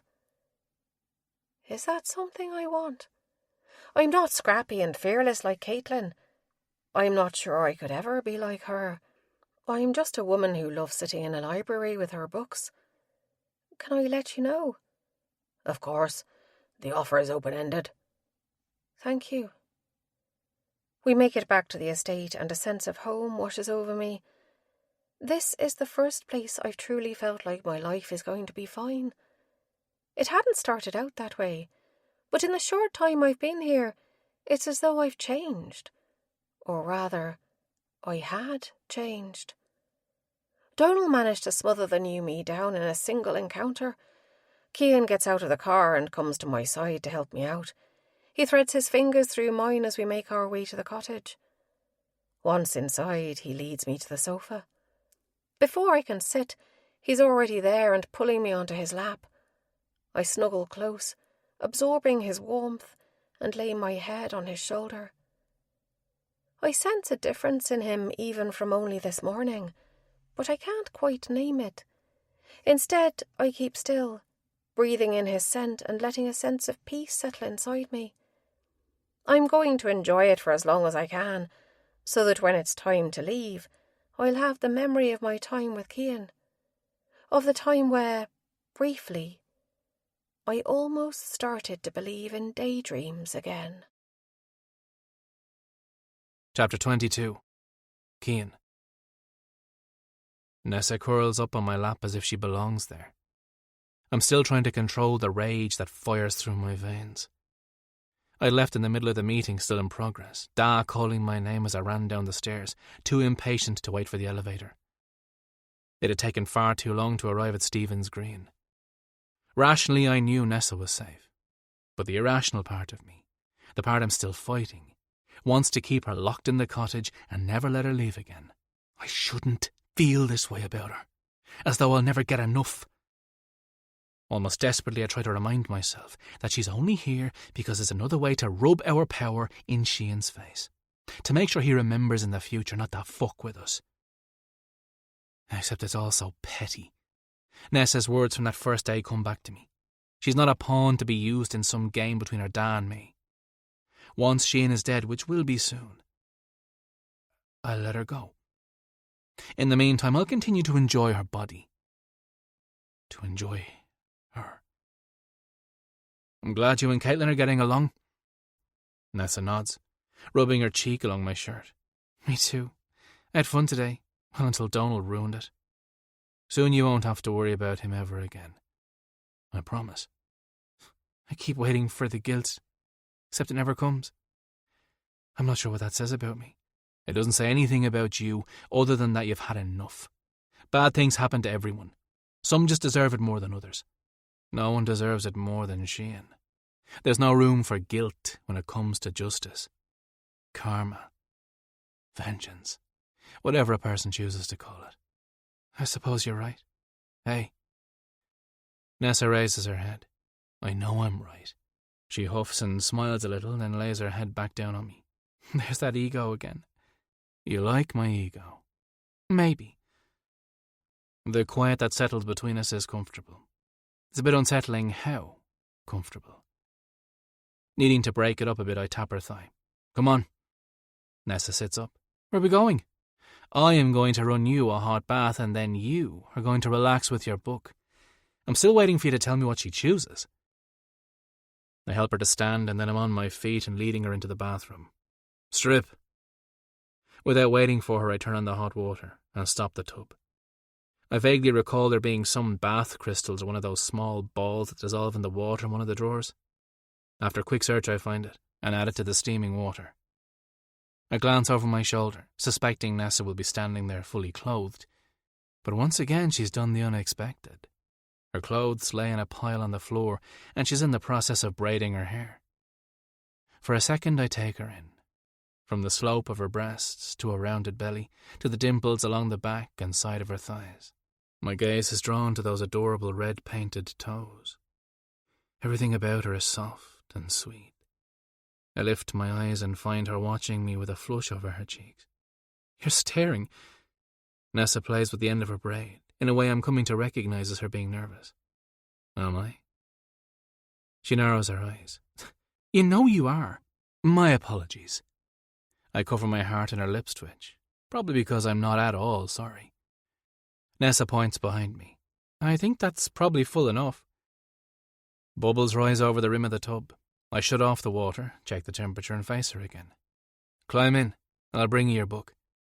Stay here as long as you like, then call me when you're ready to get out. She pins up her braid and lets me help her into the bath. She sinks down and releases a long sigh. Oh, this feels so good. That's what I like to hear. Be back in a second. I grab her book from the end table in the living room and return to her. Did you find my note? Nessa reaches for it. I did. Are you going to forever call me that silly nickname? I pause, passing her the book for a fraction of a second at the word forever. Like this thing between us is more than just temporary. I recover quickly and hand it over while I attempt to appear amused at the question. What? You don't like it? She cocks her head. I don't know. It's kind of growing on me. All amusement leaves me. I'm going to make a couple of phone calls and order something to eat. Any requests? I'm good with whatever you want. Nessa shakes her head. All right. Yell if you need anything. Mouse. I turn for the door. Cian? Nessa says quietly. I pause and glance back. Thank you for being there today. You're welcome. I can't leave fast enough. What the fuck is wrong with me? With a glance at the door, I grab my phone and head out to the living room. There are 5 missed calls as well as several text messages. I called Da first, already dreading the conversation. "Did you take care of whatever business you had that was more important than our meeting?" He draws out with sarcasm. "Yes, he doesn't need to know any more than that. I'm going to assume it had something to do with your guest." Nora and Caitlin stopped by and the two of them left together. "Look, I'm sorry I left the meeting without an explanation." Da sighs. "What's going on between the two of you, Cian?" "No disrespect, sir, but it doesn't really concern you." "It does when it interferes with our business and costs us millions of euros," he snaps. "Liam Campbell needs to be dealt with, as does Donald Cian. His daughter is proving a distraction, and distractions get us killed." I run my hands through my hair and collapse back onto the couch. Fuck. He's right, though. I have been distracted by Nessa. This agreement between us is merely her paying her dad's debt. I've taken her virginity, so this should be the end of it. I'm making it into something more than it is. It won't happen again. It better not. Now, when do you plan on doing recon at the docks? Tonight. After midnight sometime. Report back what you find. Points of entry, number of guards, shift changes. We need to know how much firepower and how many men we're going to need, as well as the fastest way to get in and get out without drawing more attention than we need to. Yes, sir. And Cian, keep your head in the game and stop thinking with your cock. I move my phone away and glance at the screen. He's gone. I sit and stare at nothing. The splash of water shakes me out of my haze. I search for restaurant numbers and place an order, but the weight of Da's disappointment is heavy, and I'm not all that hungry. Tomorrow is Cian's last day on Earth. Then I can send Nessa on her way and she doesn't have to worry about her da again. "Cian, I'm done," she calls out. I blow out a breath and head back into the bathroom. Tendrils of hair stick to her forehead, and her cheeks are red, whether from the heat or shyness I can't tell. I think I'm turning into a prune. Forcing a smile, I chuckle softly. We can't have that. I help Nessa out of the bath. Bubbles cascade down her naked flesh, playing peekaboo with her nipples and her cunt. While the water slowly drains, I turn on the shower. Rinse. She steps under the rainstorm and is soon free of any suds. I grab a towel. Let me. If this is going to be our last night together, then I'm going to make every minute one she. I will remember. Carefully I dry every inch of Nessa's body, paying special attention to her breasts and between her thighs. The musky scent of her arousal overpowers the floral scent the bubbles left behind. I need to taste her. Everywhere. Tossing the towel to the floor, I drag her to me and my lips crush against hers. There's no subtlety to my wand. I'm going to fuck Nessa hard. Claim every inch of her, so she'll never forget tonight. No matter who beds her in the future, I want her to remember who had her first. Chapter 23. Nessa. Any sort of relaxed state I'd been in disappears as Cian kisses me. This one is different than any other. There's a thread of desperation beneath it. I try to analyse it, but I'm swept up in an ocean of pleasure. It swirls around me, inside me, filling me up so full I'd be afraid of drowning if I weren't in his arms. Instead, I let the sensation wash over me, basking in its depths. A cool burst of air dashes across my back. I shiver, and my nipples tighten. Cian lifts his head, and the blue eyes I've come to love darken to near pitch black. Before tonight, I never would have guessed the amount of power I have over him. I could bring him to his knees. Except I don't want that. I want nothing more than to savour this moment. You're beautiful. I hope you know that. My heart swells. You make me feel beautiful. Before I can guess his intent, Cian sweeps me up in his arms and carries me out to the bedroom. He gently lays me on the bed and slowly begins to undress. Any cold I'd felt has burned away under the heat of his gaze. I can't resist taking him in. The last time I hadn't been able to fully appreciate his nakedness. I absorb everything. Committed to memory. My fingers itch to trace the lines defining each one of the muscles surrounding his shoulders. I want to feel them shift and move beneath my touch with the strength he possesses. "You're staring." He repeats my words back to me. A smile curls my lips. Am I? Cian barks out a laugh. "You are, but don't let me stop you." I won't. Instead, I drink him in. My eyes drift across the light smattering of hair that covers his chest, then down to the narrow strip that runs from just below his belly button to his swollen cock. My cheeks heat merely thinking the word. "Are those dirty thoughts running through that mind of yours? Should I feel objectified?" He smirks. I nod slowly. "Most definitely." "Good." Cian places one knee on the bed and then prowls toward me, his gaze hot and intense. He positions himself between my legs, spreading them wide and opening me up for him. His hands go on either side of my head, caging me in like I'm prey he's about to devour. He leans down and his lips are on mine and his tongue swoops in. Every kiss is like the first. The flutters rise in my belly. There's that hint of excitement, of danger, of the feeling that one kiss will never be enough. Cian drags his mouth away, but only to move it along my jaw. The soft bristles of hair along his jaw abrade my skin in the most delicious way, sending a shiver of delight through me. Unable to resist touching him, I run my hands over the rounded arches of his shoulders and down his arms. They flex beneath my touch. I find the vein that runs its length and drag my finger along the line of it. I'm not sure I'll ever get enough of touching him. At least until our time together is over. I push away any thoughts of the future and focus on every sensation bombarding me. The tightness in my breasts, the throbbing in my lower belly, the heat of Cian's body covering mine, warming me in spite of my nakedness. He burns hotter than any fire ever could. "Where did you go just now?" The words are rasped in my ear as he nuzzles the shell.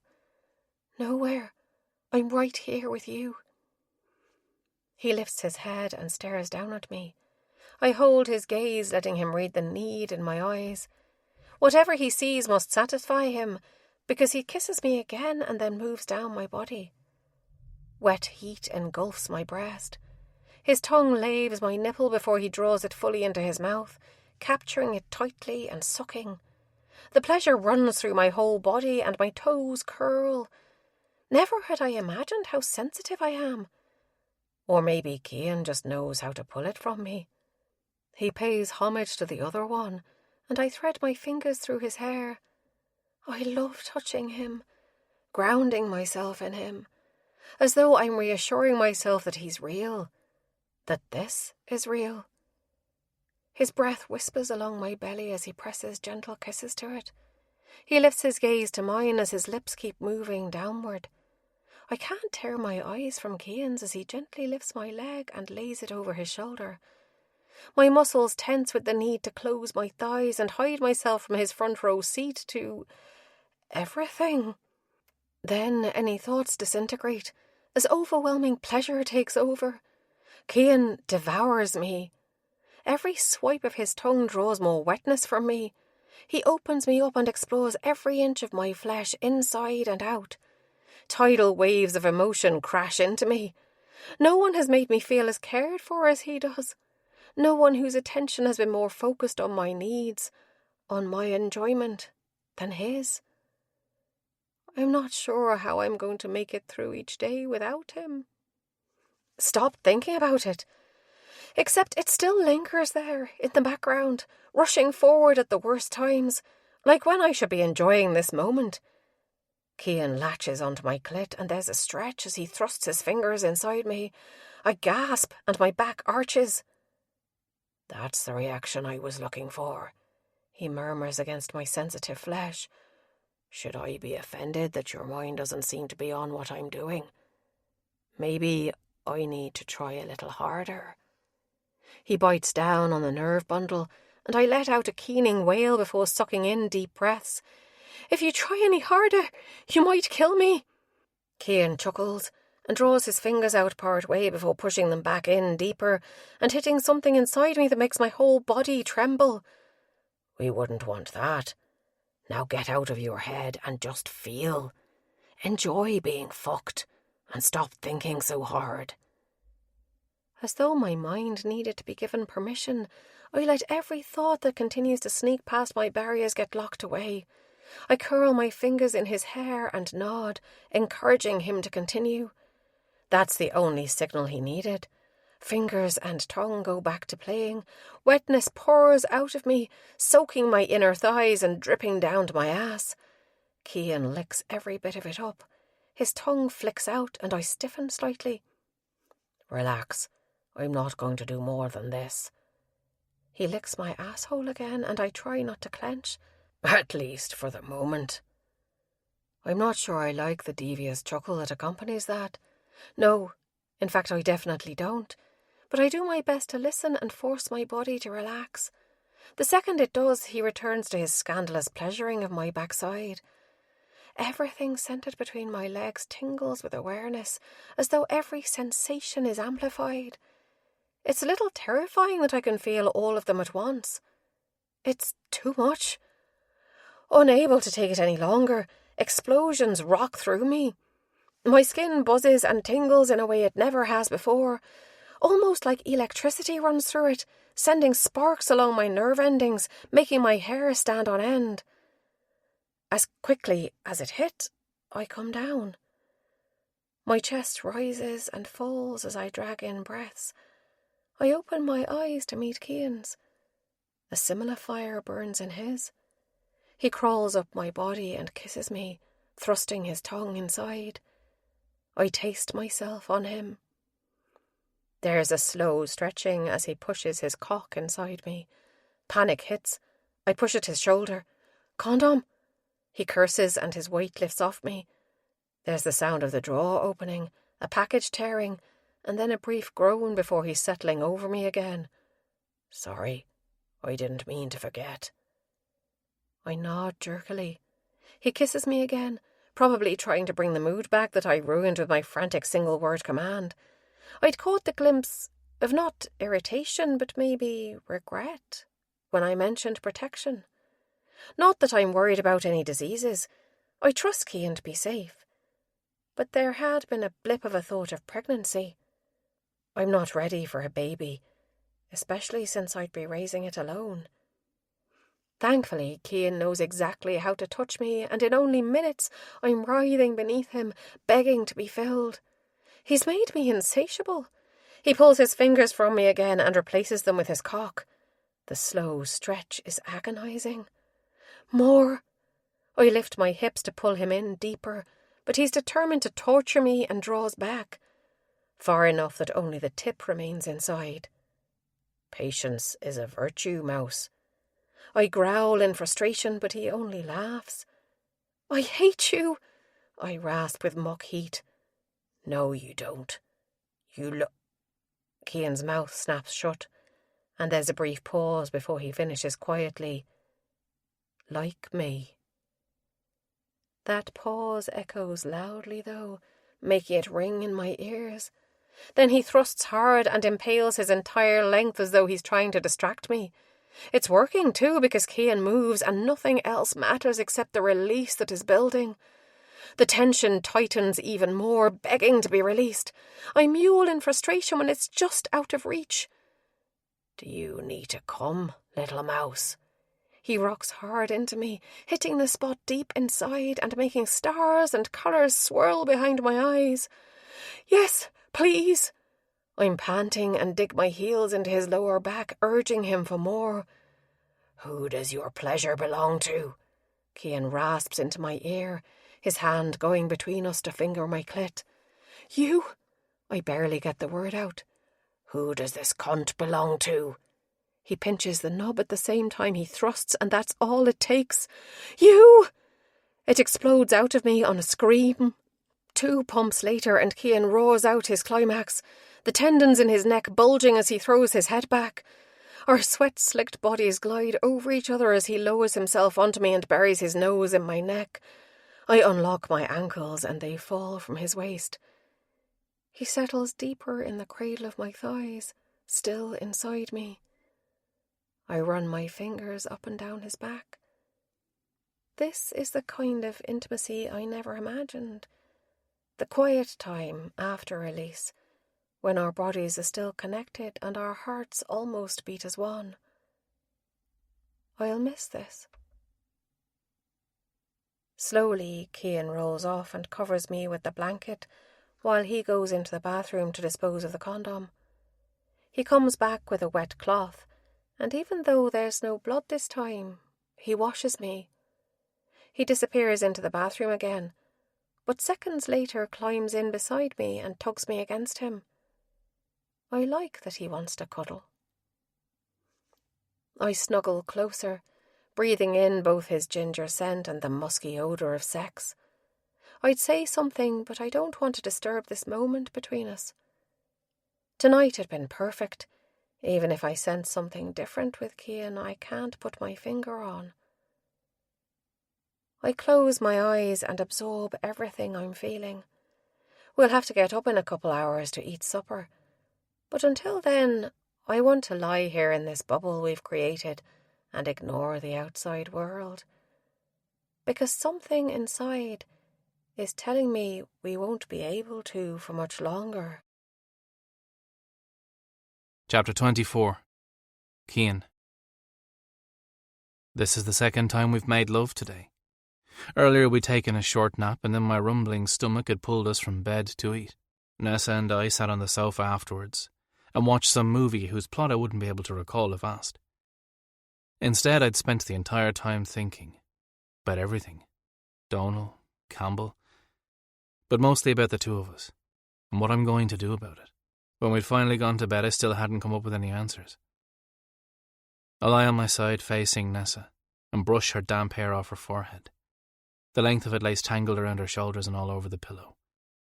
She smiles softly and opens her eyes. I love seeing her like this. You've gotten into the habit of staring. She shifts and nestles deeper into the bed. What's wrong with that? I enjoy the view. Even in the dim light, the flush of her cheeks is visible. I don't know that I'll ever get used to someone, you, studying me so intently, I guess. It feels a little weird. Then everyone is missing out on the beauty in front of them. Her expression evens out to one more serious. You're the first person to ever think so. Maybe because they've never seen you the way I have. That gets a chuckle from her. You mean naked in bed? My smile is devious, mostly to hide the burning jealousy at the thought of anybody but me seeing her like this. Exactly. She shakes her head. I've always been a joke to people. It used to bother me at first. When I was younger, I'd cry myself to sleep at night wondering why they all laughed at me. But the older I got, the more I realised that they were mean and spiteful people who hated anyone who wasn't like them. And no matter what I did, I would never be good enough. They were going to continue to talk about me, to whisper about me behind my back. All that said more about them than me. So I stopped caring what anyone thought. Fuck all those people. I've never thought of you as a joke. She lifts her eyes to meet mine. I know. I remember this one time when I was 12. Donal had taken me to the theatre. In the middle of the show, I excused myself to the bathroom. I was just coming back and didn't realise my dress had gotten caught in my underwear, so I was baring half my butt. The son of one of Donal's cronies saw and started teasing me. He even went so far as to smack my butt cheek, then laughed when he said it jiggled. My blood boils. Who the fuck does that to a 12-year-old girl? It makes me want to find the bastard and ram a knife through his hand. Teach him not to fucking touch things he has no business touching. Anyway, Nessa shifts and pulls the blanket up higher. That's when this young man steps between us and punched him, and told him if he ever so much as looked at me again, he was dead. A vague thread of memory surfaces, and I stare harder at her. That was you? Christ, I remember. But I'd had no idea that was Nessa. I'd been 17 or 18 at the time. She nods, dropping her gaze from mine. I saw you after the show ended and asked Donald who you were. He'd been livid and cursed the whole way home about you and your family. When we got inside, he beat me and told me to never mention you again. I palm her cheek. I'm sorry he did that to you. Nessa shuffles closer and buries her head against my chest with a yawn. I never forgot what you did that night. You were my hero. She doesn't say anything else, and when I glance down, her eyes are closed and her breathing even. I continue lying there with her in my arms, unable to sleep. All I do is replay her words over and over again. I'm no one's hero. Hours later, I'm still awake, and for the second night in a row, I have to leave Nessa sleeping while I take care of family business. Just once, I would have liked to hold her in my arms for an entire night. I creep out of bed, quickly dress, and then I'm heading into town toward the docks. The city is quiet. No tourists roam the streets, and all the businesses have closed until morning. It's oddly my favourite time to absorb all the wonders Dublin has to offer, without people clogging the walkways. I park my car, grab the gun from beneath my seat, and stuff it in the waist of my jeans at my back. I walk the rest of the way, only to signal my presence. I stop a short distance away and take in the area. The entrance to the container terminal is blocked by a levered gate that wasn't closed when Nathan and I were here earlier. The guardhouse is empty. A placard on a brick pillar displays the hours of operation. With the right vehicle, it's easily bypassed. I scan for security cameras, but if the place is equipped with them, they're well hidden. Another few minutes pass with nothing but silence, so I duck under the gate and sneak along the fence line, staying within the shadows until I reach a small outbuilding near the docked ship. Stacks of large metal cargo containers line up around the loading area. A crane is parked nearby, its lever reaching to the sky while the chain and hook dangle toward the ground like a string swaying slightly. Port workers enter and exit the ship at random, and only one or two at a time. Voices reach me, and I cast a glance around the corner of the outbuilding. 2 security guards, deep in conversation, pass by, not paying attention to their surroundings. I stand there, hidden, a while longer. It takes the security guards another 15 minutes before they make a second round in front of the cargo ship containing our goods. Once all is quiet again, I keep moving farther along the fence to observe the other ships docked nearby. Every so often, a port worker will exit or enter the ship. I do another sweep of the area for cameras and still come up empty. Overall, security is lax. My cousin Paddy employs a hacker. I bet they'll be able to find out what type of cameras, if any, there are, and probably bypass them if necessary. I'll reach out later today. By my guess, I've been here for nearly an hour and gathered as much intel as I'm going to. Slowly, I take the same path toward the gated entrance, pausing when the 2 guards wander by again. I just make it out of the gate, walking back to my car when my phone vibrates in my pocket. I stop next to the vehicle before I answer it. It better be important. Donnelly. There's no response. Hello? A stick snaps nearby. I spin in that direction, reaching for the gun at the small of my back. There's a loud pop and a searing pain stabs through my chest. I stumble back a step. My eyesight darkens and I collapse to the ground. My phone drops from my hand and hits the cement with a crack. Fuck! I've been shot enough times to know what a bullet feels like. Footsteps approach. I clutch my wound, warmth spreading beneath my hand. They blink away the dark spots that fill my vision. But there's too many of them. They multiply until there's only a shadow hovering over me. I can't make out more than that. I groan as the pain engulfs me. My eyes slowly begin to close and I fight against it. The agony vibrating through my chest is too much. Darkness consumes me. Liam Campbell sends his regards, the voice whispers, and then fades away. Chapter 25. Nessa. Apparently, Cian is going to make a habit of disappearing before I wake. Based on the faint light filtering through the crack in the shutters, it's barely past dawn. I'm trying and failing to withhold my disappointment as I lie there, staring at the ceiling. What am I going to do? The longer I stay here, the harder it's going to be to not fall deeper under his spell. I'm coming to discover I'm not one of those women who can separate their emotions from sex. I can't just enjoy what Cian does to me, compartmentalise it in some vault inside my head, and then go about my life as though it was nothing more than scratching an itch. All I do is replay every kiss, every touch, every sweet word he murmured in my ear, trying to read a deeper meaning into it, as though he feels what I do, as though I'm special and not merely payment for a debt owed.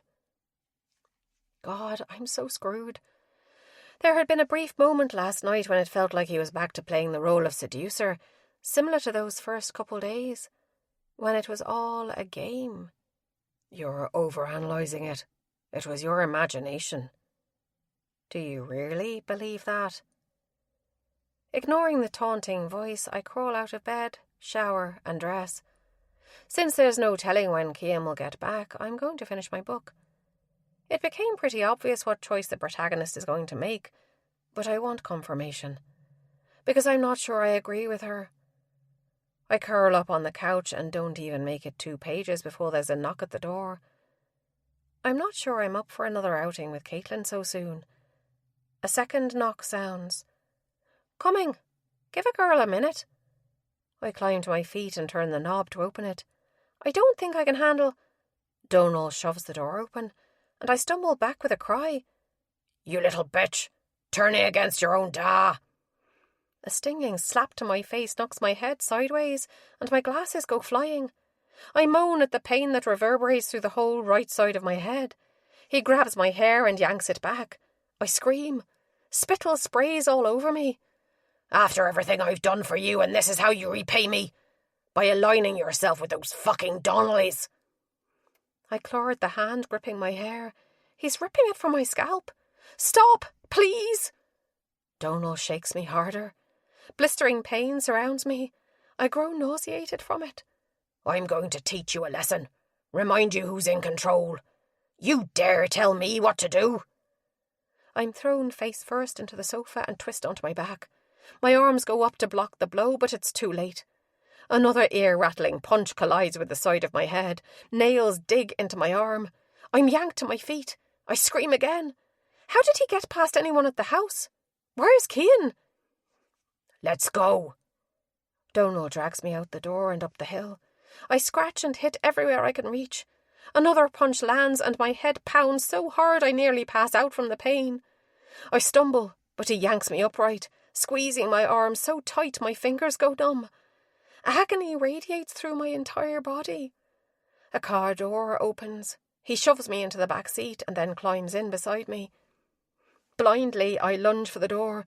My fingers curl around the handle and Donal snatches a fistful of my hair again, yanking me back. Using his hold, he slams my head into the window. A ripping sensation spreads along my temple.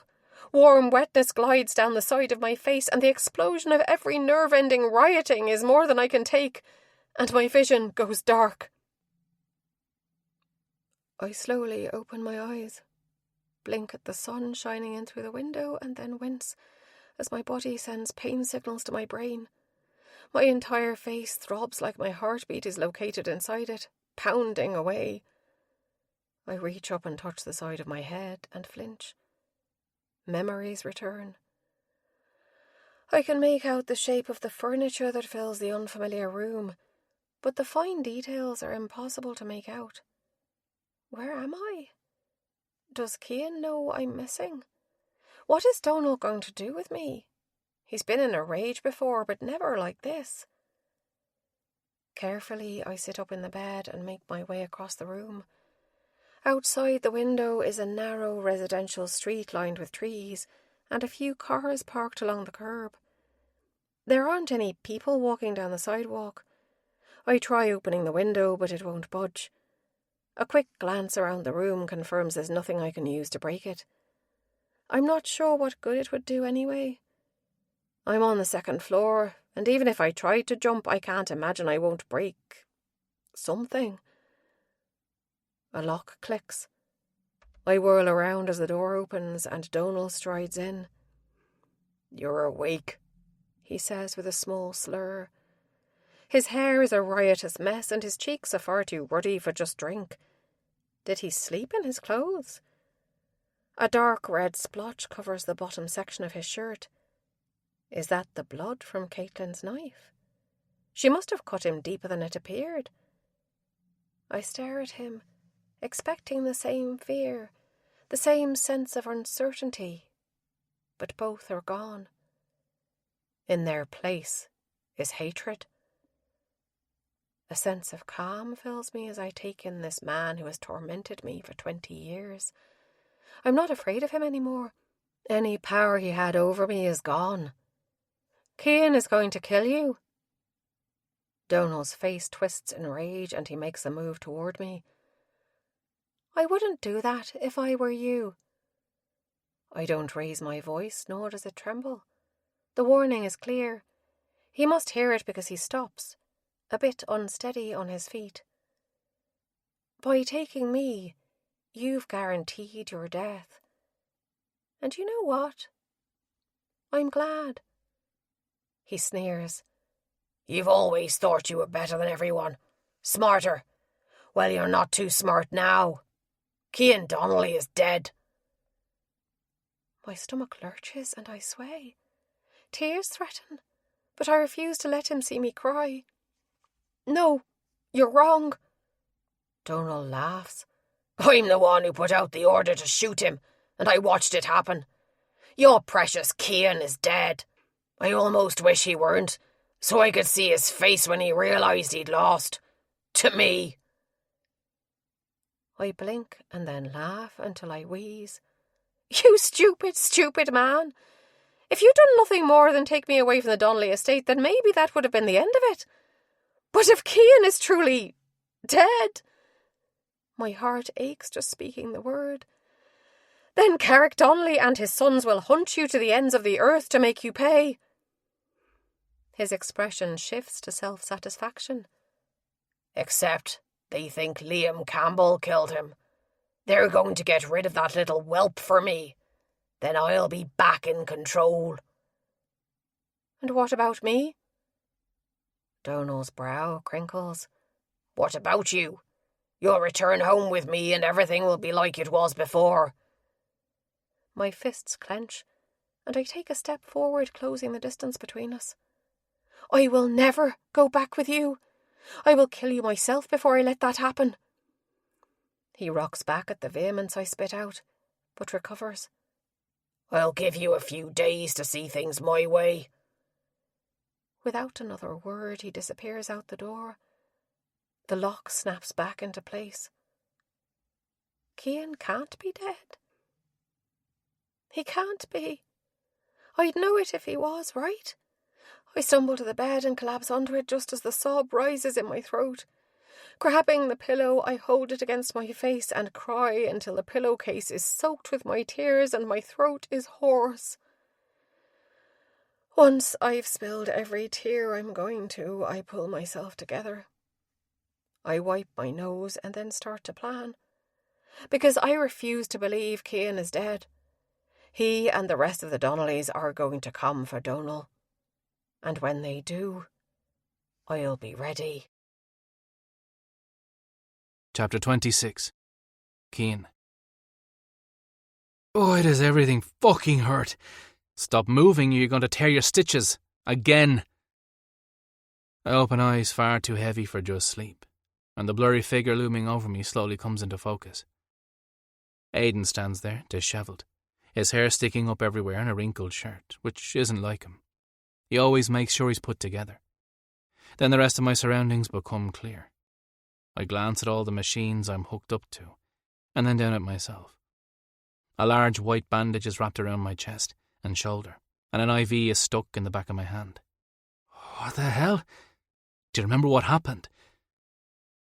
I lift my gaze to meet Aidan's expressionless face. Think. I went to the shipping docks to scout things out. Then I walked back to my car. I remember my phone vibrating and I answered it. I close my eyes. Anything else? He asks. I replay everything. The guards walking by, the dock workers moving in and out. The quiet as I walked back to my car. Wait. Someone was waiting in the trees near my car. I answered the phone, but no one was there. Something cracked close by, a stick, and I turned. Then I heard the gunshot. I remember hitting the ground and then a figure standing over me. He said Liam Campbell sent his regards. My gaze darts to Aidan. How long have I been here? Where's Nessa?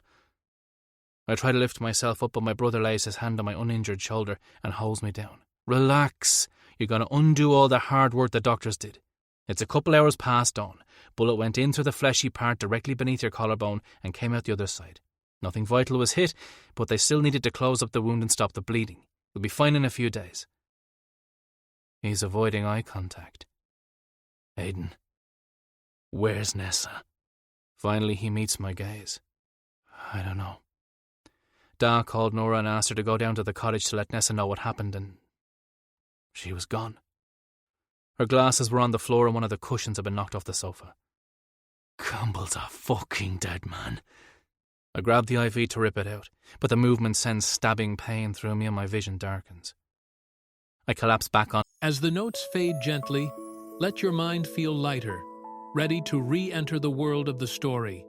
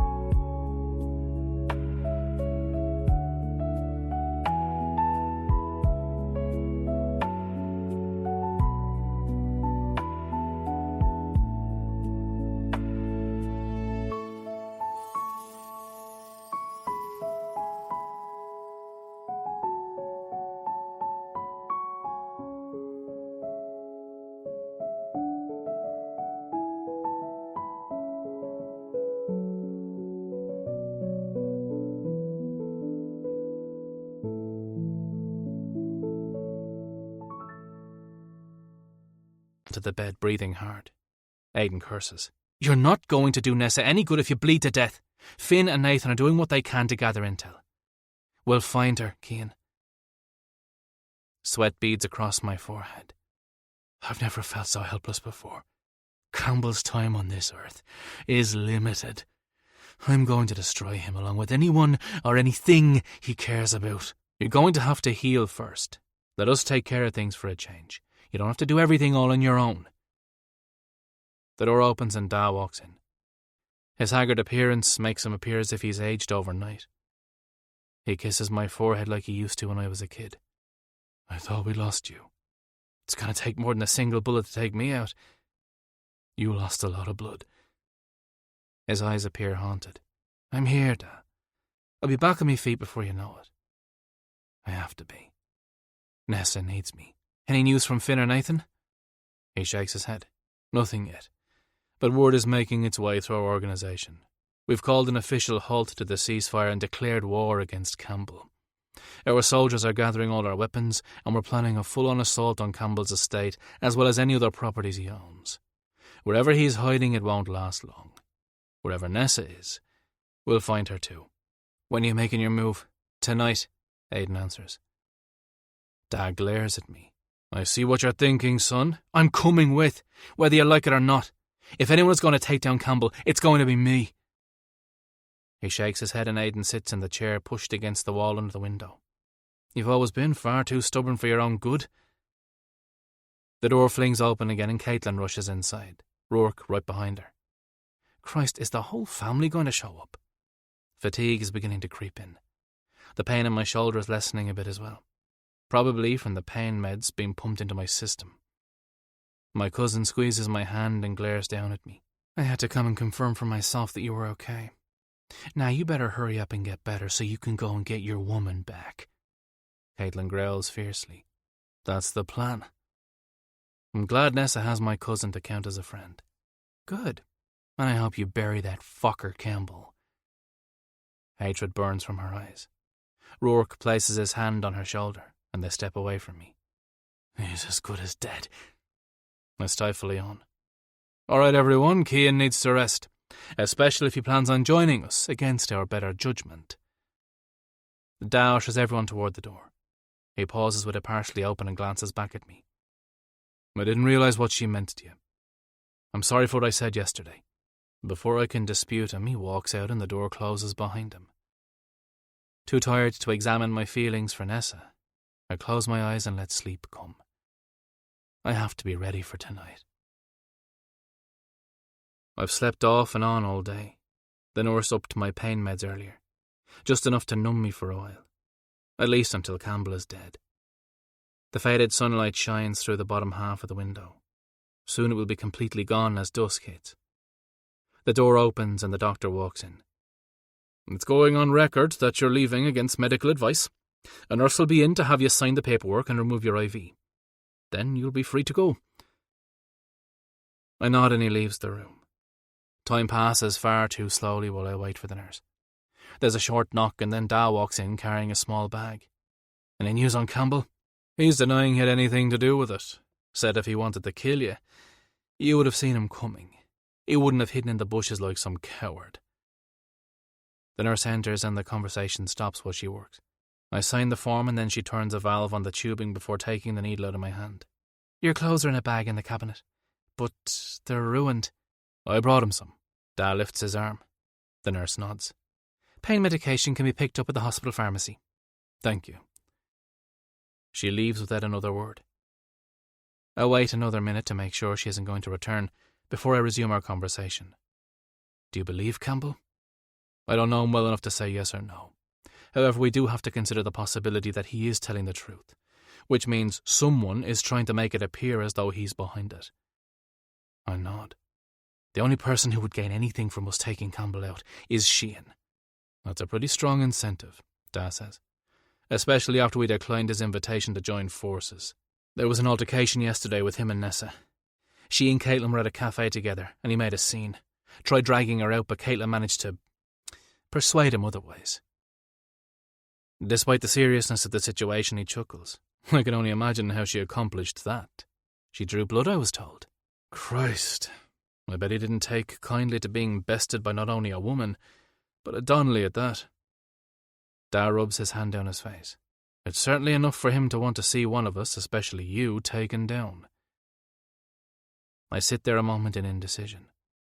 Do we take the risk that Campbell is telling the truth, and put a temporary halt on the assault while we try to find Nessa? Or do we move in and destroy everything he owns while she remains missing? For the first time in my life, I'm considering putting Nessa, before the organisation, before family. What do you think we should do? I meet Da's eyes. He studies me and I make myself stay still during the scrutiny. Before we rush into things, let's have a family meeting. Discuss our options. In the meantime, I'll see if anyone has seen Cian. Perhaps if we let him know we've changed our minds about the alliance, we might get some answers. Dad tosses the bag on the end of the bed, and I pull everything out and get dressed. I bite back the wince putting on my shirt. By the time I'm finished, I'm breathing hard and sweat pops along my forehead.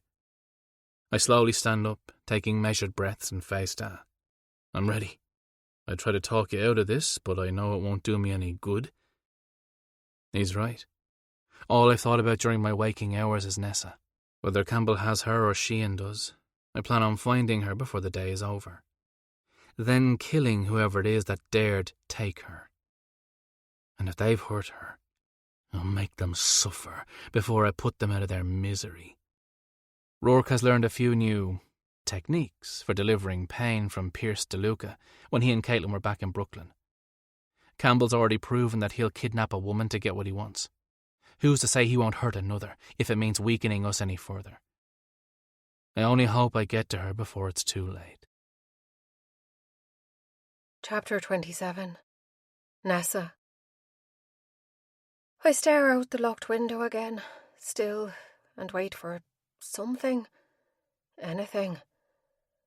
The sun has crested the sky, and despite the deceiving hint of warmth it gives off, a cold chill still seeps in through glass.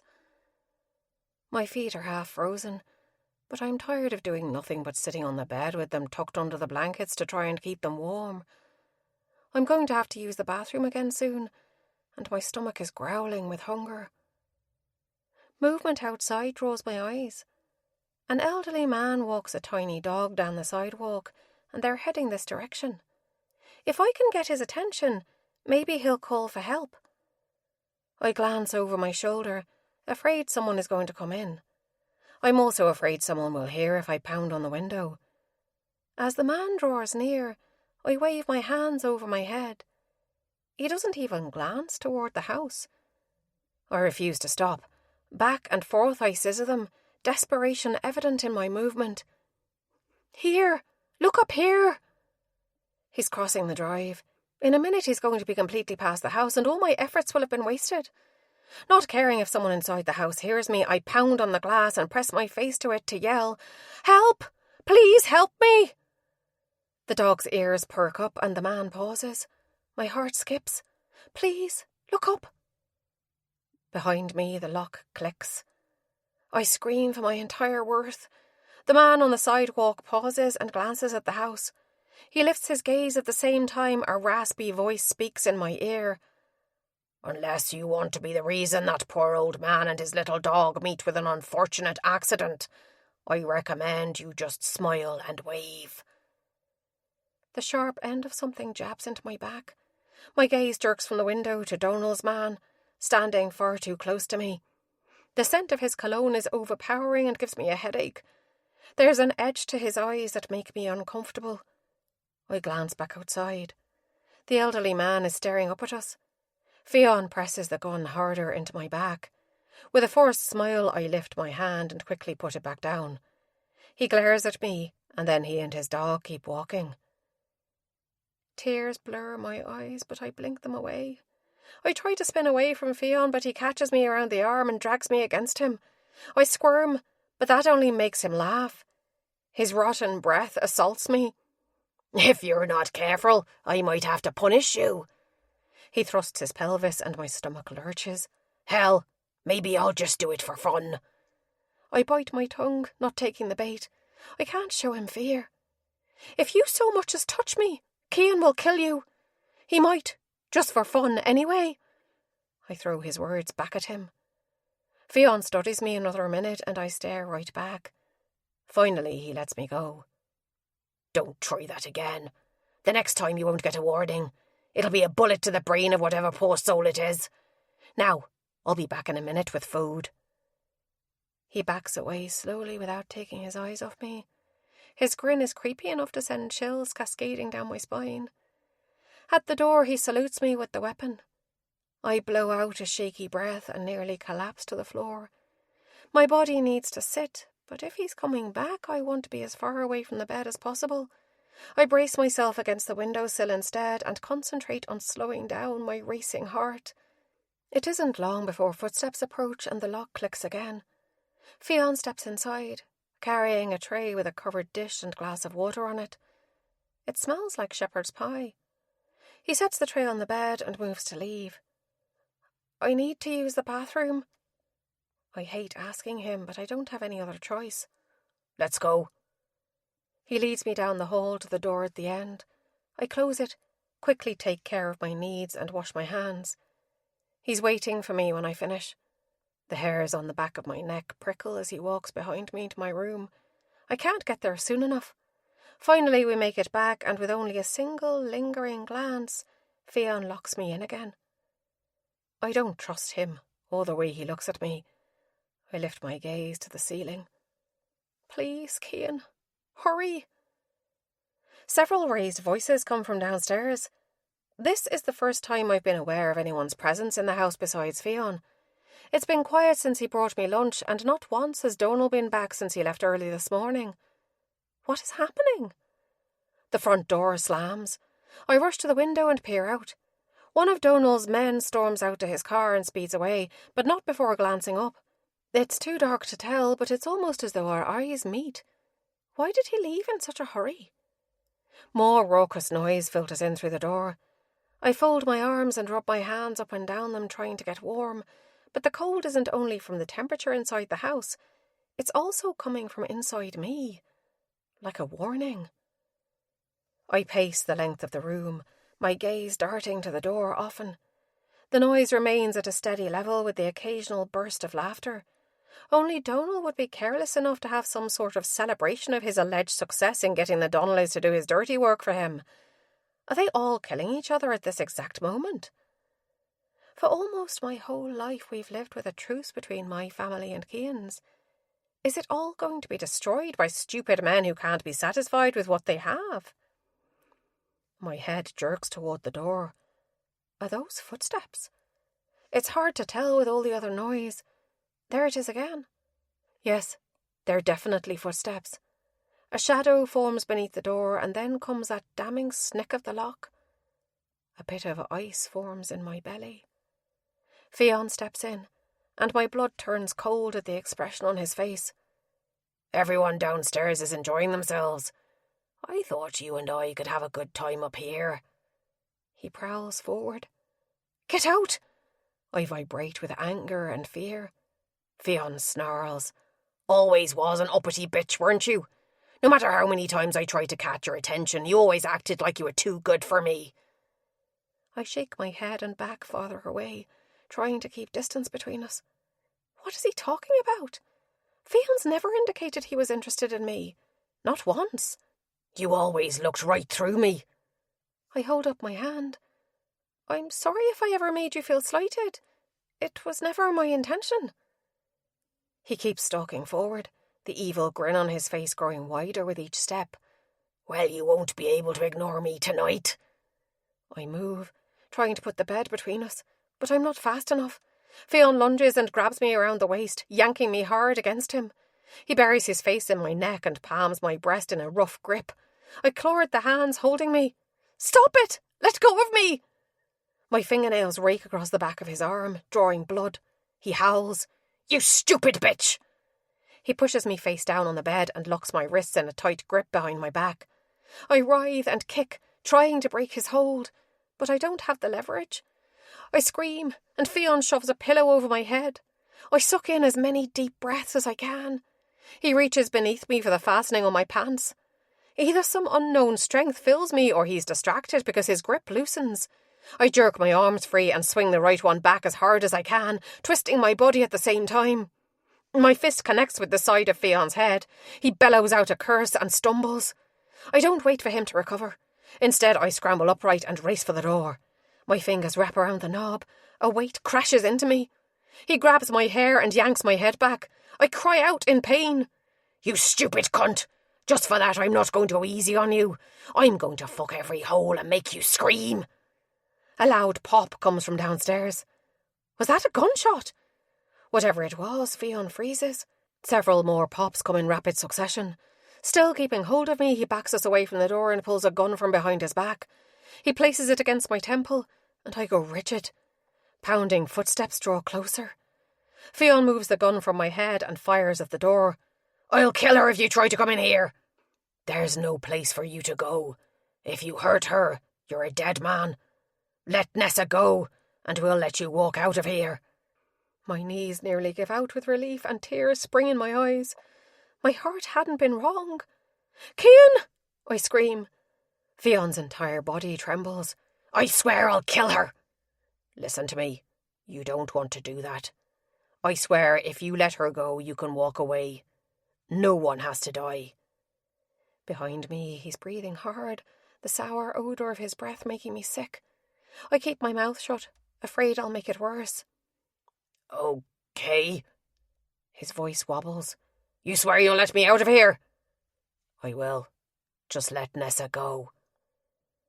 Another beat of silence, and then he straightens as though he's made his decision.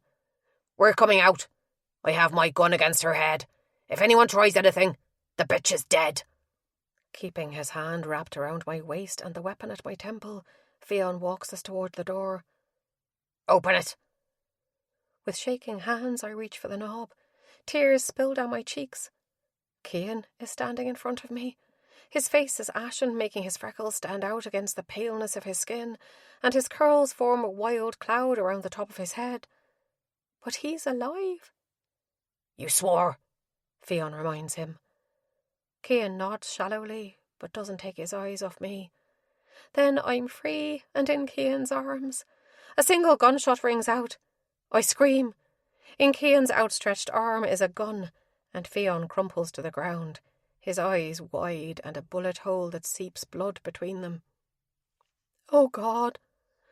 I fling myself away from Cian and vomit all over the floor. He holds my hair back and murmurs words I can't make out as I dry heave, having lost the little bit of what had been in my stomach. Once there's nothing left, he hands me a cloth. I wipe my mouth with it. "Come on, Mouse. Let's go home." Cian wraps an arm around me, but he stumbles and falls. I cry out and drop to my knees, calling his name. He's still breathing, but it's shallow. "Fuck, I knew he shouldn't have left the hospital," someone says. Hands gently clasp my shoulder.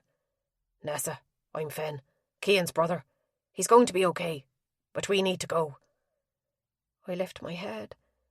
It's the same brother as when he took me from Donald's house. Somehow I manage a nod and he helps me to my feet. We back up a few steps.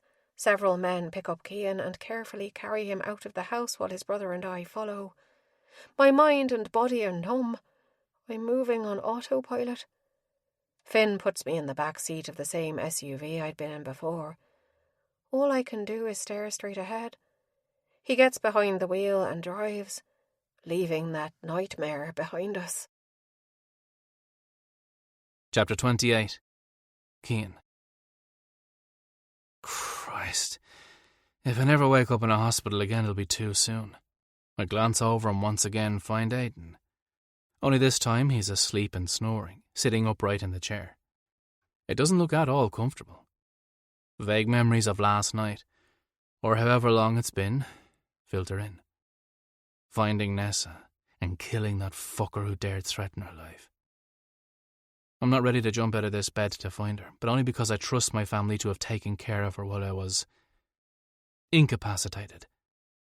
The door opens and Da walks in. "You're awake. How are you feeling?" he whispers. Try not to disturb Aidan. "Like I was shot." I huff out a small breath. "Is Nessa okay?" He grabs the chair from beside my brother and moves it next to my bed and takes a seat. Caitlin is with her, the last I heard. Finn called her. I appreciate it. And Cian? My fury is still at a slow boil. Rourke has him secured. They've been having a one-sided conversation with our enforcer doing all the talking. I can imagine. It's not enough, though. You told him to keep him there until I can join the discussion? Dan nods. Of course. Good. Because if anyone is going to end Donal Cian's life, it's going to be me. I made a vow to Nessa. Any word on who our anonymous caller is? Nothing. We'd been in the middle of our family meeting to decide our plan of attack when Dad got a phone call. The person said they worked for Donal but didn't agree with what he did to Nessa. The caller gave the address where Nessa was being kept. It had been a calculated risk to believe him, but it had paid off.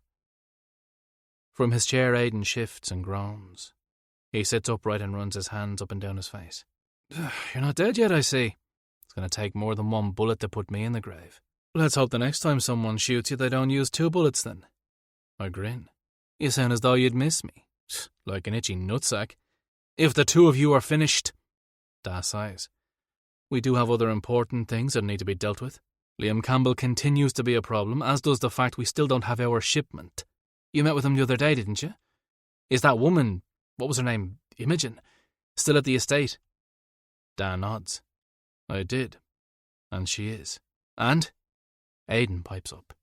And that's all I'm going to say on the matter. My brother and I share a glance. Da isn't normally this evasive. Who exactly is this woman? And what connection does she have to Campbell? There's no sense in pushing. It's obvious we're not going to get anything else from him. When she's rested, can one of you or Finn bring Nessa by? I need to see her. And speak with her. Aidan stands and heads to the door. I will. In the meantime, you should rest. If you keep saying things like that, I'm going to start thinking you really do care about me. Arsehole, my brother calls over his shoulder as he walks out of the room. Da rises as well and pushes my hair off my forehead before leaning down to kiss it. I love you, Cian. Love you too, Da. He follows Aidan and closes the door behind him. I shut my eyes and try not to think about the conversation ahead with Nessa. I slowly open my eyes and orient myself. I'm still in the same hospital bed, except there's a new scent in the room, one I'll smell even after she's gone. I turn my head and Nessa sits in the chair Aidan vacated earlier, reading a book. Her slightly crooked glasses are perched on her nose, and the hair I love so much lays in soft waves around her shoulders. My jaw clenches at the bruises marking her beautiful face, the ones I plan on making Donal Cian pay for, slowly, painfully. My fingers curl into a fist. As though sensing the movement, Nessa shifts her head. Her eyes widen and she slams the book shut and rushes over, collapsing into the chair pushed up near the bed. Oh my God, Cian! She clutches my fingers, careful of the IV. You had me so worried. I'm sorry I wasn't there to keep you safe. She jerks back a fraction. What? No, you saved me. If it weren't for you, Fionn would have... Nessa's voice cracks. That fucker died too easily. Do you know where Donal is? Caitlin either wouldn't or couldn't tell me. I don't want to lie to her, but I'm also not sure how she'll feel about her dad being tortured for his betrayal. He's being detained someplace where he won't hurt you again. Nessa's eyes meet mine. I'm going to assume detained is code for something else. I don't answer for a minute. Yes, I see. She nods, but just barely. He tried to have me killed. Then he beat and kidnapped you. It's as though I'm trying to justify my actions to her. Something I've never done or cared about doing before. Why this time? Because it's Nessa? Her fingers tighten their grip on mine and her gaze shifts to where our hands connect. I've had a lot of time to think about my life the last week. We all make choices, some good, some bad. And whatever decisions we make, we have to live with them. I know the kind of person Donal is. I've witnessed it over the last 26 years. I also know the kind of person I am. The choices he made have consequences, as do mine. Which is why I'm going to have to live with knowing that I'm a daughter who believes her father deserves whatever consequences he receives, no matter what they are. Nessa. I wait until she lifts her head. If there is anyone who deserves to be free to live her life as she chooses without fear, it's you. I can make that happen for you. So I'm going to. There's nothing for you to feel guilty about, or be sorry for, or afraid of. She laughs softly, the light in her eyes shining a little dimmer than normal. One day I might believe you. You will, I promise. I'm letting you go. Any debt Donal owed me has been paid. Nessa's brow wrinkles and she leans back, her fingers loosening their hold on mine and returning to her lap. What do you mean? I mean that you're no longer indebted to me. You can do whatever you please. Travel to America or any other place. Attend a theatre. Anything you want. I've put away some money. I don't want your money. She jumps to her feet and her fists clench at her side. Is that what our time together means to you? That you can pay me as though I'm some Ness? She slashes her hand through the air. No! The force of the word reverberates around us. She takes in a deep, measured breath. I won't take your money, Cian. There isn't anything I can say that will make this better. So I say nothing at all. Nessa walks back to the chair and picks up her book. A familiar book. She clutches it tightly to her chest and stares at me for a moment longer. I return it, refusing to look away, so I can continue absorbing everything about her and committing it to memory. Her jaw clenches, and I wait for her to say something, but instead she moves across the room and pauses at the door. Then she turns around. She and I chose the same thing. I'm not sure what she means. My confusion must be evident because Nessa lifts her book slightly. She chose to let go of her old life and embrace the new one. The new love she finds. I'm just glad she didn't end up with a broken heart. Like me. And then she's gone. Chapter 29. Nessa. Why did no one ever tell me that when a heart breaks, the person actually feels it? It's a stabbing pain in the centre of my chest that takes my breath away. I lean against the wall outside Cian's hospital room. How did no one hear it shatter? Just like with everything else in my life, I'll endure the pain of this too. It's not as though I don't have decades of practice. I stride down the hallway without a destination in mind. I'm supposed to call either Cian's brother or Caitlin for a ride to the estate, but I can't go back there. Not anymore. I wander through the hospital until I find myself out in front. The day shouldn't be as beautiful as it is. The sun should be hidden behind dark clouds and misty rain should be falling. Who knew you were so melodramatic? Hello, Nessa. My head snaps up and my heartbeat quickens at the sight of a man leaning against the front of a town car with his ankles crossed and his hands in his pockets. Liam, what are you doing here? How did you know where to find me? He smiles, but it doesn't quite reach his eyes. I study him again. For whatever reason, I don't sense any ill intent from him, although I'm not sure I should trust my own judgment. It's obviously severely lacking. He cocks his head. Trying to figure me out, are you? Others have tried and failed. I'm not sure you'll have any more luck than they did. Are you that complicated? You have no idea. I close the distance until only a metre separates us. Liam stares down at me, his face a bit harder, with more craggy edges than there were the last time I saw him. I missed you, when you left. I laugh a little awkwardly. I even cried when Donal told me. The muscles along his jaw flex and something flickers in his eyes. Sorry you wasted your tears. They weren't a waste. You and my brother, even if you never let me be your sister. I loved you. I understood why you ran. Goodness, did I envy you? Liam jerks, but I almost missed it. The movement was so slight. Like I said, wasted. It's clear he won't believe anything different. You still haven't told me what you're doing here. I came to see you, of course. My head cocks, which goes back to my second question, how you knew where I was. Unless you're following me. Or maybe not me, but Cian, rather. Just saying his name hurts. He palms his chest. You make it sound as though I have nefarious plans. Nefarious, huh? Despite his condescension, I'm not scared. I like to use big words sometimes. It makes me look smart. I burst out laughing. Yes, I can see how that would do it. What about this one? Prevaricating. Liam smiles, and this time there's a spark of amusement in his eyes. I'm here because I thought perhaps I could give you a ride back to the Donnelly estate. That won't be necessary, but I appreciate the offer. It's no trouble. I mean, I'm already here after all.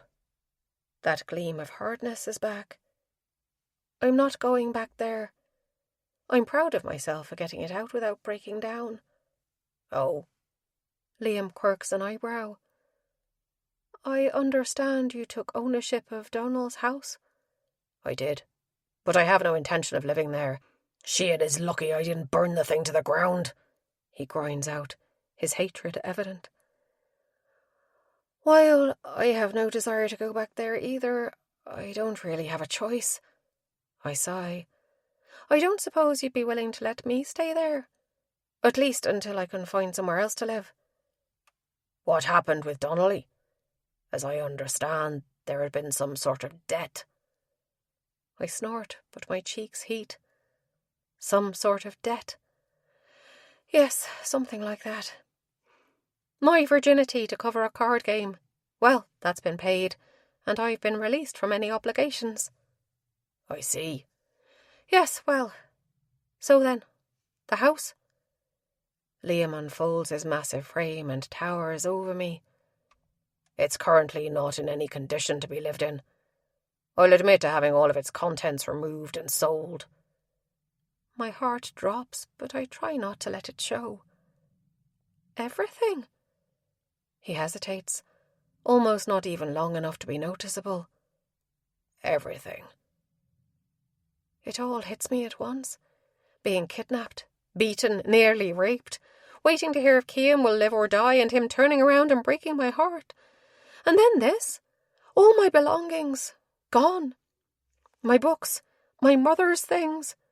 It's all just gone. I have nothing. A sob rips from my throat and my knees give out. Strong arms catch me before I hit the ground and cradle me against a hard chest. That only makes me cry harder because it's not Cian's. I hold my book even tighter and bury my face in Liam's neck, tears still pouring out.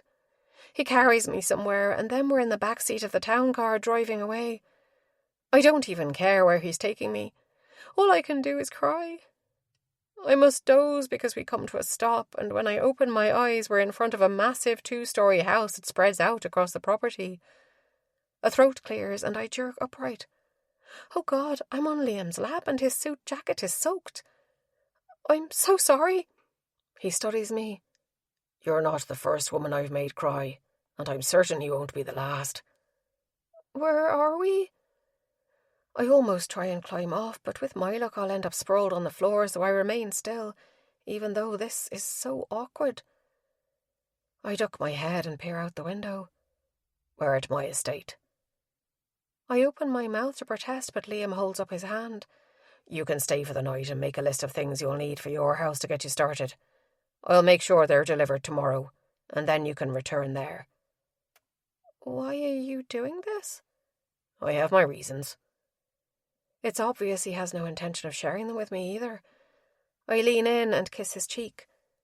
Whatever they are, thank you. Liam clears his throat. You should probably get out now. Oh yes, sorry. I scramble off of him and nearly tumble to the floor, but he steadies me with a hand. I mumble another thanks just as someone opens the door. I jump out and keep my gaze averted while he exits the vehicle with far more grace. Liam straightens his suit coat and then heads into the house. Not having any other choice, I follow. The entryway is tiled in a black and white square pattern, and the U-shaped staircase leads to the second floor. The fireplace against one wall is unlit. I stare at everything as he leads me into a large, sunken living space and gasp at the waterfall running down the wall into a small pool in the floor. He's certainly done well for himself. I'll show you to your room. I close my mouth to stop gaping. He moves down a short hallway off the back of the living area. I peek in the open doorway of the first room we pass. It's a large bathroom with double vanity and walk-in shower. He pauses outside the next door and gestures for me to enter. It's a beautiful room with a large bed covered in a cream duvet. At the foot of it is a narrow taupe settee. I walk around and take the rest of the furnishings in. A small and simple wooden desk is pushed against a wall with a cream chair tucked beneath it. Another cream accent chair is parked in front of a massive bow window that is nearly as tall as the ceiling, with a view of a well-trimmed hedgerow, its opening guarded on either side by tall stone plinths, and a stone gargoyle perched on each one. I glance over my shoulder at Liam. "Your home is lovely." "Thank you." He bows his head. "Make yourself comfortable. I have some business to attend to, but if you're hungry or thirsty, help yourself to anything in the kitchen. It's behind the staircase off the entryway past the dining room. And if you need me for any reason, I'll be in my office in the hallway on the other side of the living area." I still don't know your reasons for helping me, but thank you. Liam's gaze holds mine for a second, and then he turns and walks out. I stand in the middle of the room another minute and then sit on the edge of the bed, setting my book beside me. I caress the cover and tears well in my eyes, but I sniff them back. I've done enough crying today. Liam said my tears were wasted on him, but I don't believe any tears are truly wasted. They can be cleansing, healing. I can't imagine what Cian would say if he knew I was with Liam. Although maybe that's Liam's goal. Maybe he has every intention of telling Cian I'm here, to taunt him, lord it over him. This isn't the 17-year-old boy I remember, nor the serious, intent man I observed from afar when I was 16. Liam is so much harder, angrier.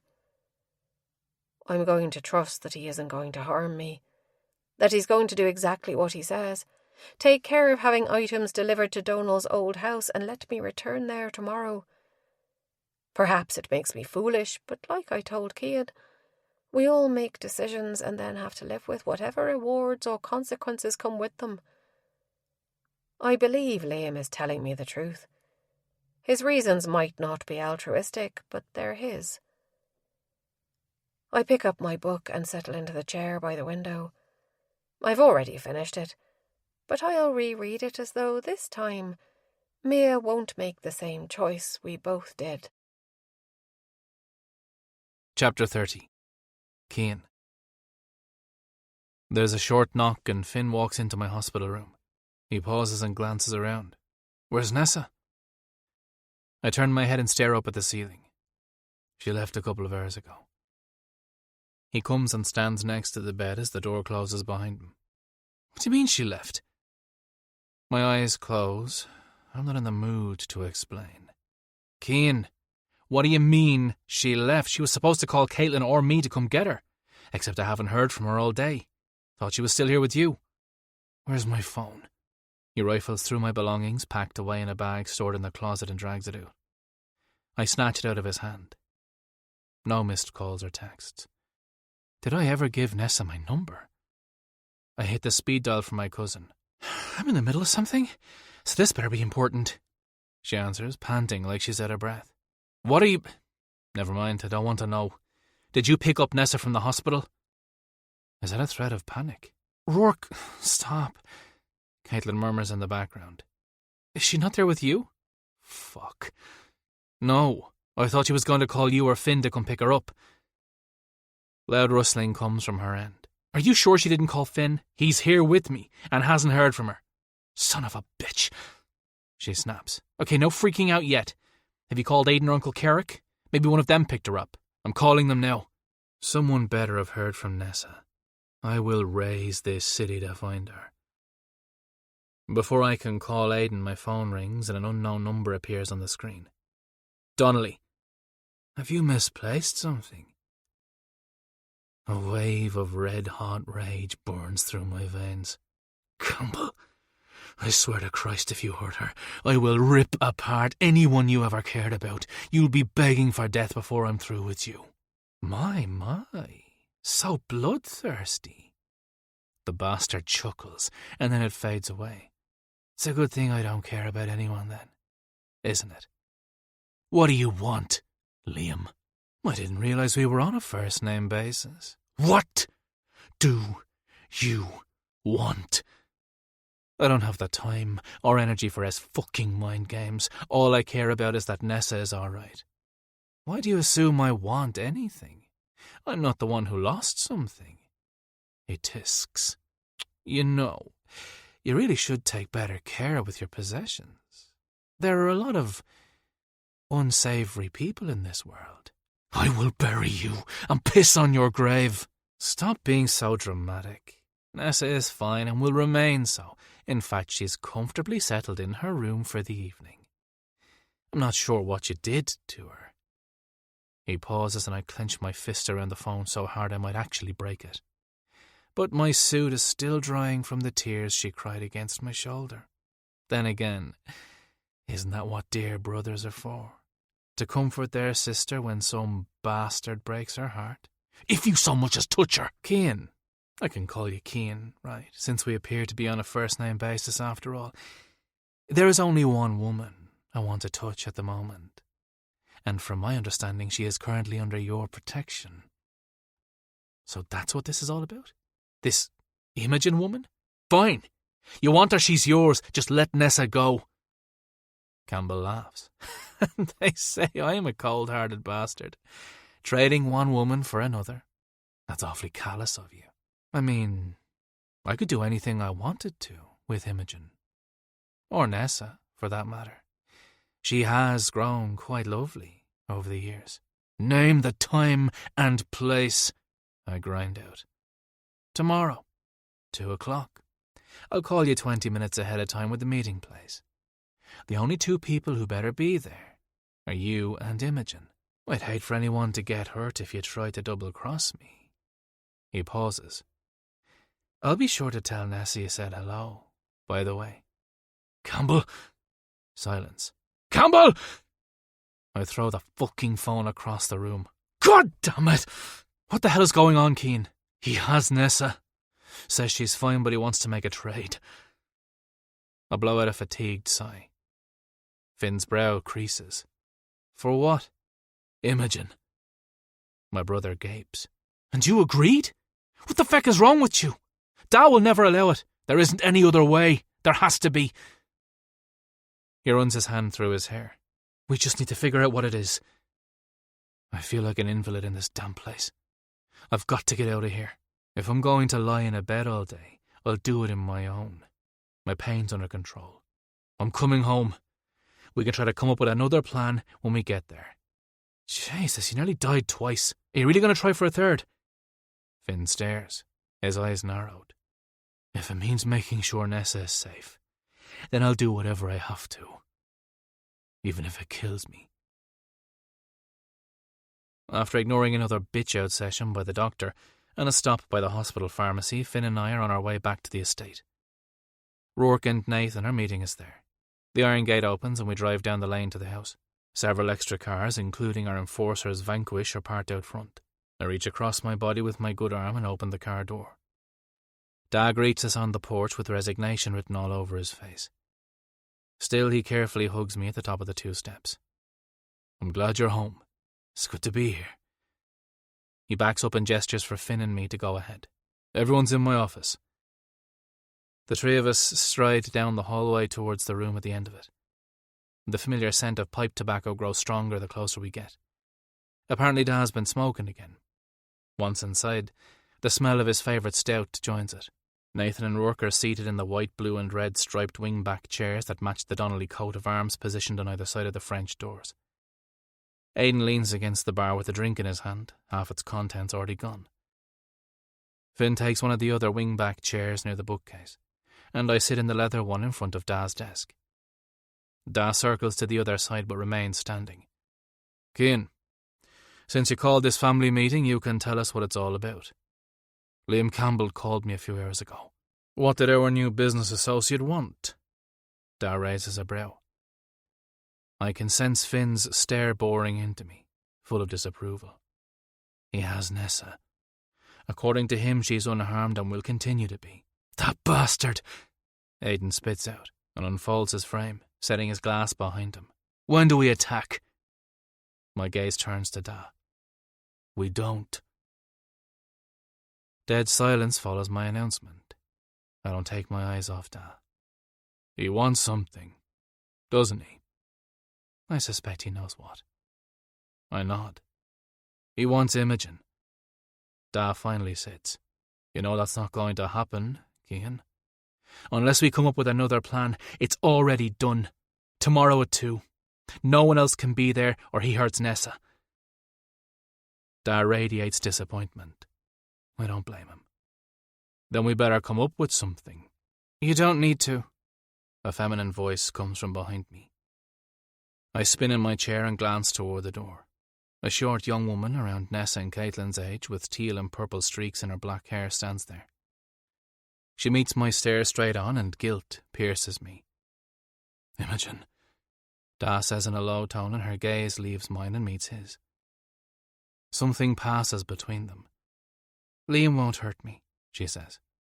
Da shakes his head. You don't know that. Yes, I do. She nods firmly. She believes it. Or perhaps she's only telling herself that. He wants me because he sees me as a challenge. The fact I was able to leave right from under his nose only made it worse. So if it means helping the woman Cian loves, then I'll go with him. I open my mouth to deny it. But I can't. The only reason I'd risk so much is because I love Nessa. I collapse back into the chair. Imogen chuckles. Didn't have that figured out yet, did you? Her smile fades slightly. She's a lucky woman. Da circles the desk and stops in front of Imogen. You don't have to do this. We'll come up with something else. Don't worry about me. It'll be fine. Truly, I'm not afraid of Liam. She reaches out and squeezes his hands. Thank you. After this is all over and I go home, maybe I'll see you again. The tension in the room is thick. Imogen glances around and laughs again. Don't all stare at me like I'm about to die, for fuck's sake. Nothing that drastic is going to happen. Liam's just pissed I left. In the short time I was with him, I learned he's not a man who likes to give up any type of control. Once he gets the challenge out of his system, I'll go back to my life.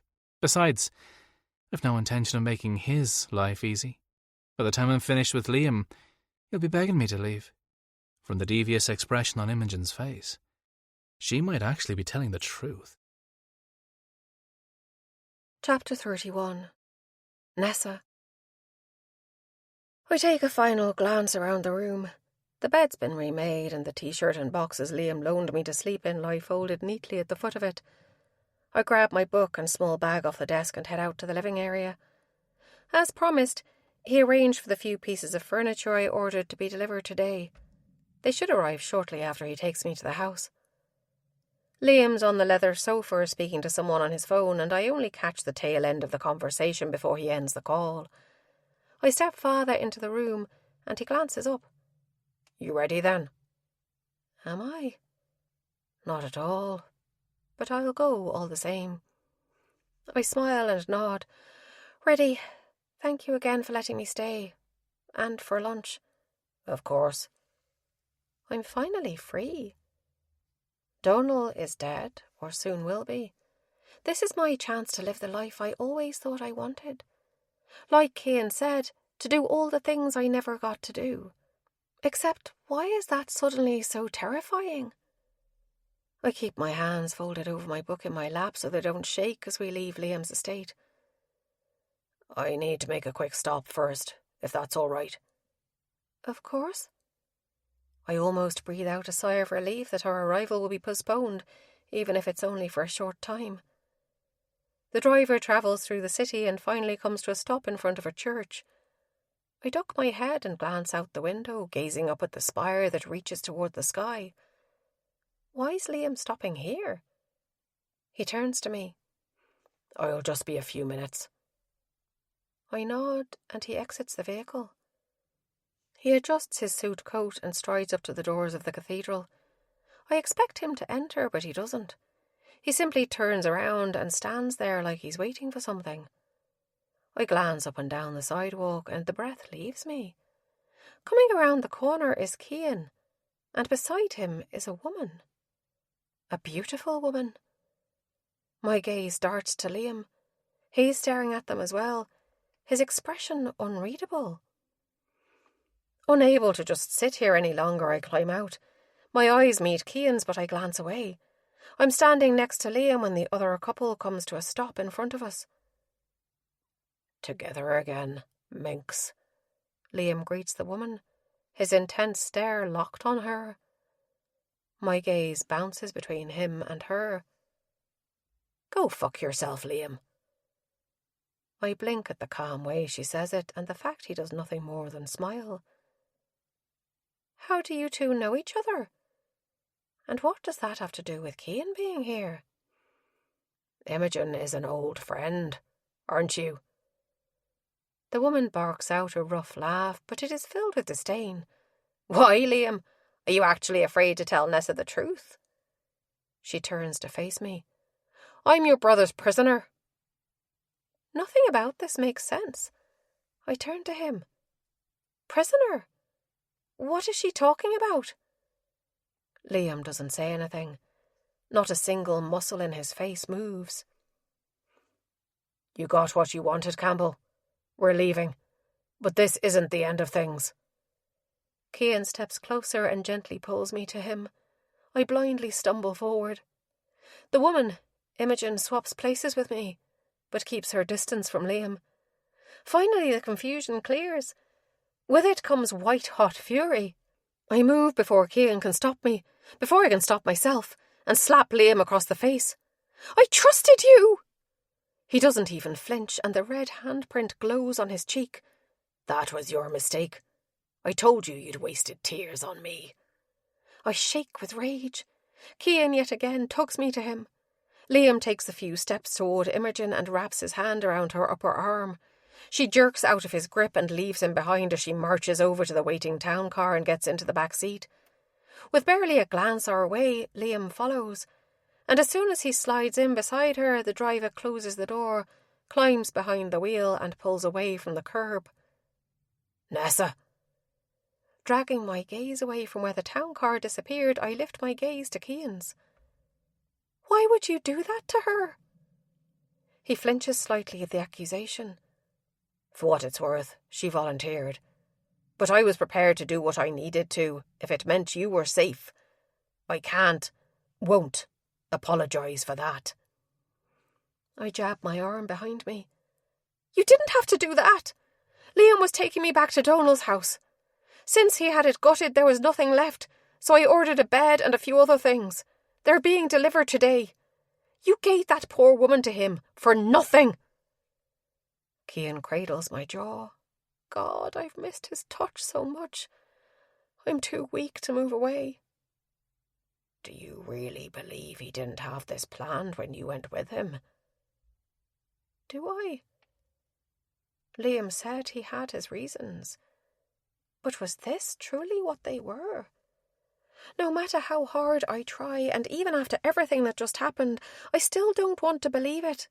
I don't want to believe that I've now had my heart broken by the only two men I've ever loved. Regardless of his feelings, Liam has always been my brother, and I loved him. Take me to Donal's house, please.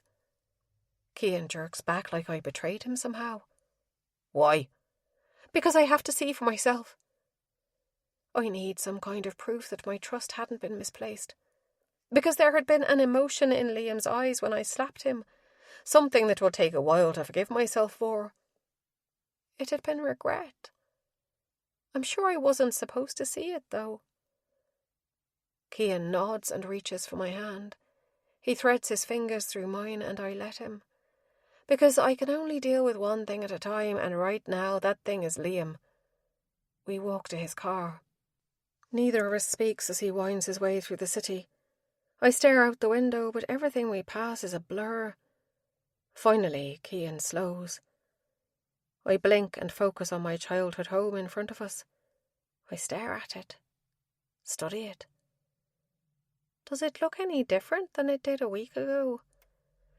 So much has changed since then. I've changed so much since then. It stands to reason that the house would too. Except it doesn't. It still stands there with an aura of sadness, of bleakness. Almost none of the memories inside that house are good ones. There are a few, though. Mostly of when my mother was still alive, but sometimes I question if even those are real. There is one difference, though. The large delivery truck that several men are unloading. I walk up to the front door.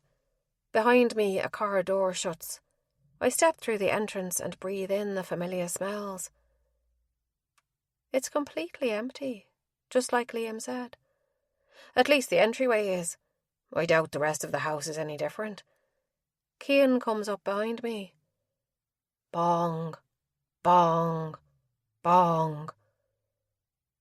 I follow the sound, passing empty room after empty room, until I come to a stop just inside my mother's sitting area, where her favourite grandfather clock still stands.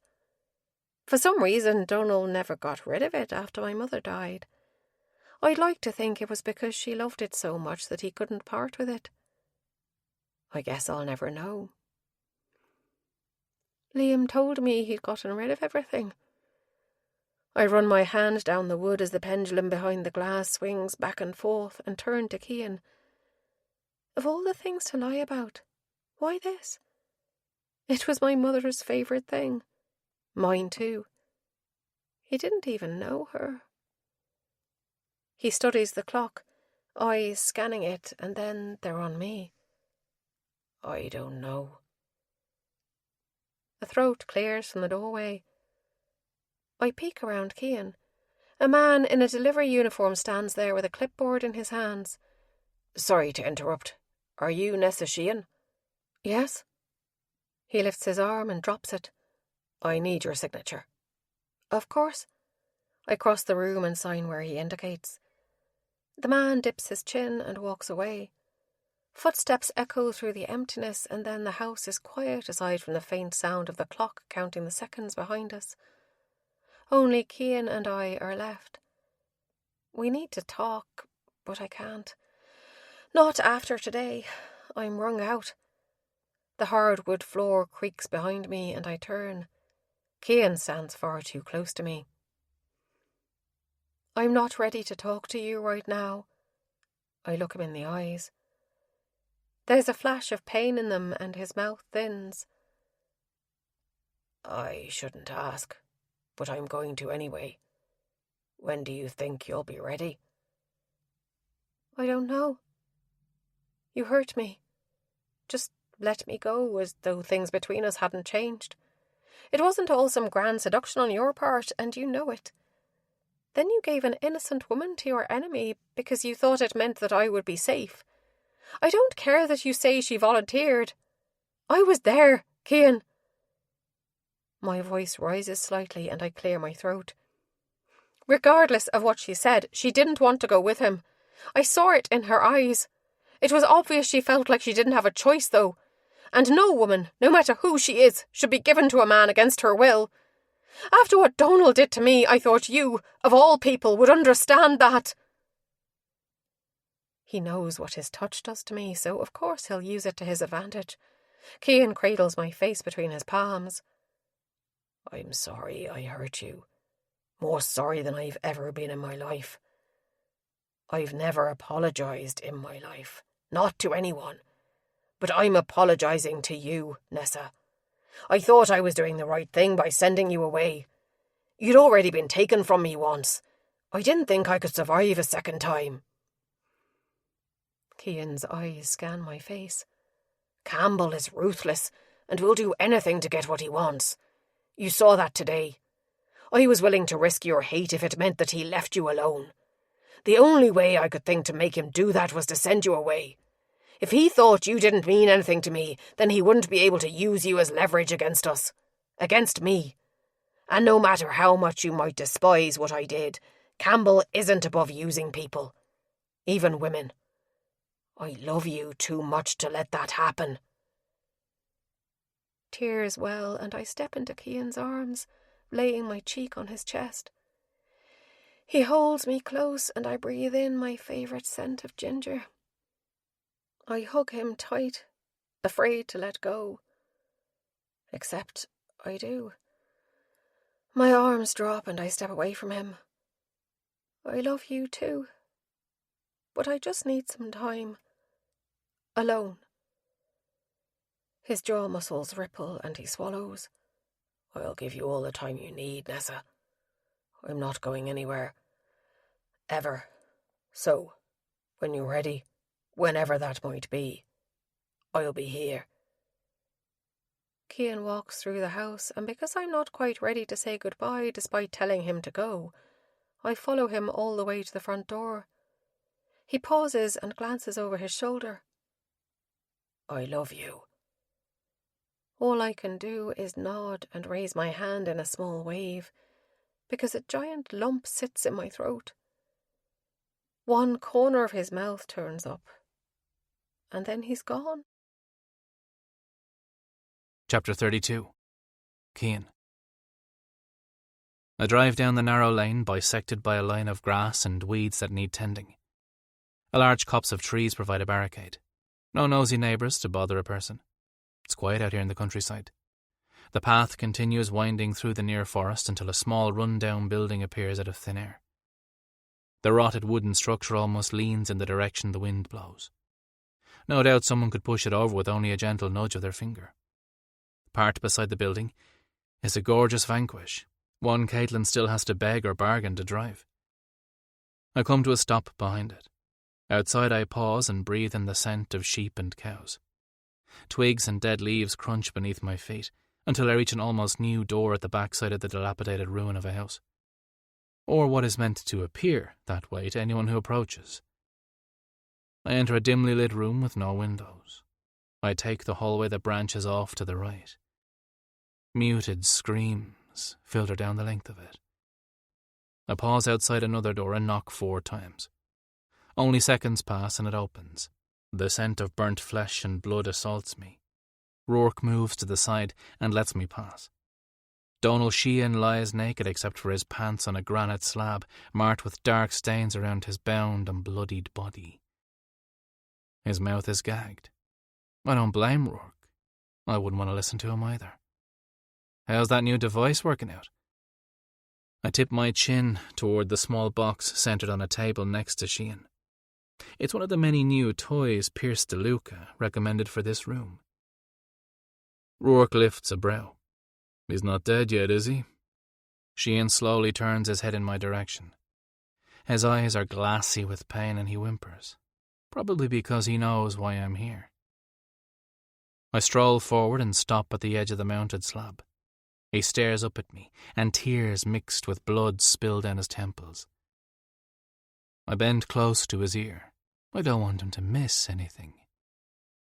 How does it feel to be at the mercy of someone who abuses you, day in and day out? To feel fear, never knowing when the next stride might come. Cian screams behind the cloth and his body writhes beneath the ropes. I straighten. Rourke is slowly driving an ice pick through our prisoner's shoulder. Nearly the entire length of it disappears before he drags it back out, flips on the machine and sets a wand to the wound. It sizzles and smokes. The stench of burning flesh fills the room. Faint cries still spill from Cian's mouth as sweat pours off his face, mixing with the bloodied tears. Once Rourke is satisfied, he turns the machine off. I circle the table, keeping my eyes on Cian. This is an ingenious device our enforcer learned about from my cousin's Italian relative in Brooklyn. He says he can torture a man for days, weeks even, without killing him. They just burn over and over again. Apparently they all beg for death before it actually comes. I pick up the corded wand Rourke had set down, examine it, and return it to its place before glancing at Cian. Did you know the Italians all get a crown tattooed on the left side of their chest when they initiate into the organisation? It's to signify their loyalty. When someone bearing that crest betrays them, they use one of those machines to burn the tattoo off the body before they bury it. It's quite a handy tool, if you ask me. Cian mumbles behind the gag. I pull it from his mouth. Please, just kill me. I'm not sure you've suffered enough to make up for the 20 years of abuse you dealt Nessa. Your own daughter. A daughter one of your piece of shit associates nearly raped. For what? Did it make you feel powerful? Significant? I sneer. Look at you now, lying in your own shite. Desperate. Alone. Begging your enemy to end the pain you deserve. Not so powerful now, are you? Tears spill from his eyes. Please, I'm sorry, he begs. You're sorry? Cian nods as a sob rumbles up his throat. Yes, please, tell Nessa to forgive me. I punch him in the face. There's a sharp crack, his head snaps to the side and he cries out. I'm not telling Nessa to do fuck all. Because you know what? She doesn't forgive you, never will. In fact, she was glad to know that soon you'll be dead. How does it feel knowing that your daughter, your own flesh and blood, doesn't even care if you die? You get to go to your grave knowing that the kindest, smartest, most loving person to exist in this world not only hates you, but also fell in love with your greatest enemy. Wanting this to just be over with, I snap up the ice pick and ram it straight through Cian's heart. His eyes widen and lock on mine, and his mouth parts on a soundless scream. We stare at each other until the gaze of death moves in, and his head lolls to the side. Didn't know you had it in you. I lift my gaze to Rourke's. Have what? Mercy. That wasn't mercy. That was ending a man who wasn't worth any more of my time. He knew who had all the power in the end. Besides, I didn't do it for him. I glanced down at the dead body. I did it for Nessa. How is she? Caitlin planned on calling her today to check in. Invite her out for dinner, maybe, since I told her I'd be late getting home. It's been nearly 24 hours since I left her at her former home. Everyone has been avoiding me since, even Nora. Hurt, angry, told me she needed time. I slept in our bed out of the cottage, because it smells like her. Rourke lays a hand on my shoulder, something he never would have done before Caitlin. She softened some of his rougher edges. She loves you. It'll work out. I hope he's right. Thanks. You good here? Or do you need me for anything? I'm good. The pigs will do most of the work. Not bothering to spare a final glance at the body, I exit the house and then I'm driving back down the narrow lane on my way home. I head straight out to the cottage when I arrive. Once I pour myself a drink, I sit on the couch and pull my phone from my pocket. I take a sip, savouring the oaky flavour. There's no better whiskey in Ireland than this one. Even our cousins in Brooklyn drink it. We have to ship bottles to them every few months. I lean forward, set the glass on the coffee table and rest my forearms on my knees to stare at the phone I'm holding. Fuck it. I unlock the screen, hit contacts and tap on her name. Then I type out a short text message. Mouse, I hope it's okay that Caitlin gave me your number. I thought she should know that I fulfilled my promise. It's done. Set it down. Except I can't. I keep staring, waiting for those 3 dots to appear. My heartbeat counts out the seconds. At 73, they pop up. I sit up. They disappear. Then they're there again. Mouse. Thank you. I wait for more, but after another minute, no other messages come through. I lean back against the sofa with a sigh and toss my phone onto the cushion next to me. My phone pings. I snatch it up and swipe the notification. I miss you. I just wanted to tell you that. Good night. I miss you too. Christ, I grab the whiskey and down the rest of it in a single swallow, then take the glass to the kitchen. On the counter is one of her books. It's not the same one she's been reading, the one she finished. I open this one to the page that's bookmarked, lean against the counter, and start reading from where it appears Nessa left off. My phone pings again. Taking the book with me back into the living area, I pick it up. It's just a text from Hayden. I type out a short response and take a seat to go back to reading, but I open it to the beginning.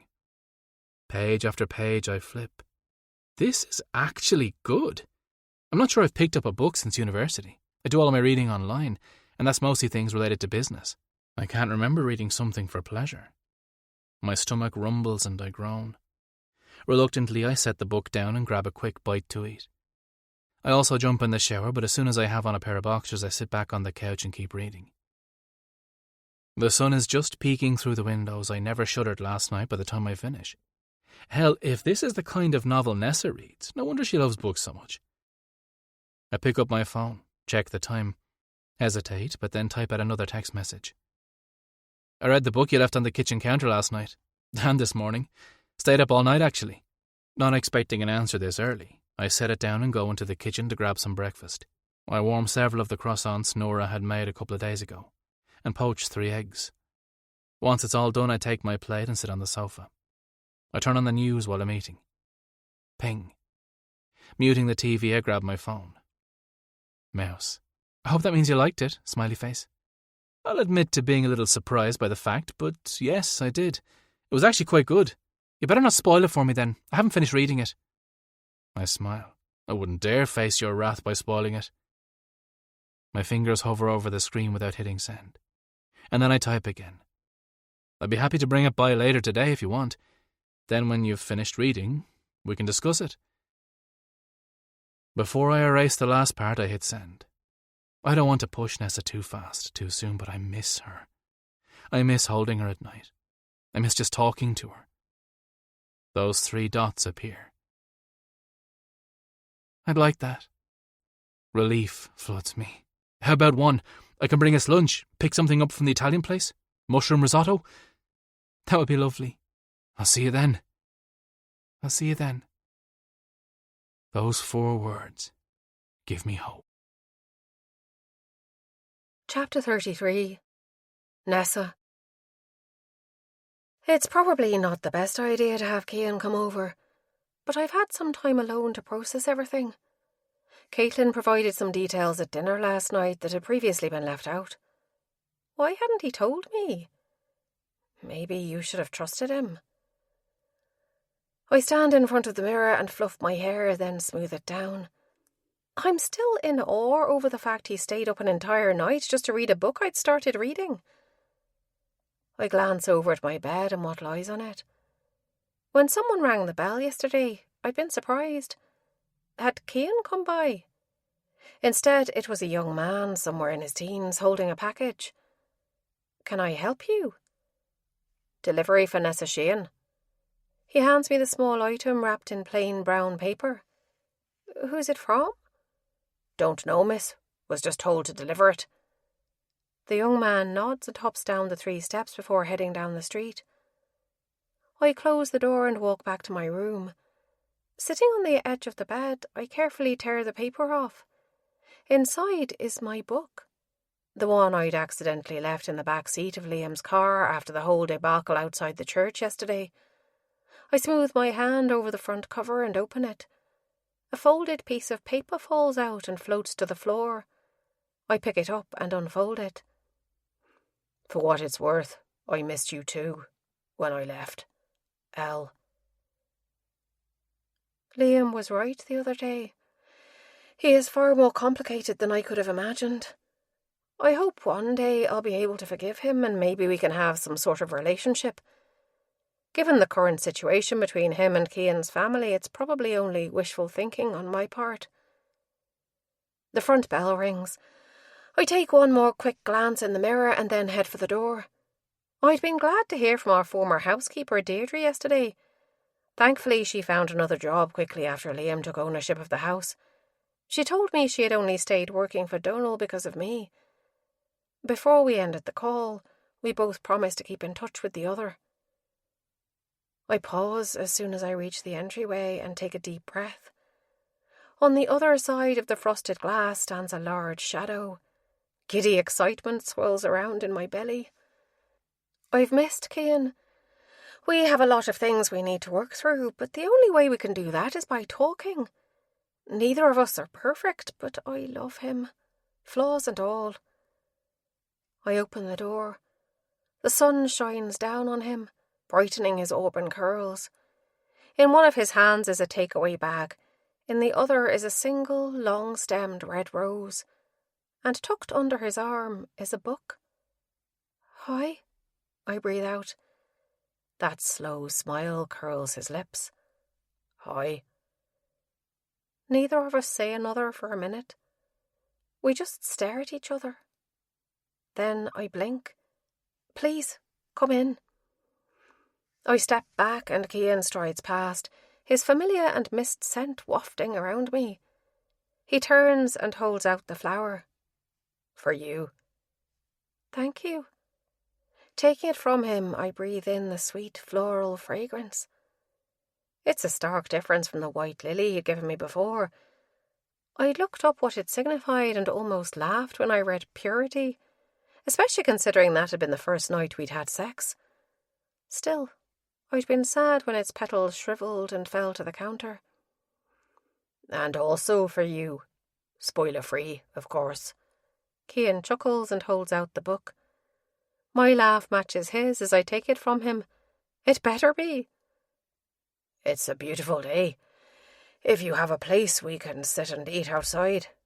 I had them pack utensils just in case." Cian slightly lifts the bag. "There isn't any furniture out there, but I've taken a meal or two on the terrace steps before. Otherwise, we can sit on the sofa. Thankfully, I'd had one delivered yesterday." "Steps are fine with me." "Good. Let me go put this in some water and get us something to drink from the fridge. Then we can head out there. I'll be right back." The sun hasn't risen high enough to clear the roof entirely, so a section of the terrace is still covered in shade, including the steps. But the breeze is warm enough to keep the chill out. I take a seat and Cian settles near me, placing the bag between us next to the bottled water I set down like a buffer, and then he pulls out the first container. "Mushroom risotto for the lady." He passes it, along with a set of utensils, to me. "Thank you, sir." When I take it from him, our hands brush and a warm tingle travels up my arm. My eyes jerk to his. Judging from the expression on his face, he felt it too. Then again, it's always like that when Cian touches me. "You're welcome." His voice is low and husky. To distract myself, I open the container and take a bite. The long, uncomfortable silence slowly shifts as the familiarity of a pleasant meal together settles between us.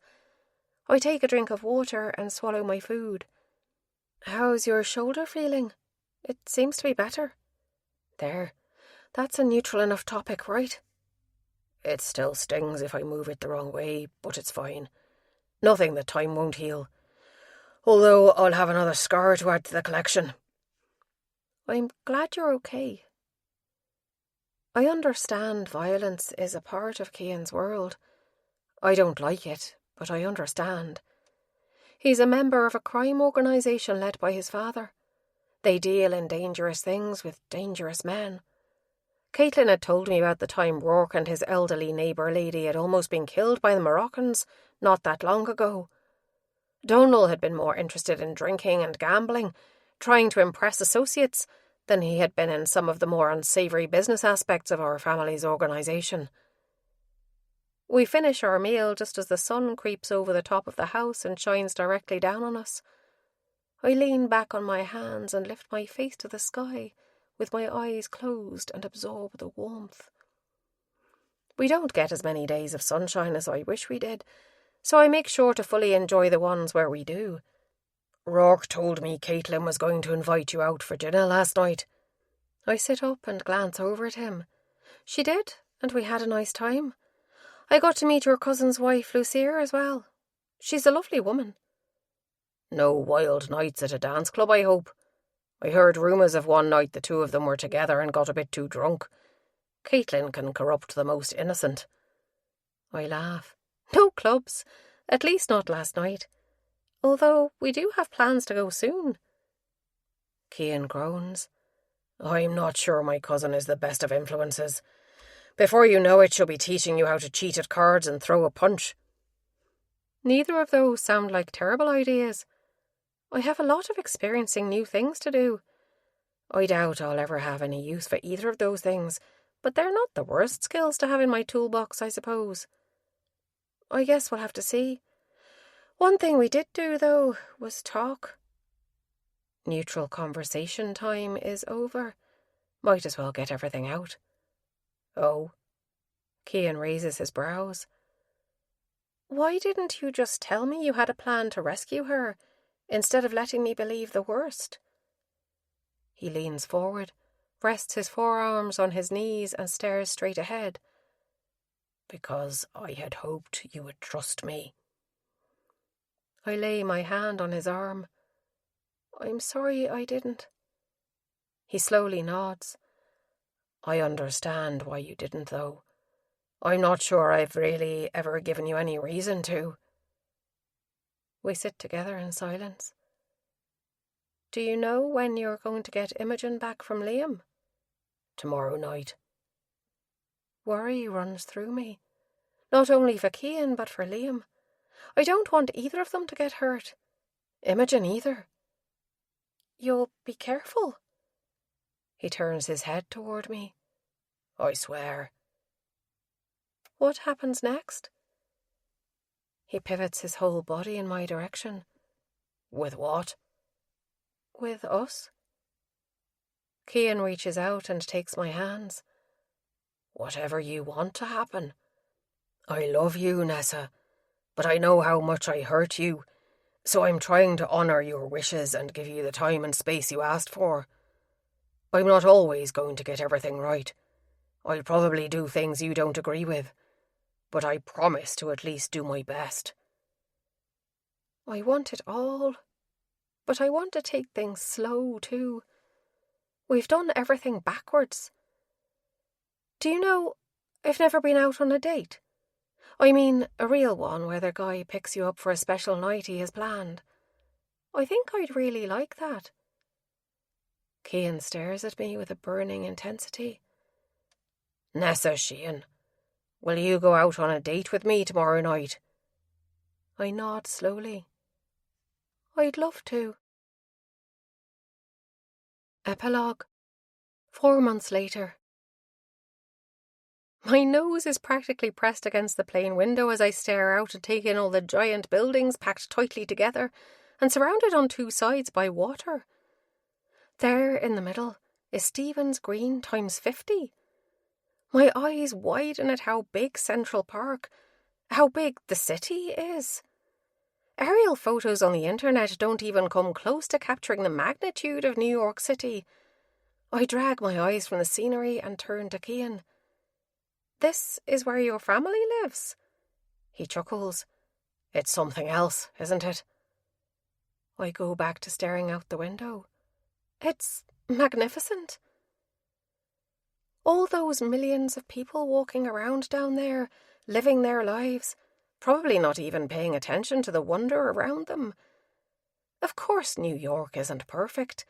Caitlin prepared me, but I'm choosing to focus on the positives. I don't take my eyes off the skyline until the plane lands and we taxi to our gate. Cian had booked our flight to make sure that we arrived when it was daylight, so we could sleep through the night and hopefully avoid jet lag. Plus, he wanted me to experience the city from the sky, both during the day and at night when it's all lit up. I'm so wired with excitement, I'll probably be awake until tomorrow. We make it to the bottom of the escalator when a familiar voice calls out my name. I glance around and there's Caitlin, waving her hands like a madwoman, with Rourke at her side. She rushes forward the second I step onto level ground and throws her arms around me. I'm so happy you guys made it. How was the flight? What did you think of your first view of the city?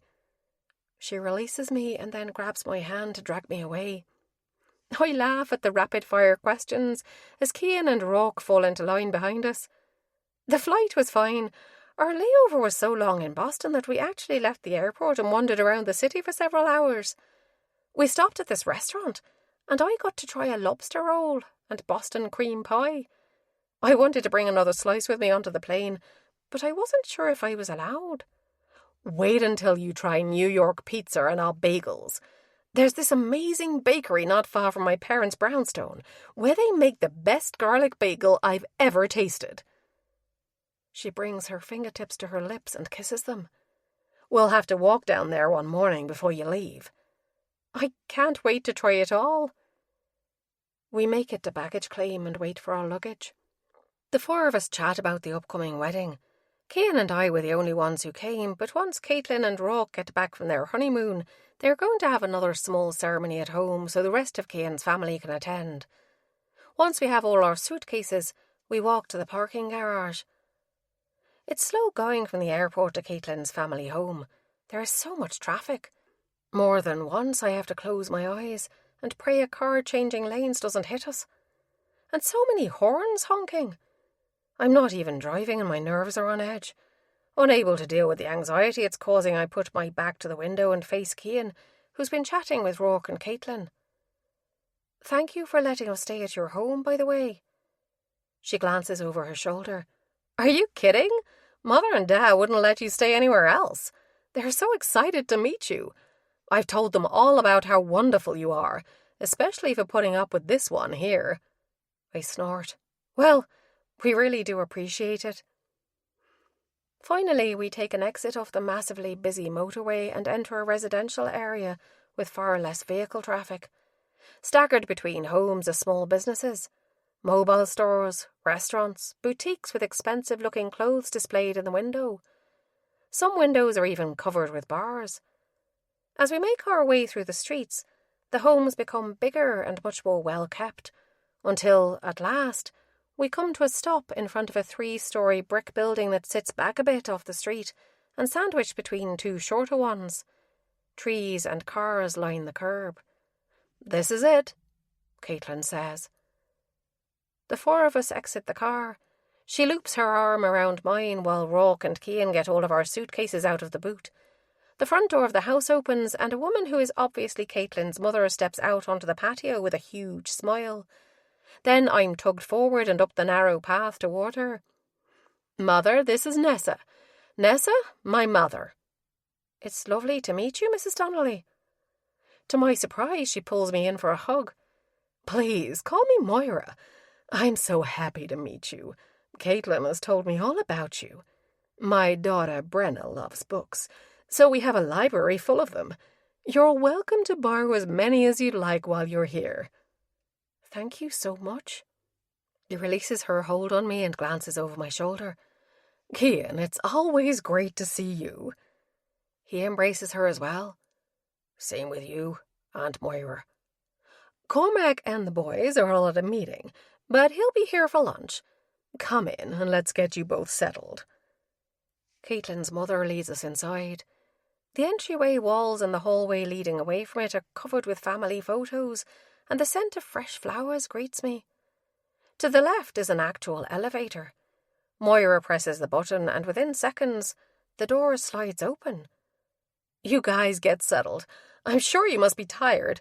We'll be around if you want to get together and chat, Caitlin says. Thank you.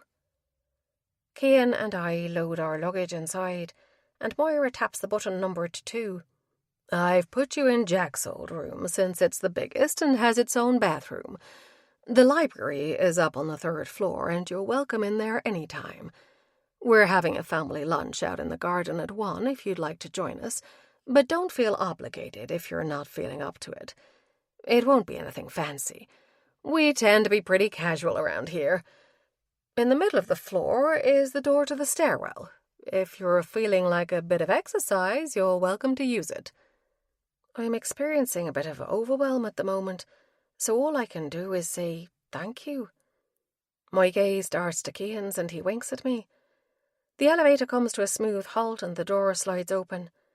We all get out and Moira comes to a stop in front of a door partway down the wide hallway. "Here you are. There are plenty of towels in the closet inside the bathroom, as well as any toiletry item you might possibly need. But if there's something missing, don't hesitate to ask." Once again she wraps her arms around me.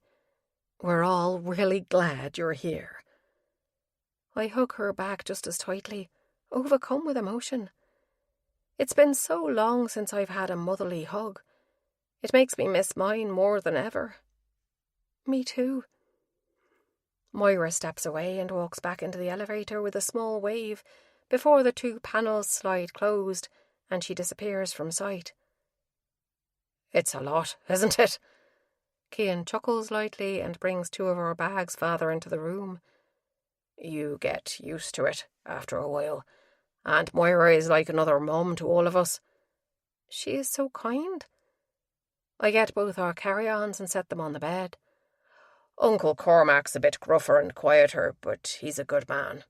You'll like him as well." I've gotten to know little things here and there about Cian's cousins over the last few months. Between him and Caitlin, I've been told so many stories about the entire Donnelly clan and their significant others. Jack and Rory, Paddy and Anya, and Brenna and Emilio, whom she calls Jacob. Growing up an only child after Liam had left, I was always envious of people with lots of siblings. I'm sure I will. Other than being bombarded with affection, how are you feeling? I know it's been a long trip. I'm still pretty giddy over the fact that I'm really here. In America. I throw my arms out to the side and tip my face to the ceiling. Cian laughs and then he grabs me around the waist, lifts me and spins us around in a circle. I squeak and throw my arms around his neck. He sets me on my feet and kisses me until I'm breathless. I stare up at him and my heart is so full I'm afraid it might explode sometimes. I love you. I love you too. He brushes my hair off my forehead in a sweet gesture that never gets old. If you're not too tired then, why don't I show you around Aunt Moira's famed garden? My eyes widen. Famed, is it? Cian nods. You'll see. He threads his fingers through mine and leads me outside. I gasp. A stone path is bordered on either side by a mass of flowers in every colour imaginable. We travel the direction the stones lead and are greeted with rows and bushes overflowing with blooms. Told you. Wait until you see it at night, though. Aunt Moira has all these strings of lights she calls fairy lights that give this place a magical glow. It's incredible, really. She's been adding plants and flowers and growing this place since Brenna married Emilio, so going on 11 years, maybe. It started out as only a small, simple garden until it became this. My goodness. We continue strolling through the stunning foliage, but I stop to smell several different blooms. There's a large open space of lawn on the left-hand side of the house where a tall white tent is erected. Beneath the cover are white folding chairs. This is where Caitlin and Rourke will be married in 3 days. From my understanding, the reception will be held here too, with more tables set out in the grass and a small dance floor will get laid under the tent for dancing later. I'm excited to be part of the ceremony. When Caitlin asked me to be one of her bridesmaids, I bawled with happiness. After all these years, I belong to a family. Cian and I keep walking around the large garden. We're at the far back, out of sight of the house and near a giant trellis woven through with a rosebush in full bloom, when his hand drops from mine. I stop and turn back with a question. My whole body goes weak and tears well in my eyes. Cian is down on one knee. He reaches into his pocket and brings out a small velvet box that he slowly opens. I wasn't sure when I was going to do this, because I didn't know when an opportunity would present itself. And I know it's technically supposed to be Caitlin's week and all attention should be on her, which I'll never understand. But this just felt like the perfect time and the perfect place. I love you, Nessa. I love the fierce woman that you are. I love your warm and kind heart. I love your laugh, your smile. I love that you make me want to become a better man for you. I love that you're my best friend who I can talk to about anything. The nights we sit together and spend the whole evening just talking and being with each other are my favourite time of the day. You're the woman I want to spend the rest of my life with. Mouse, will you marry me? I drop my hands covering my mouth and nod, the tears spilling down my cheeks. Yes, I'll marry you. Cian rises to his feet and takes the gorgeous sapphire and diamond ring from the box. I hold out a shaking hand. He wraps his warm one around mine and slides the band down my third finger. The heaviness and weight of it is something I'll have to get used to. I throw my arms around him and kiss him with everything that I am. When Cian showed up in the early morning hours of that day, not so long ago, claiming that I belonged to him, I never would have believed that he was right. He owns my heart, body and soul, just as I own his. Our life won't always be easy, not with the families we have, but together we can get through anything.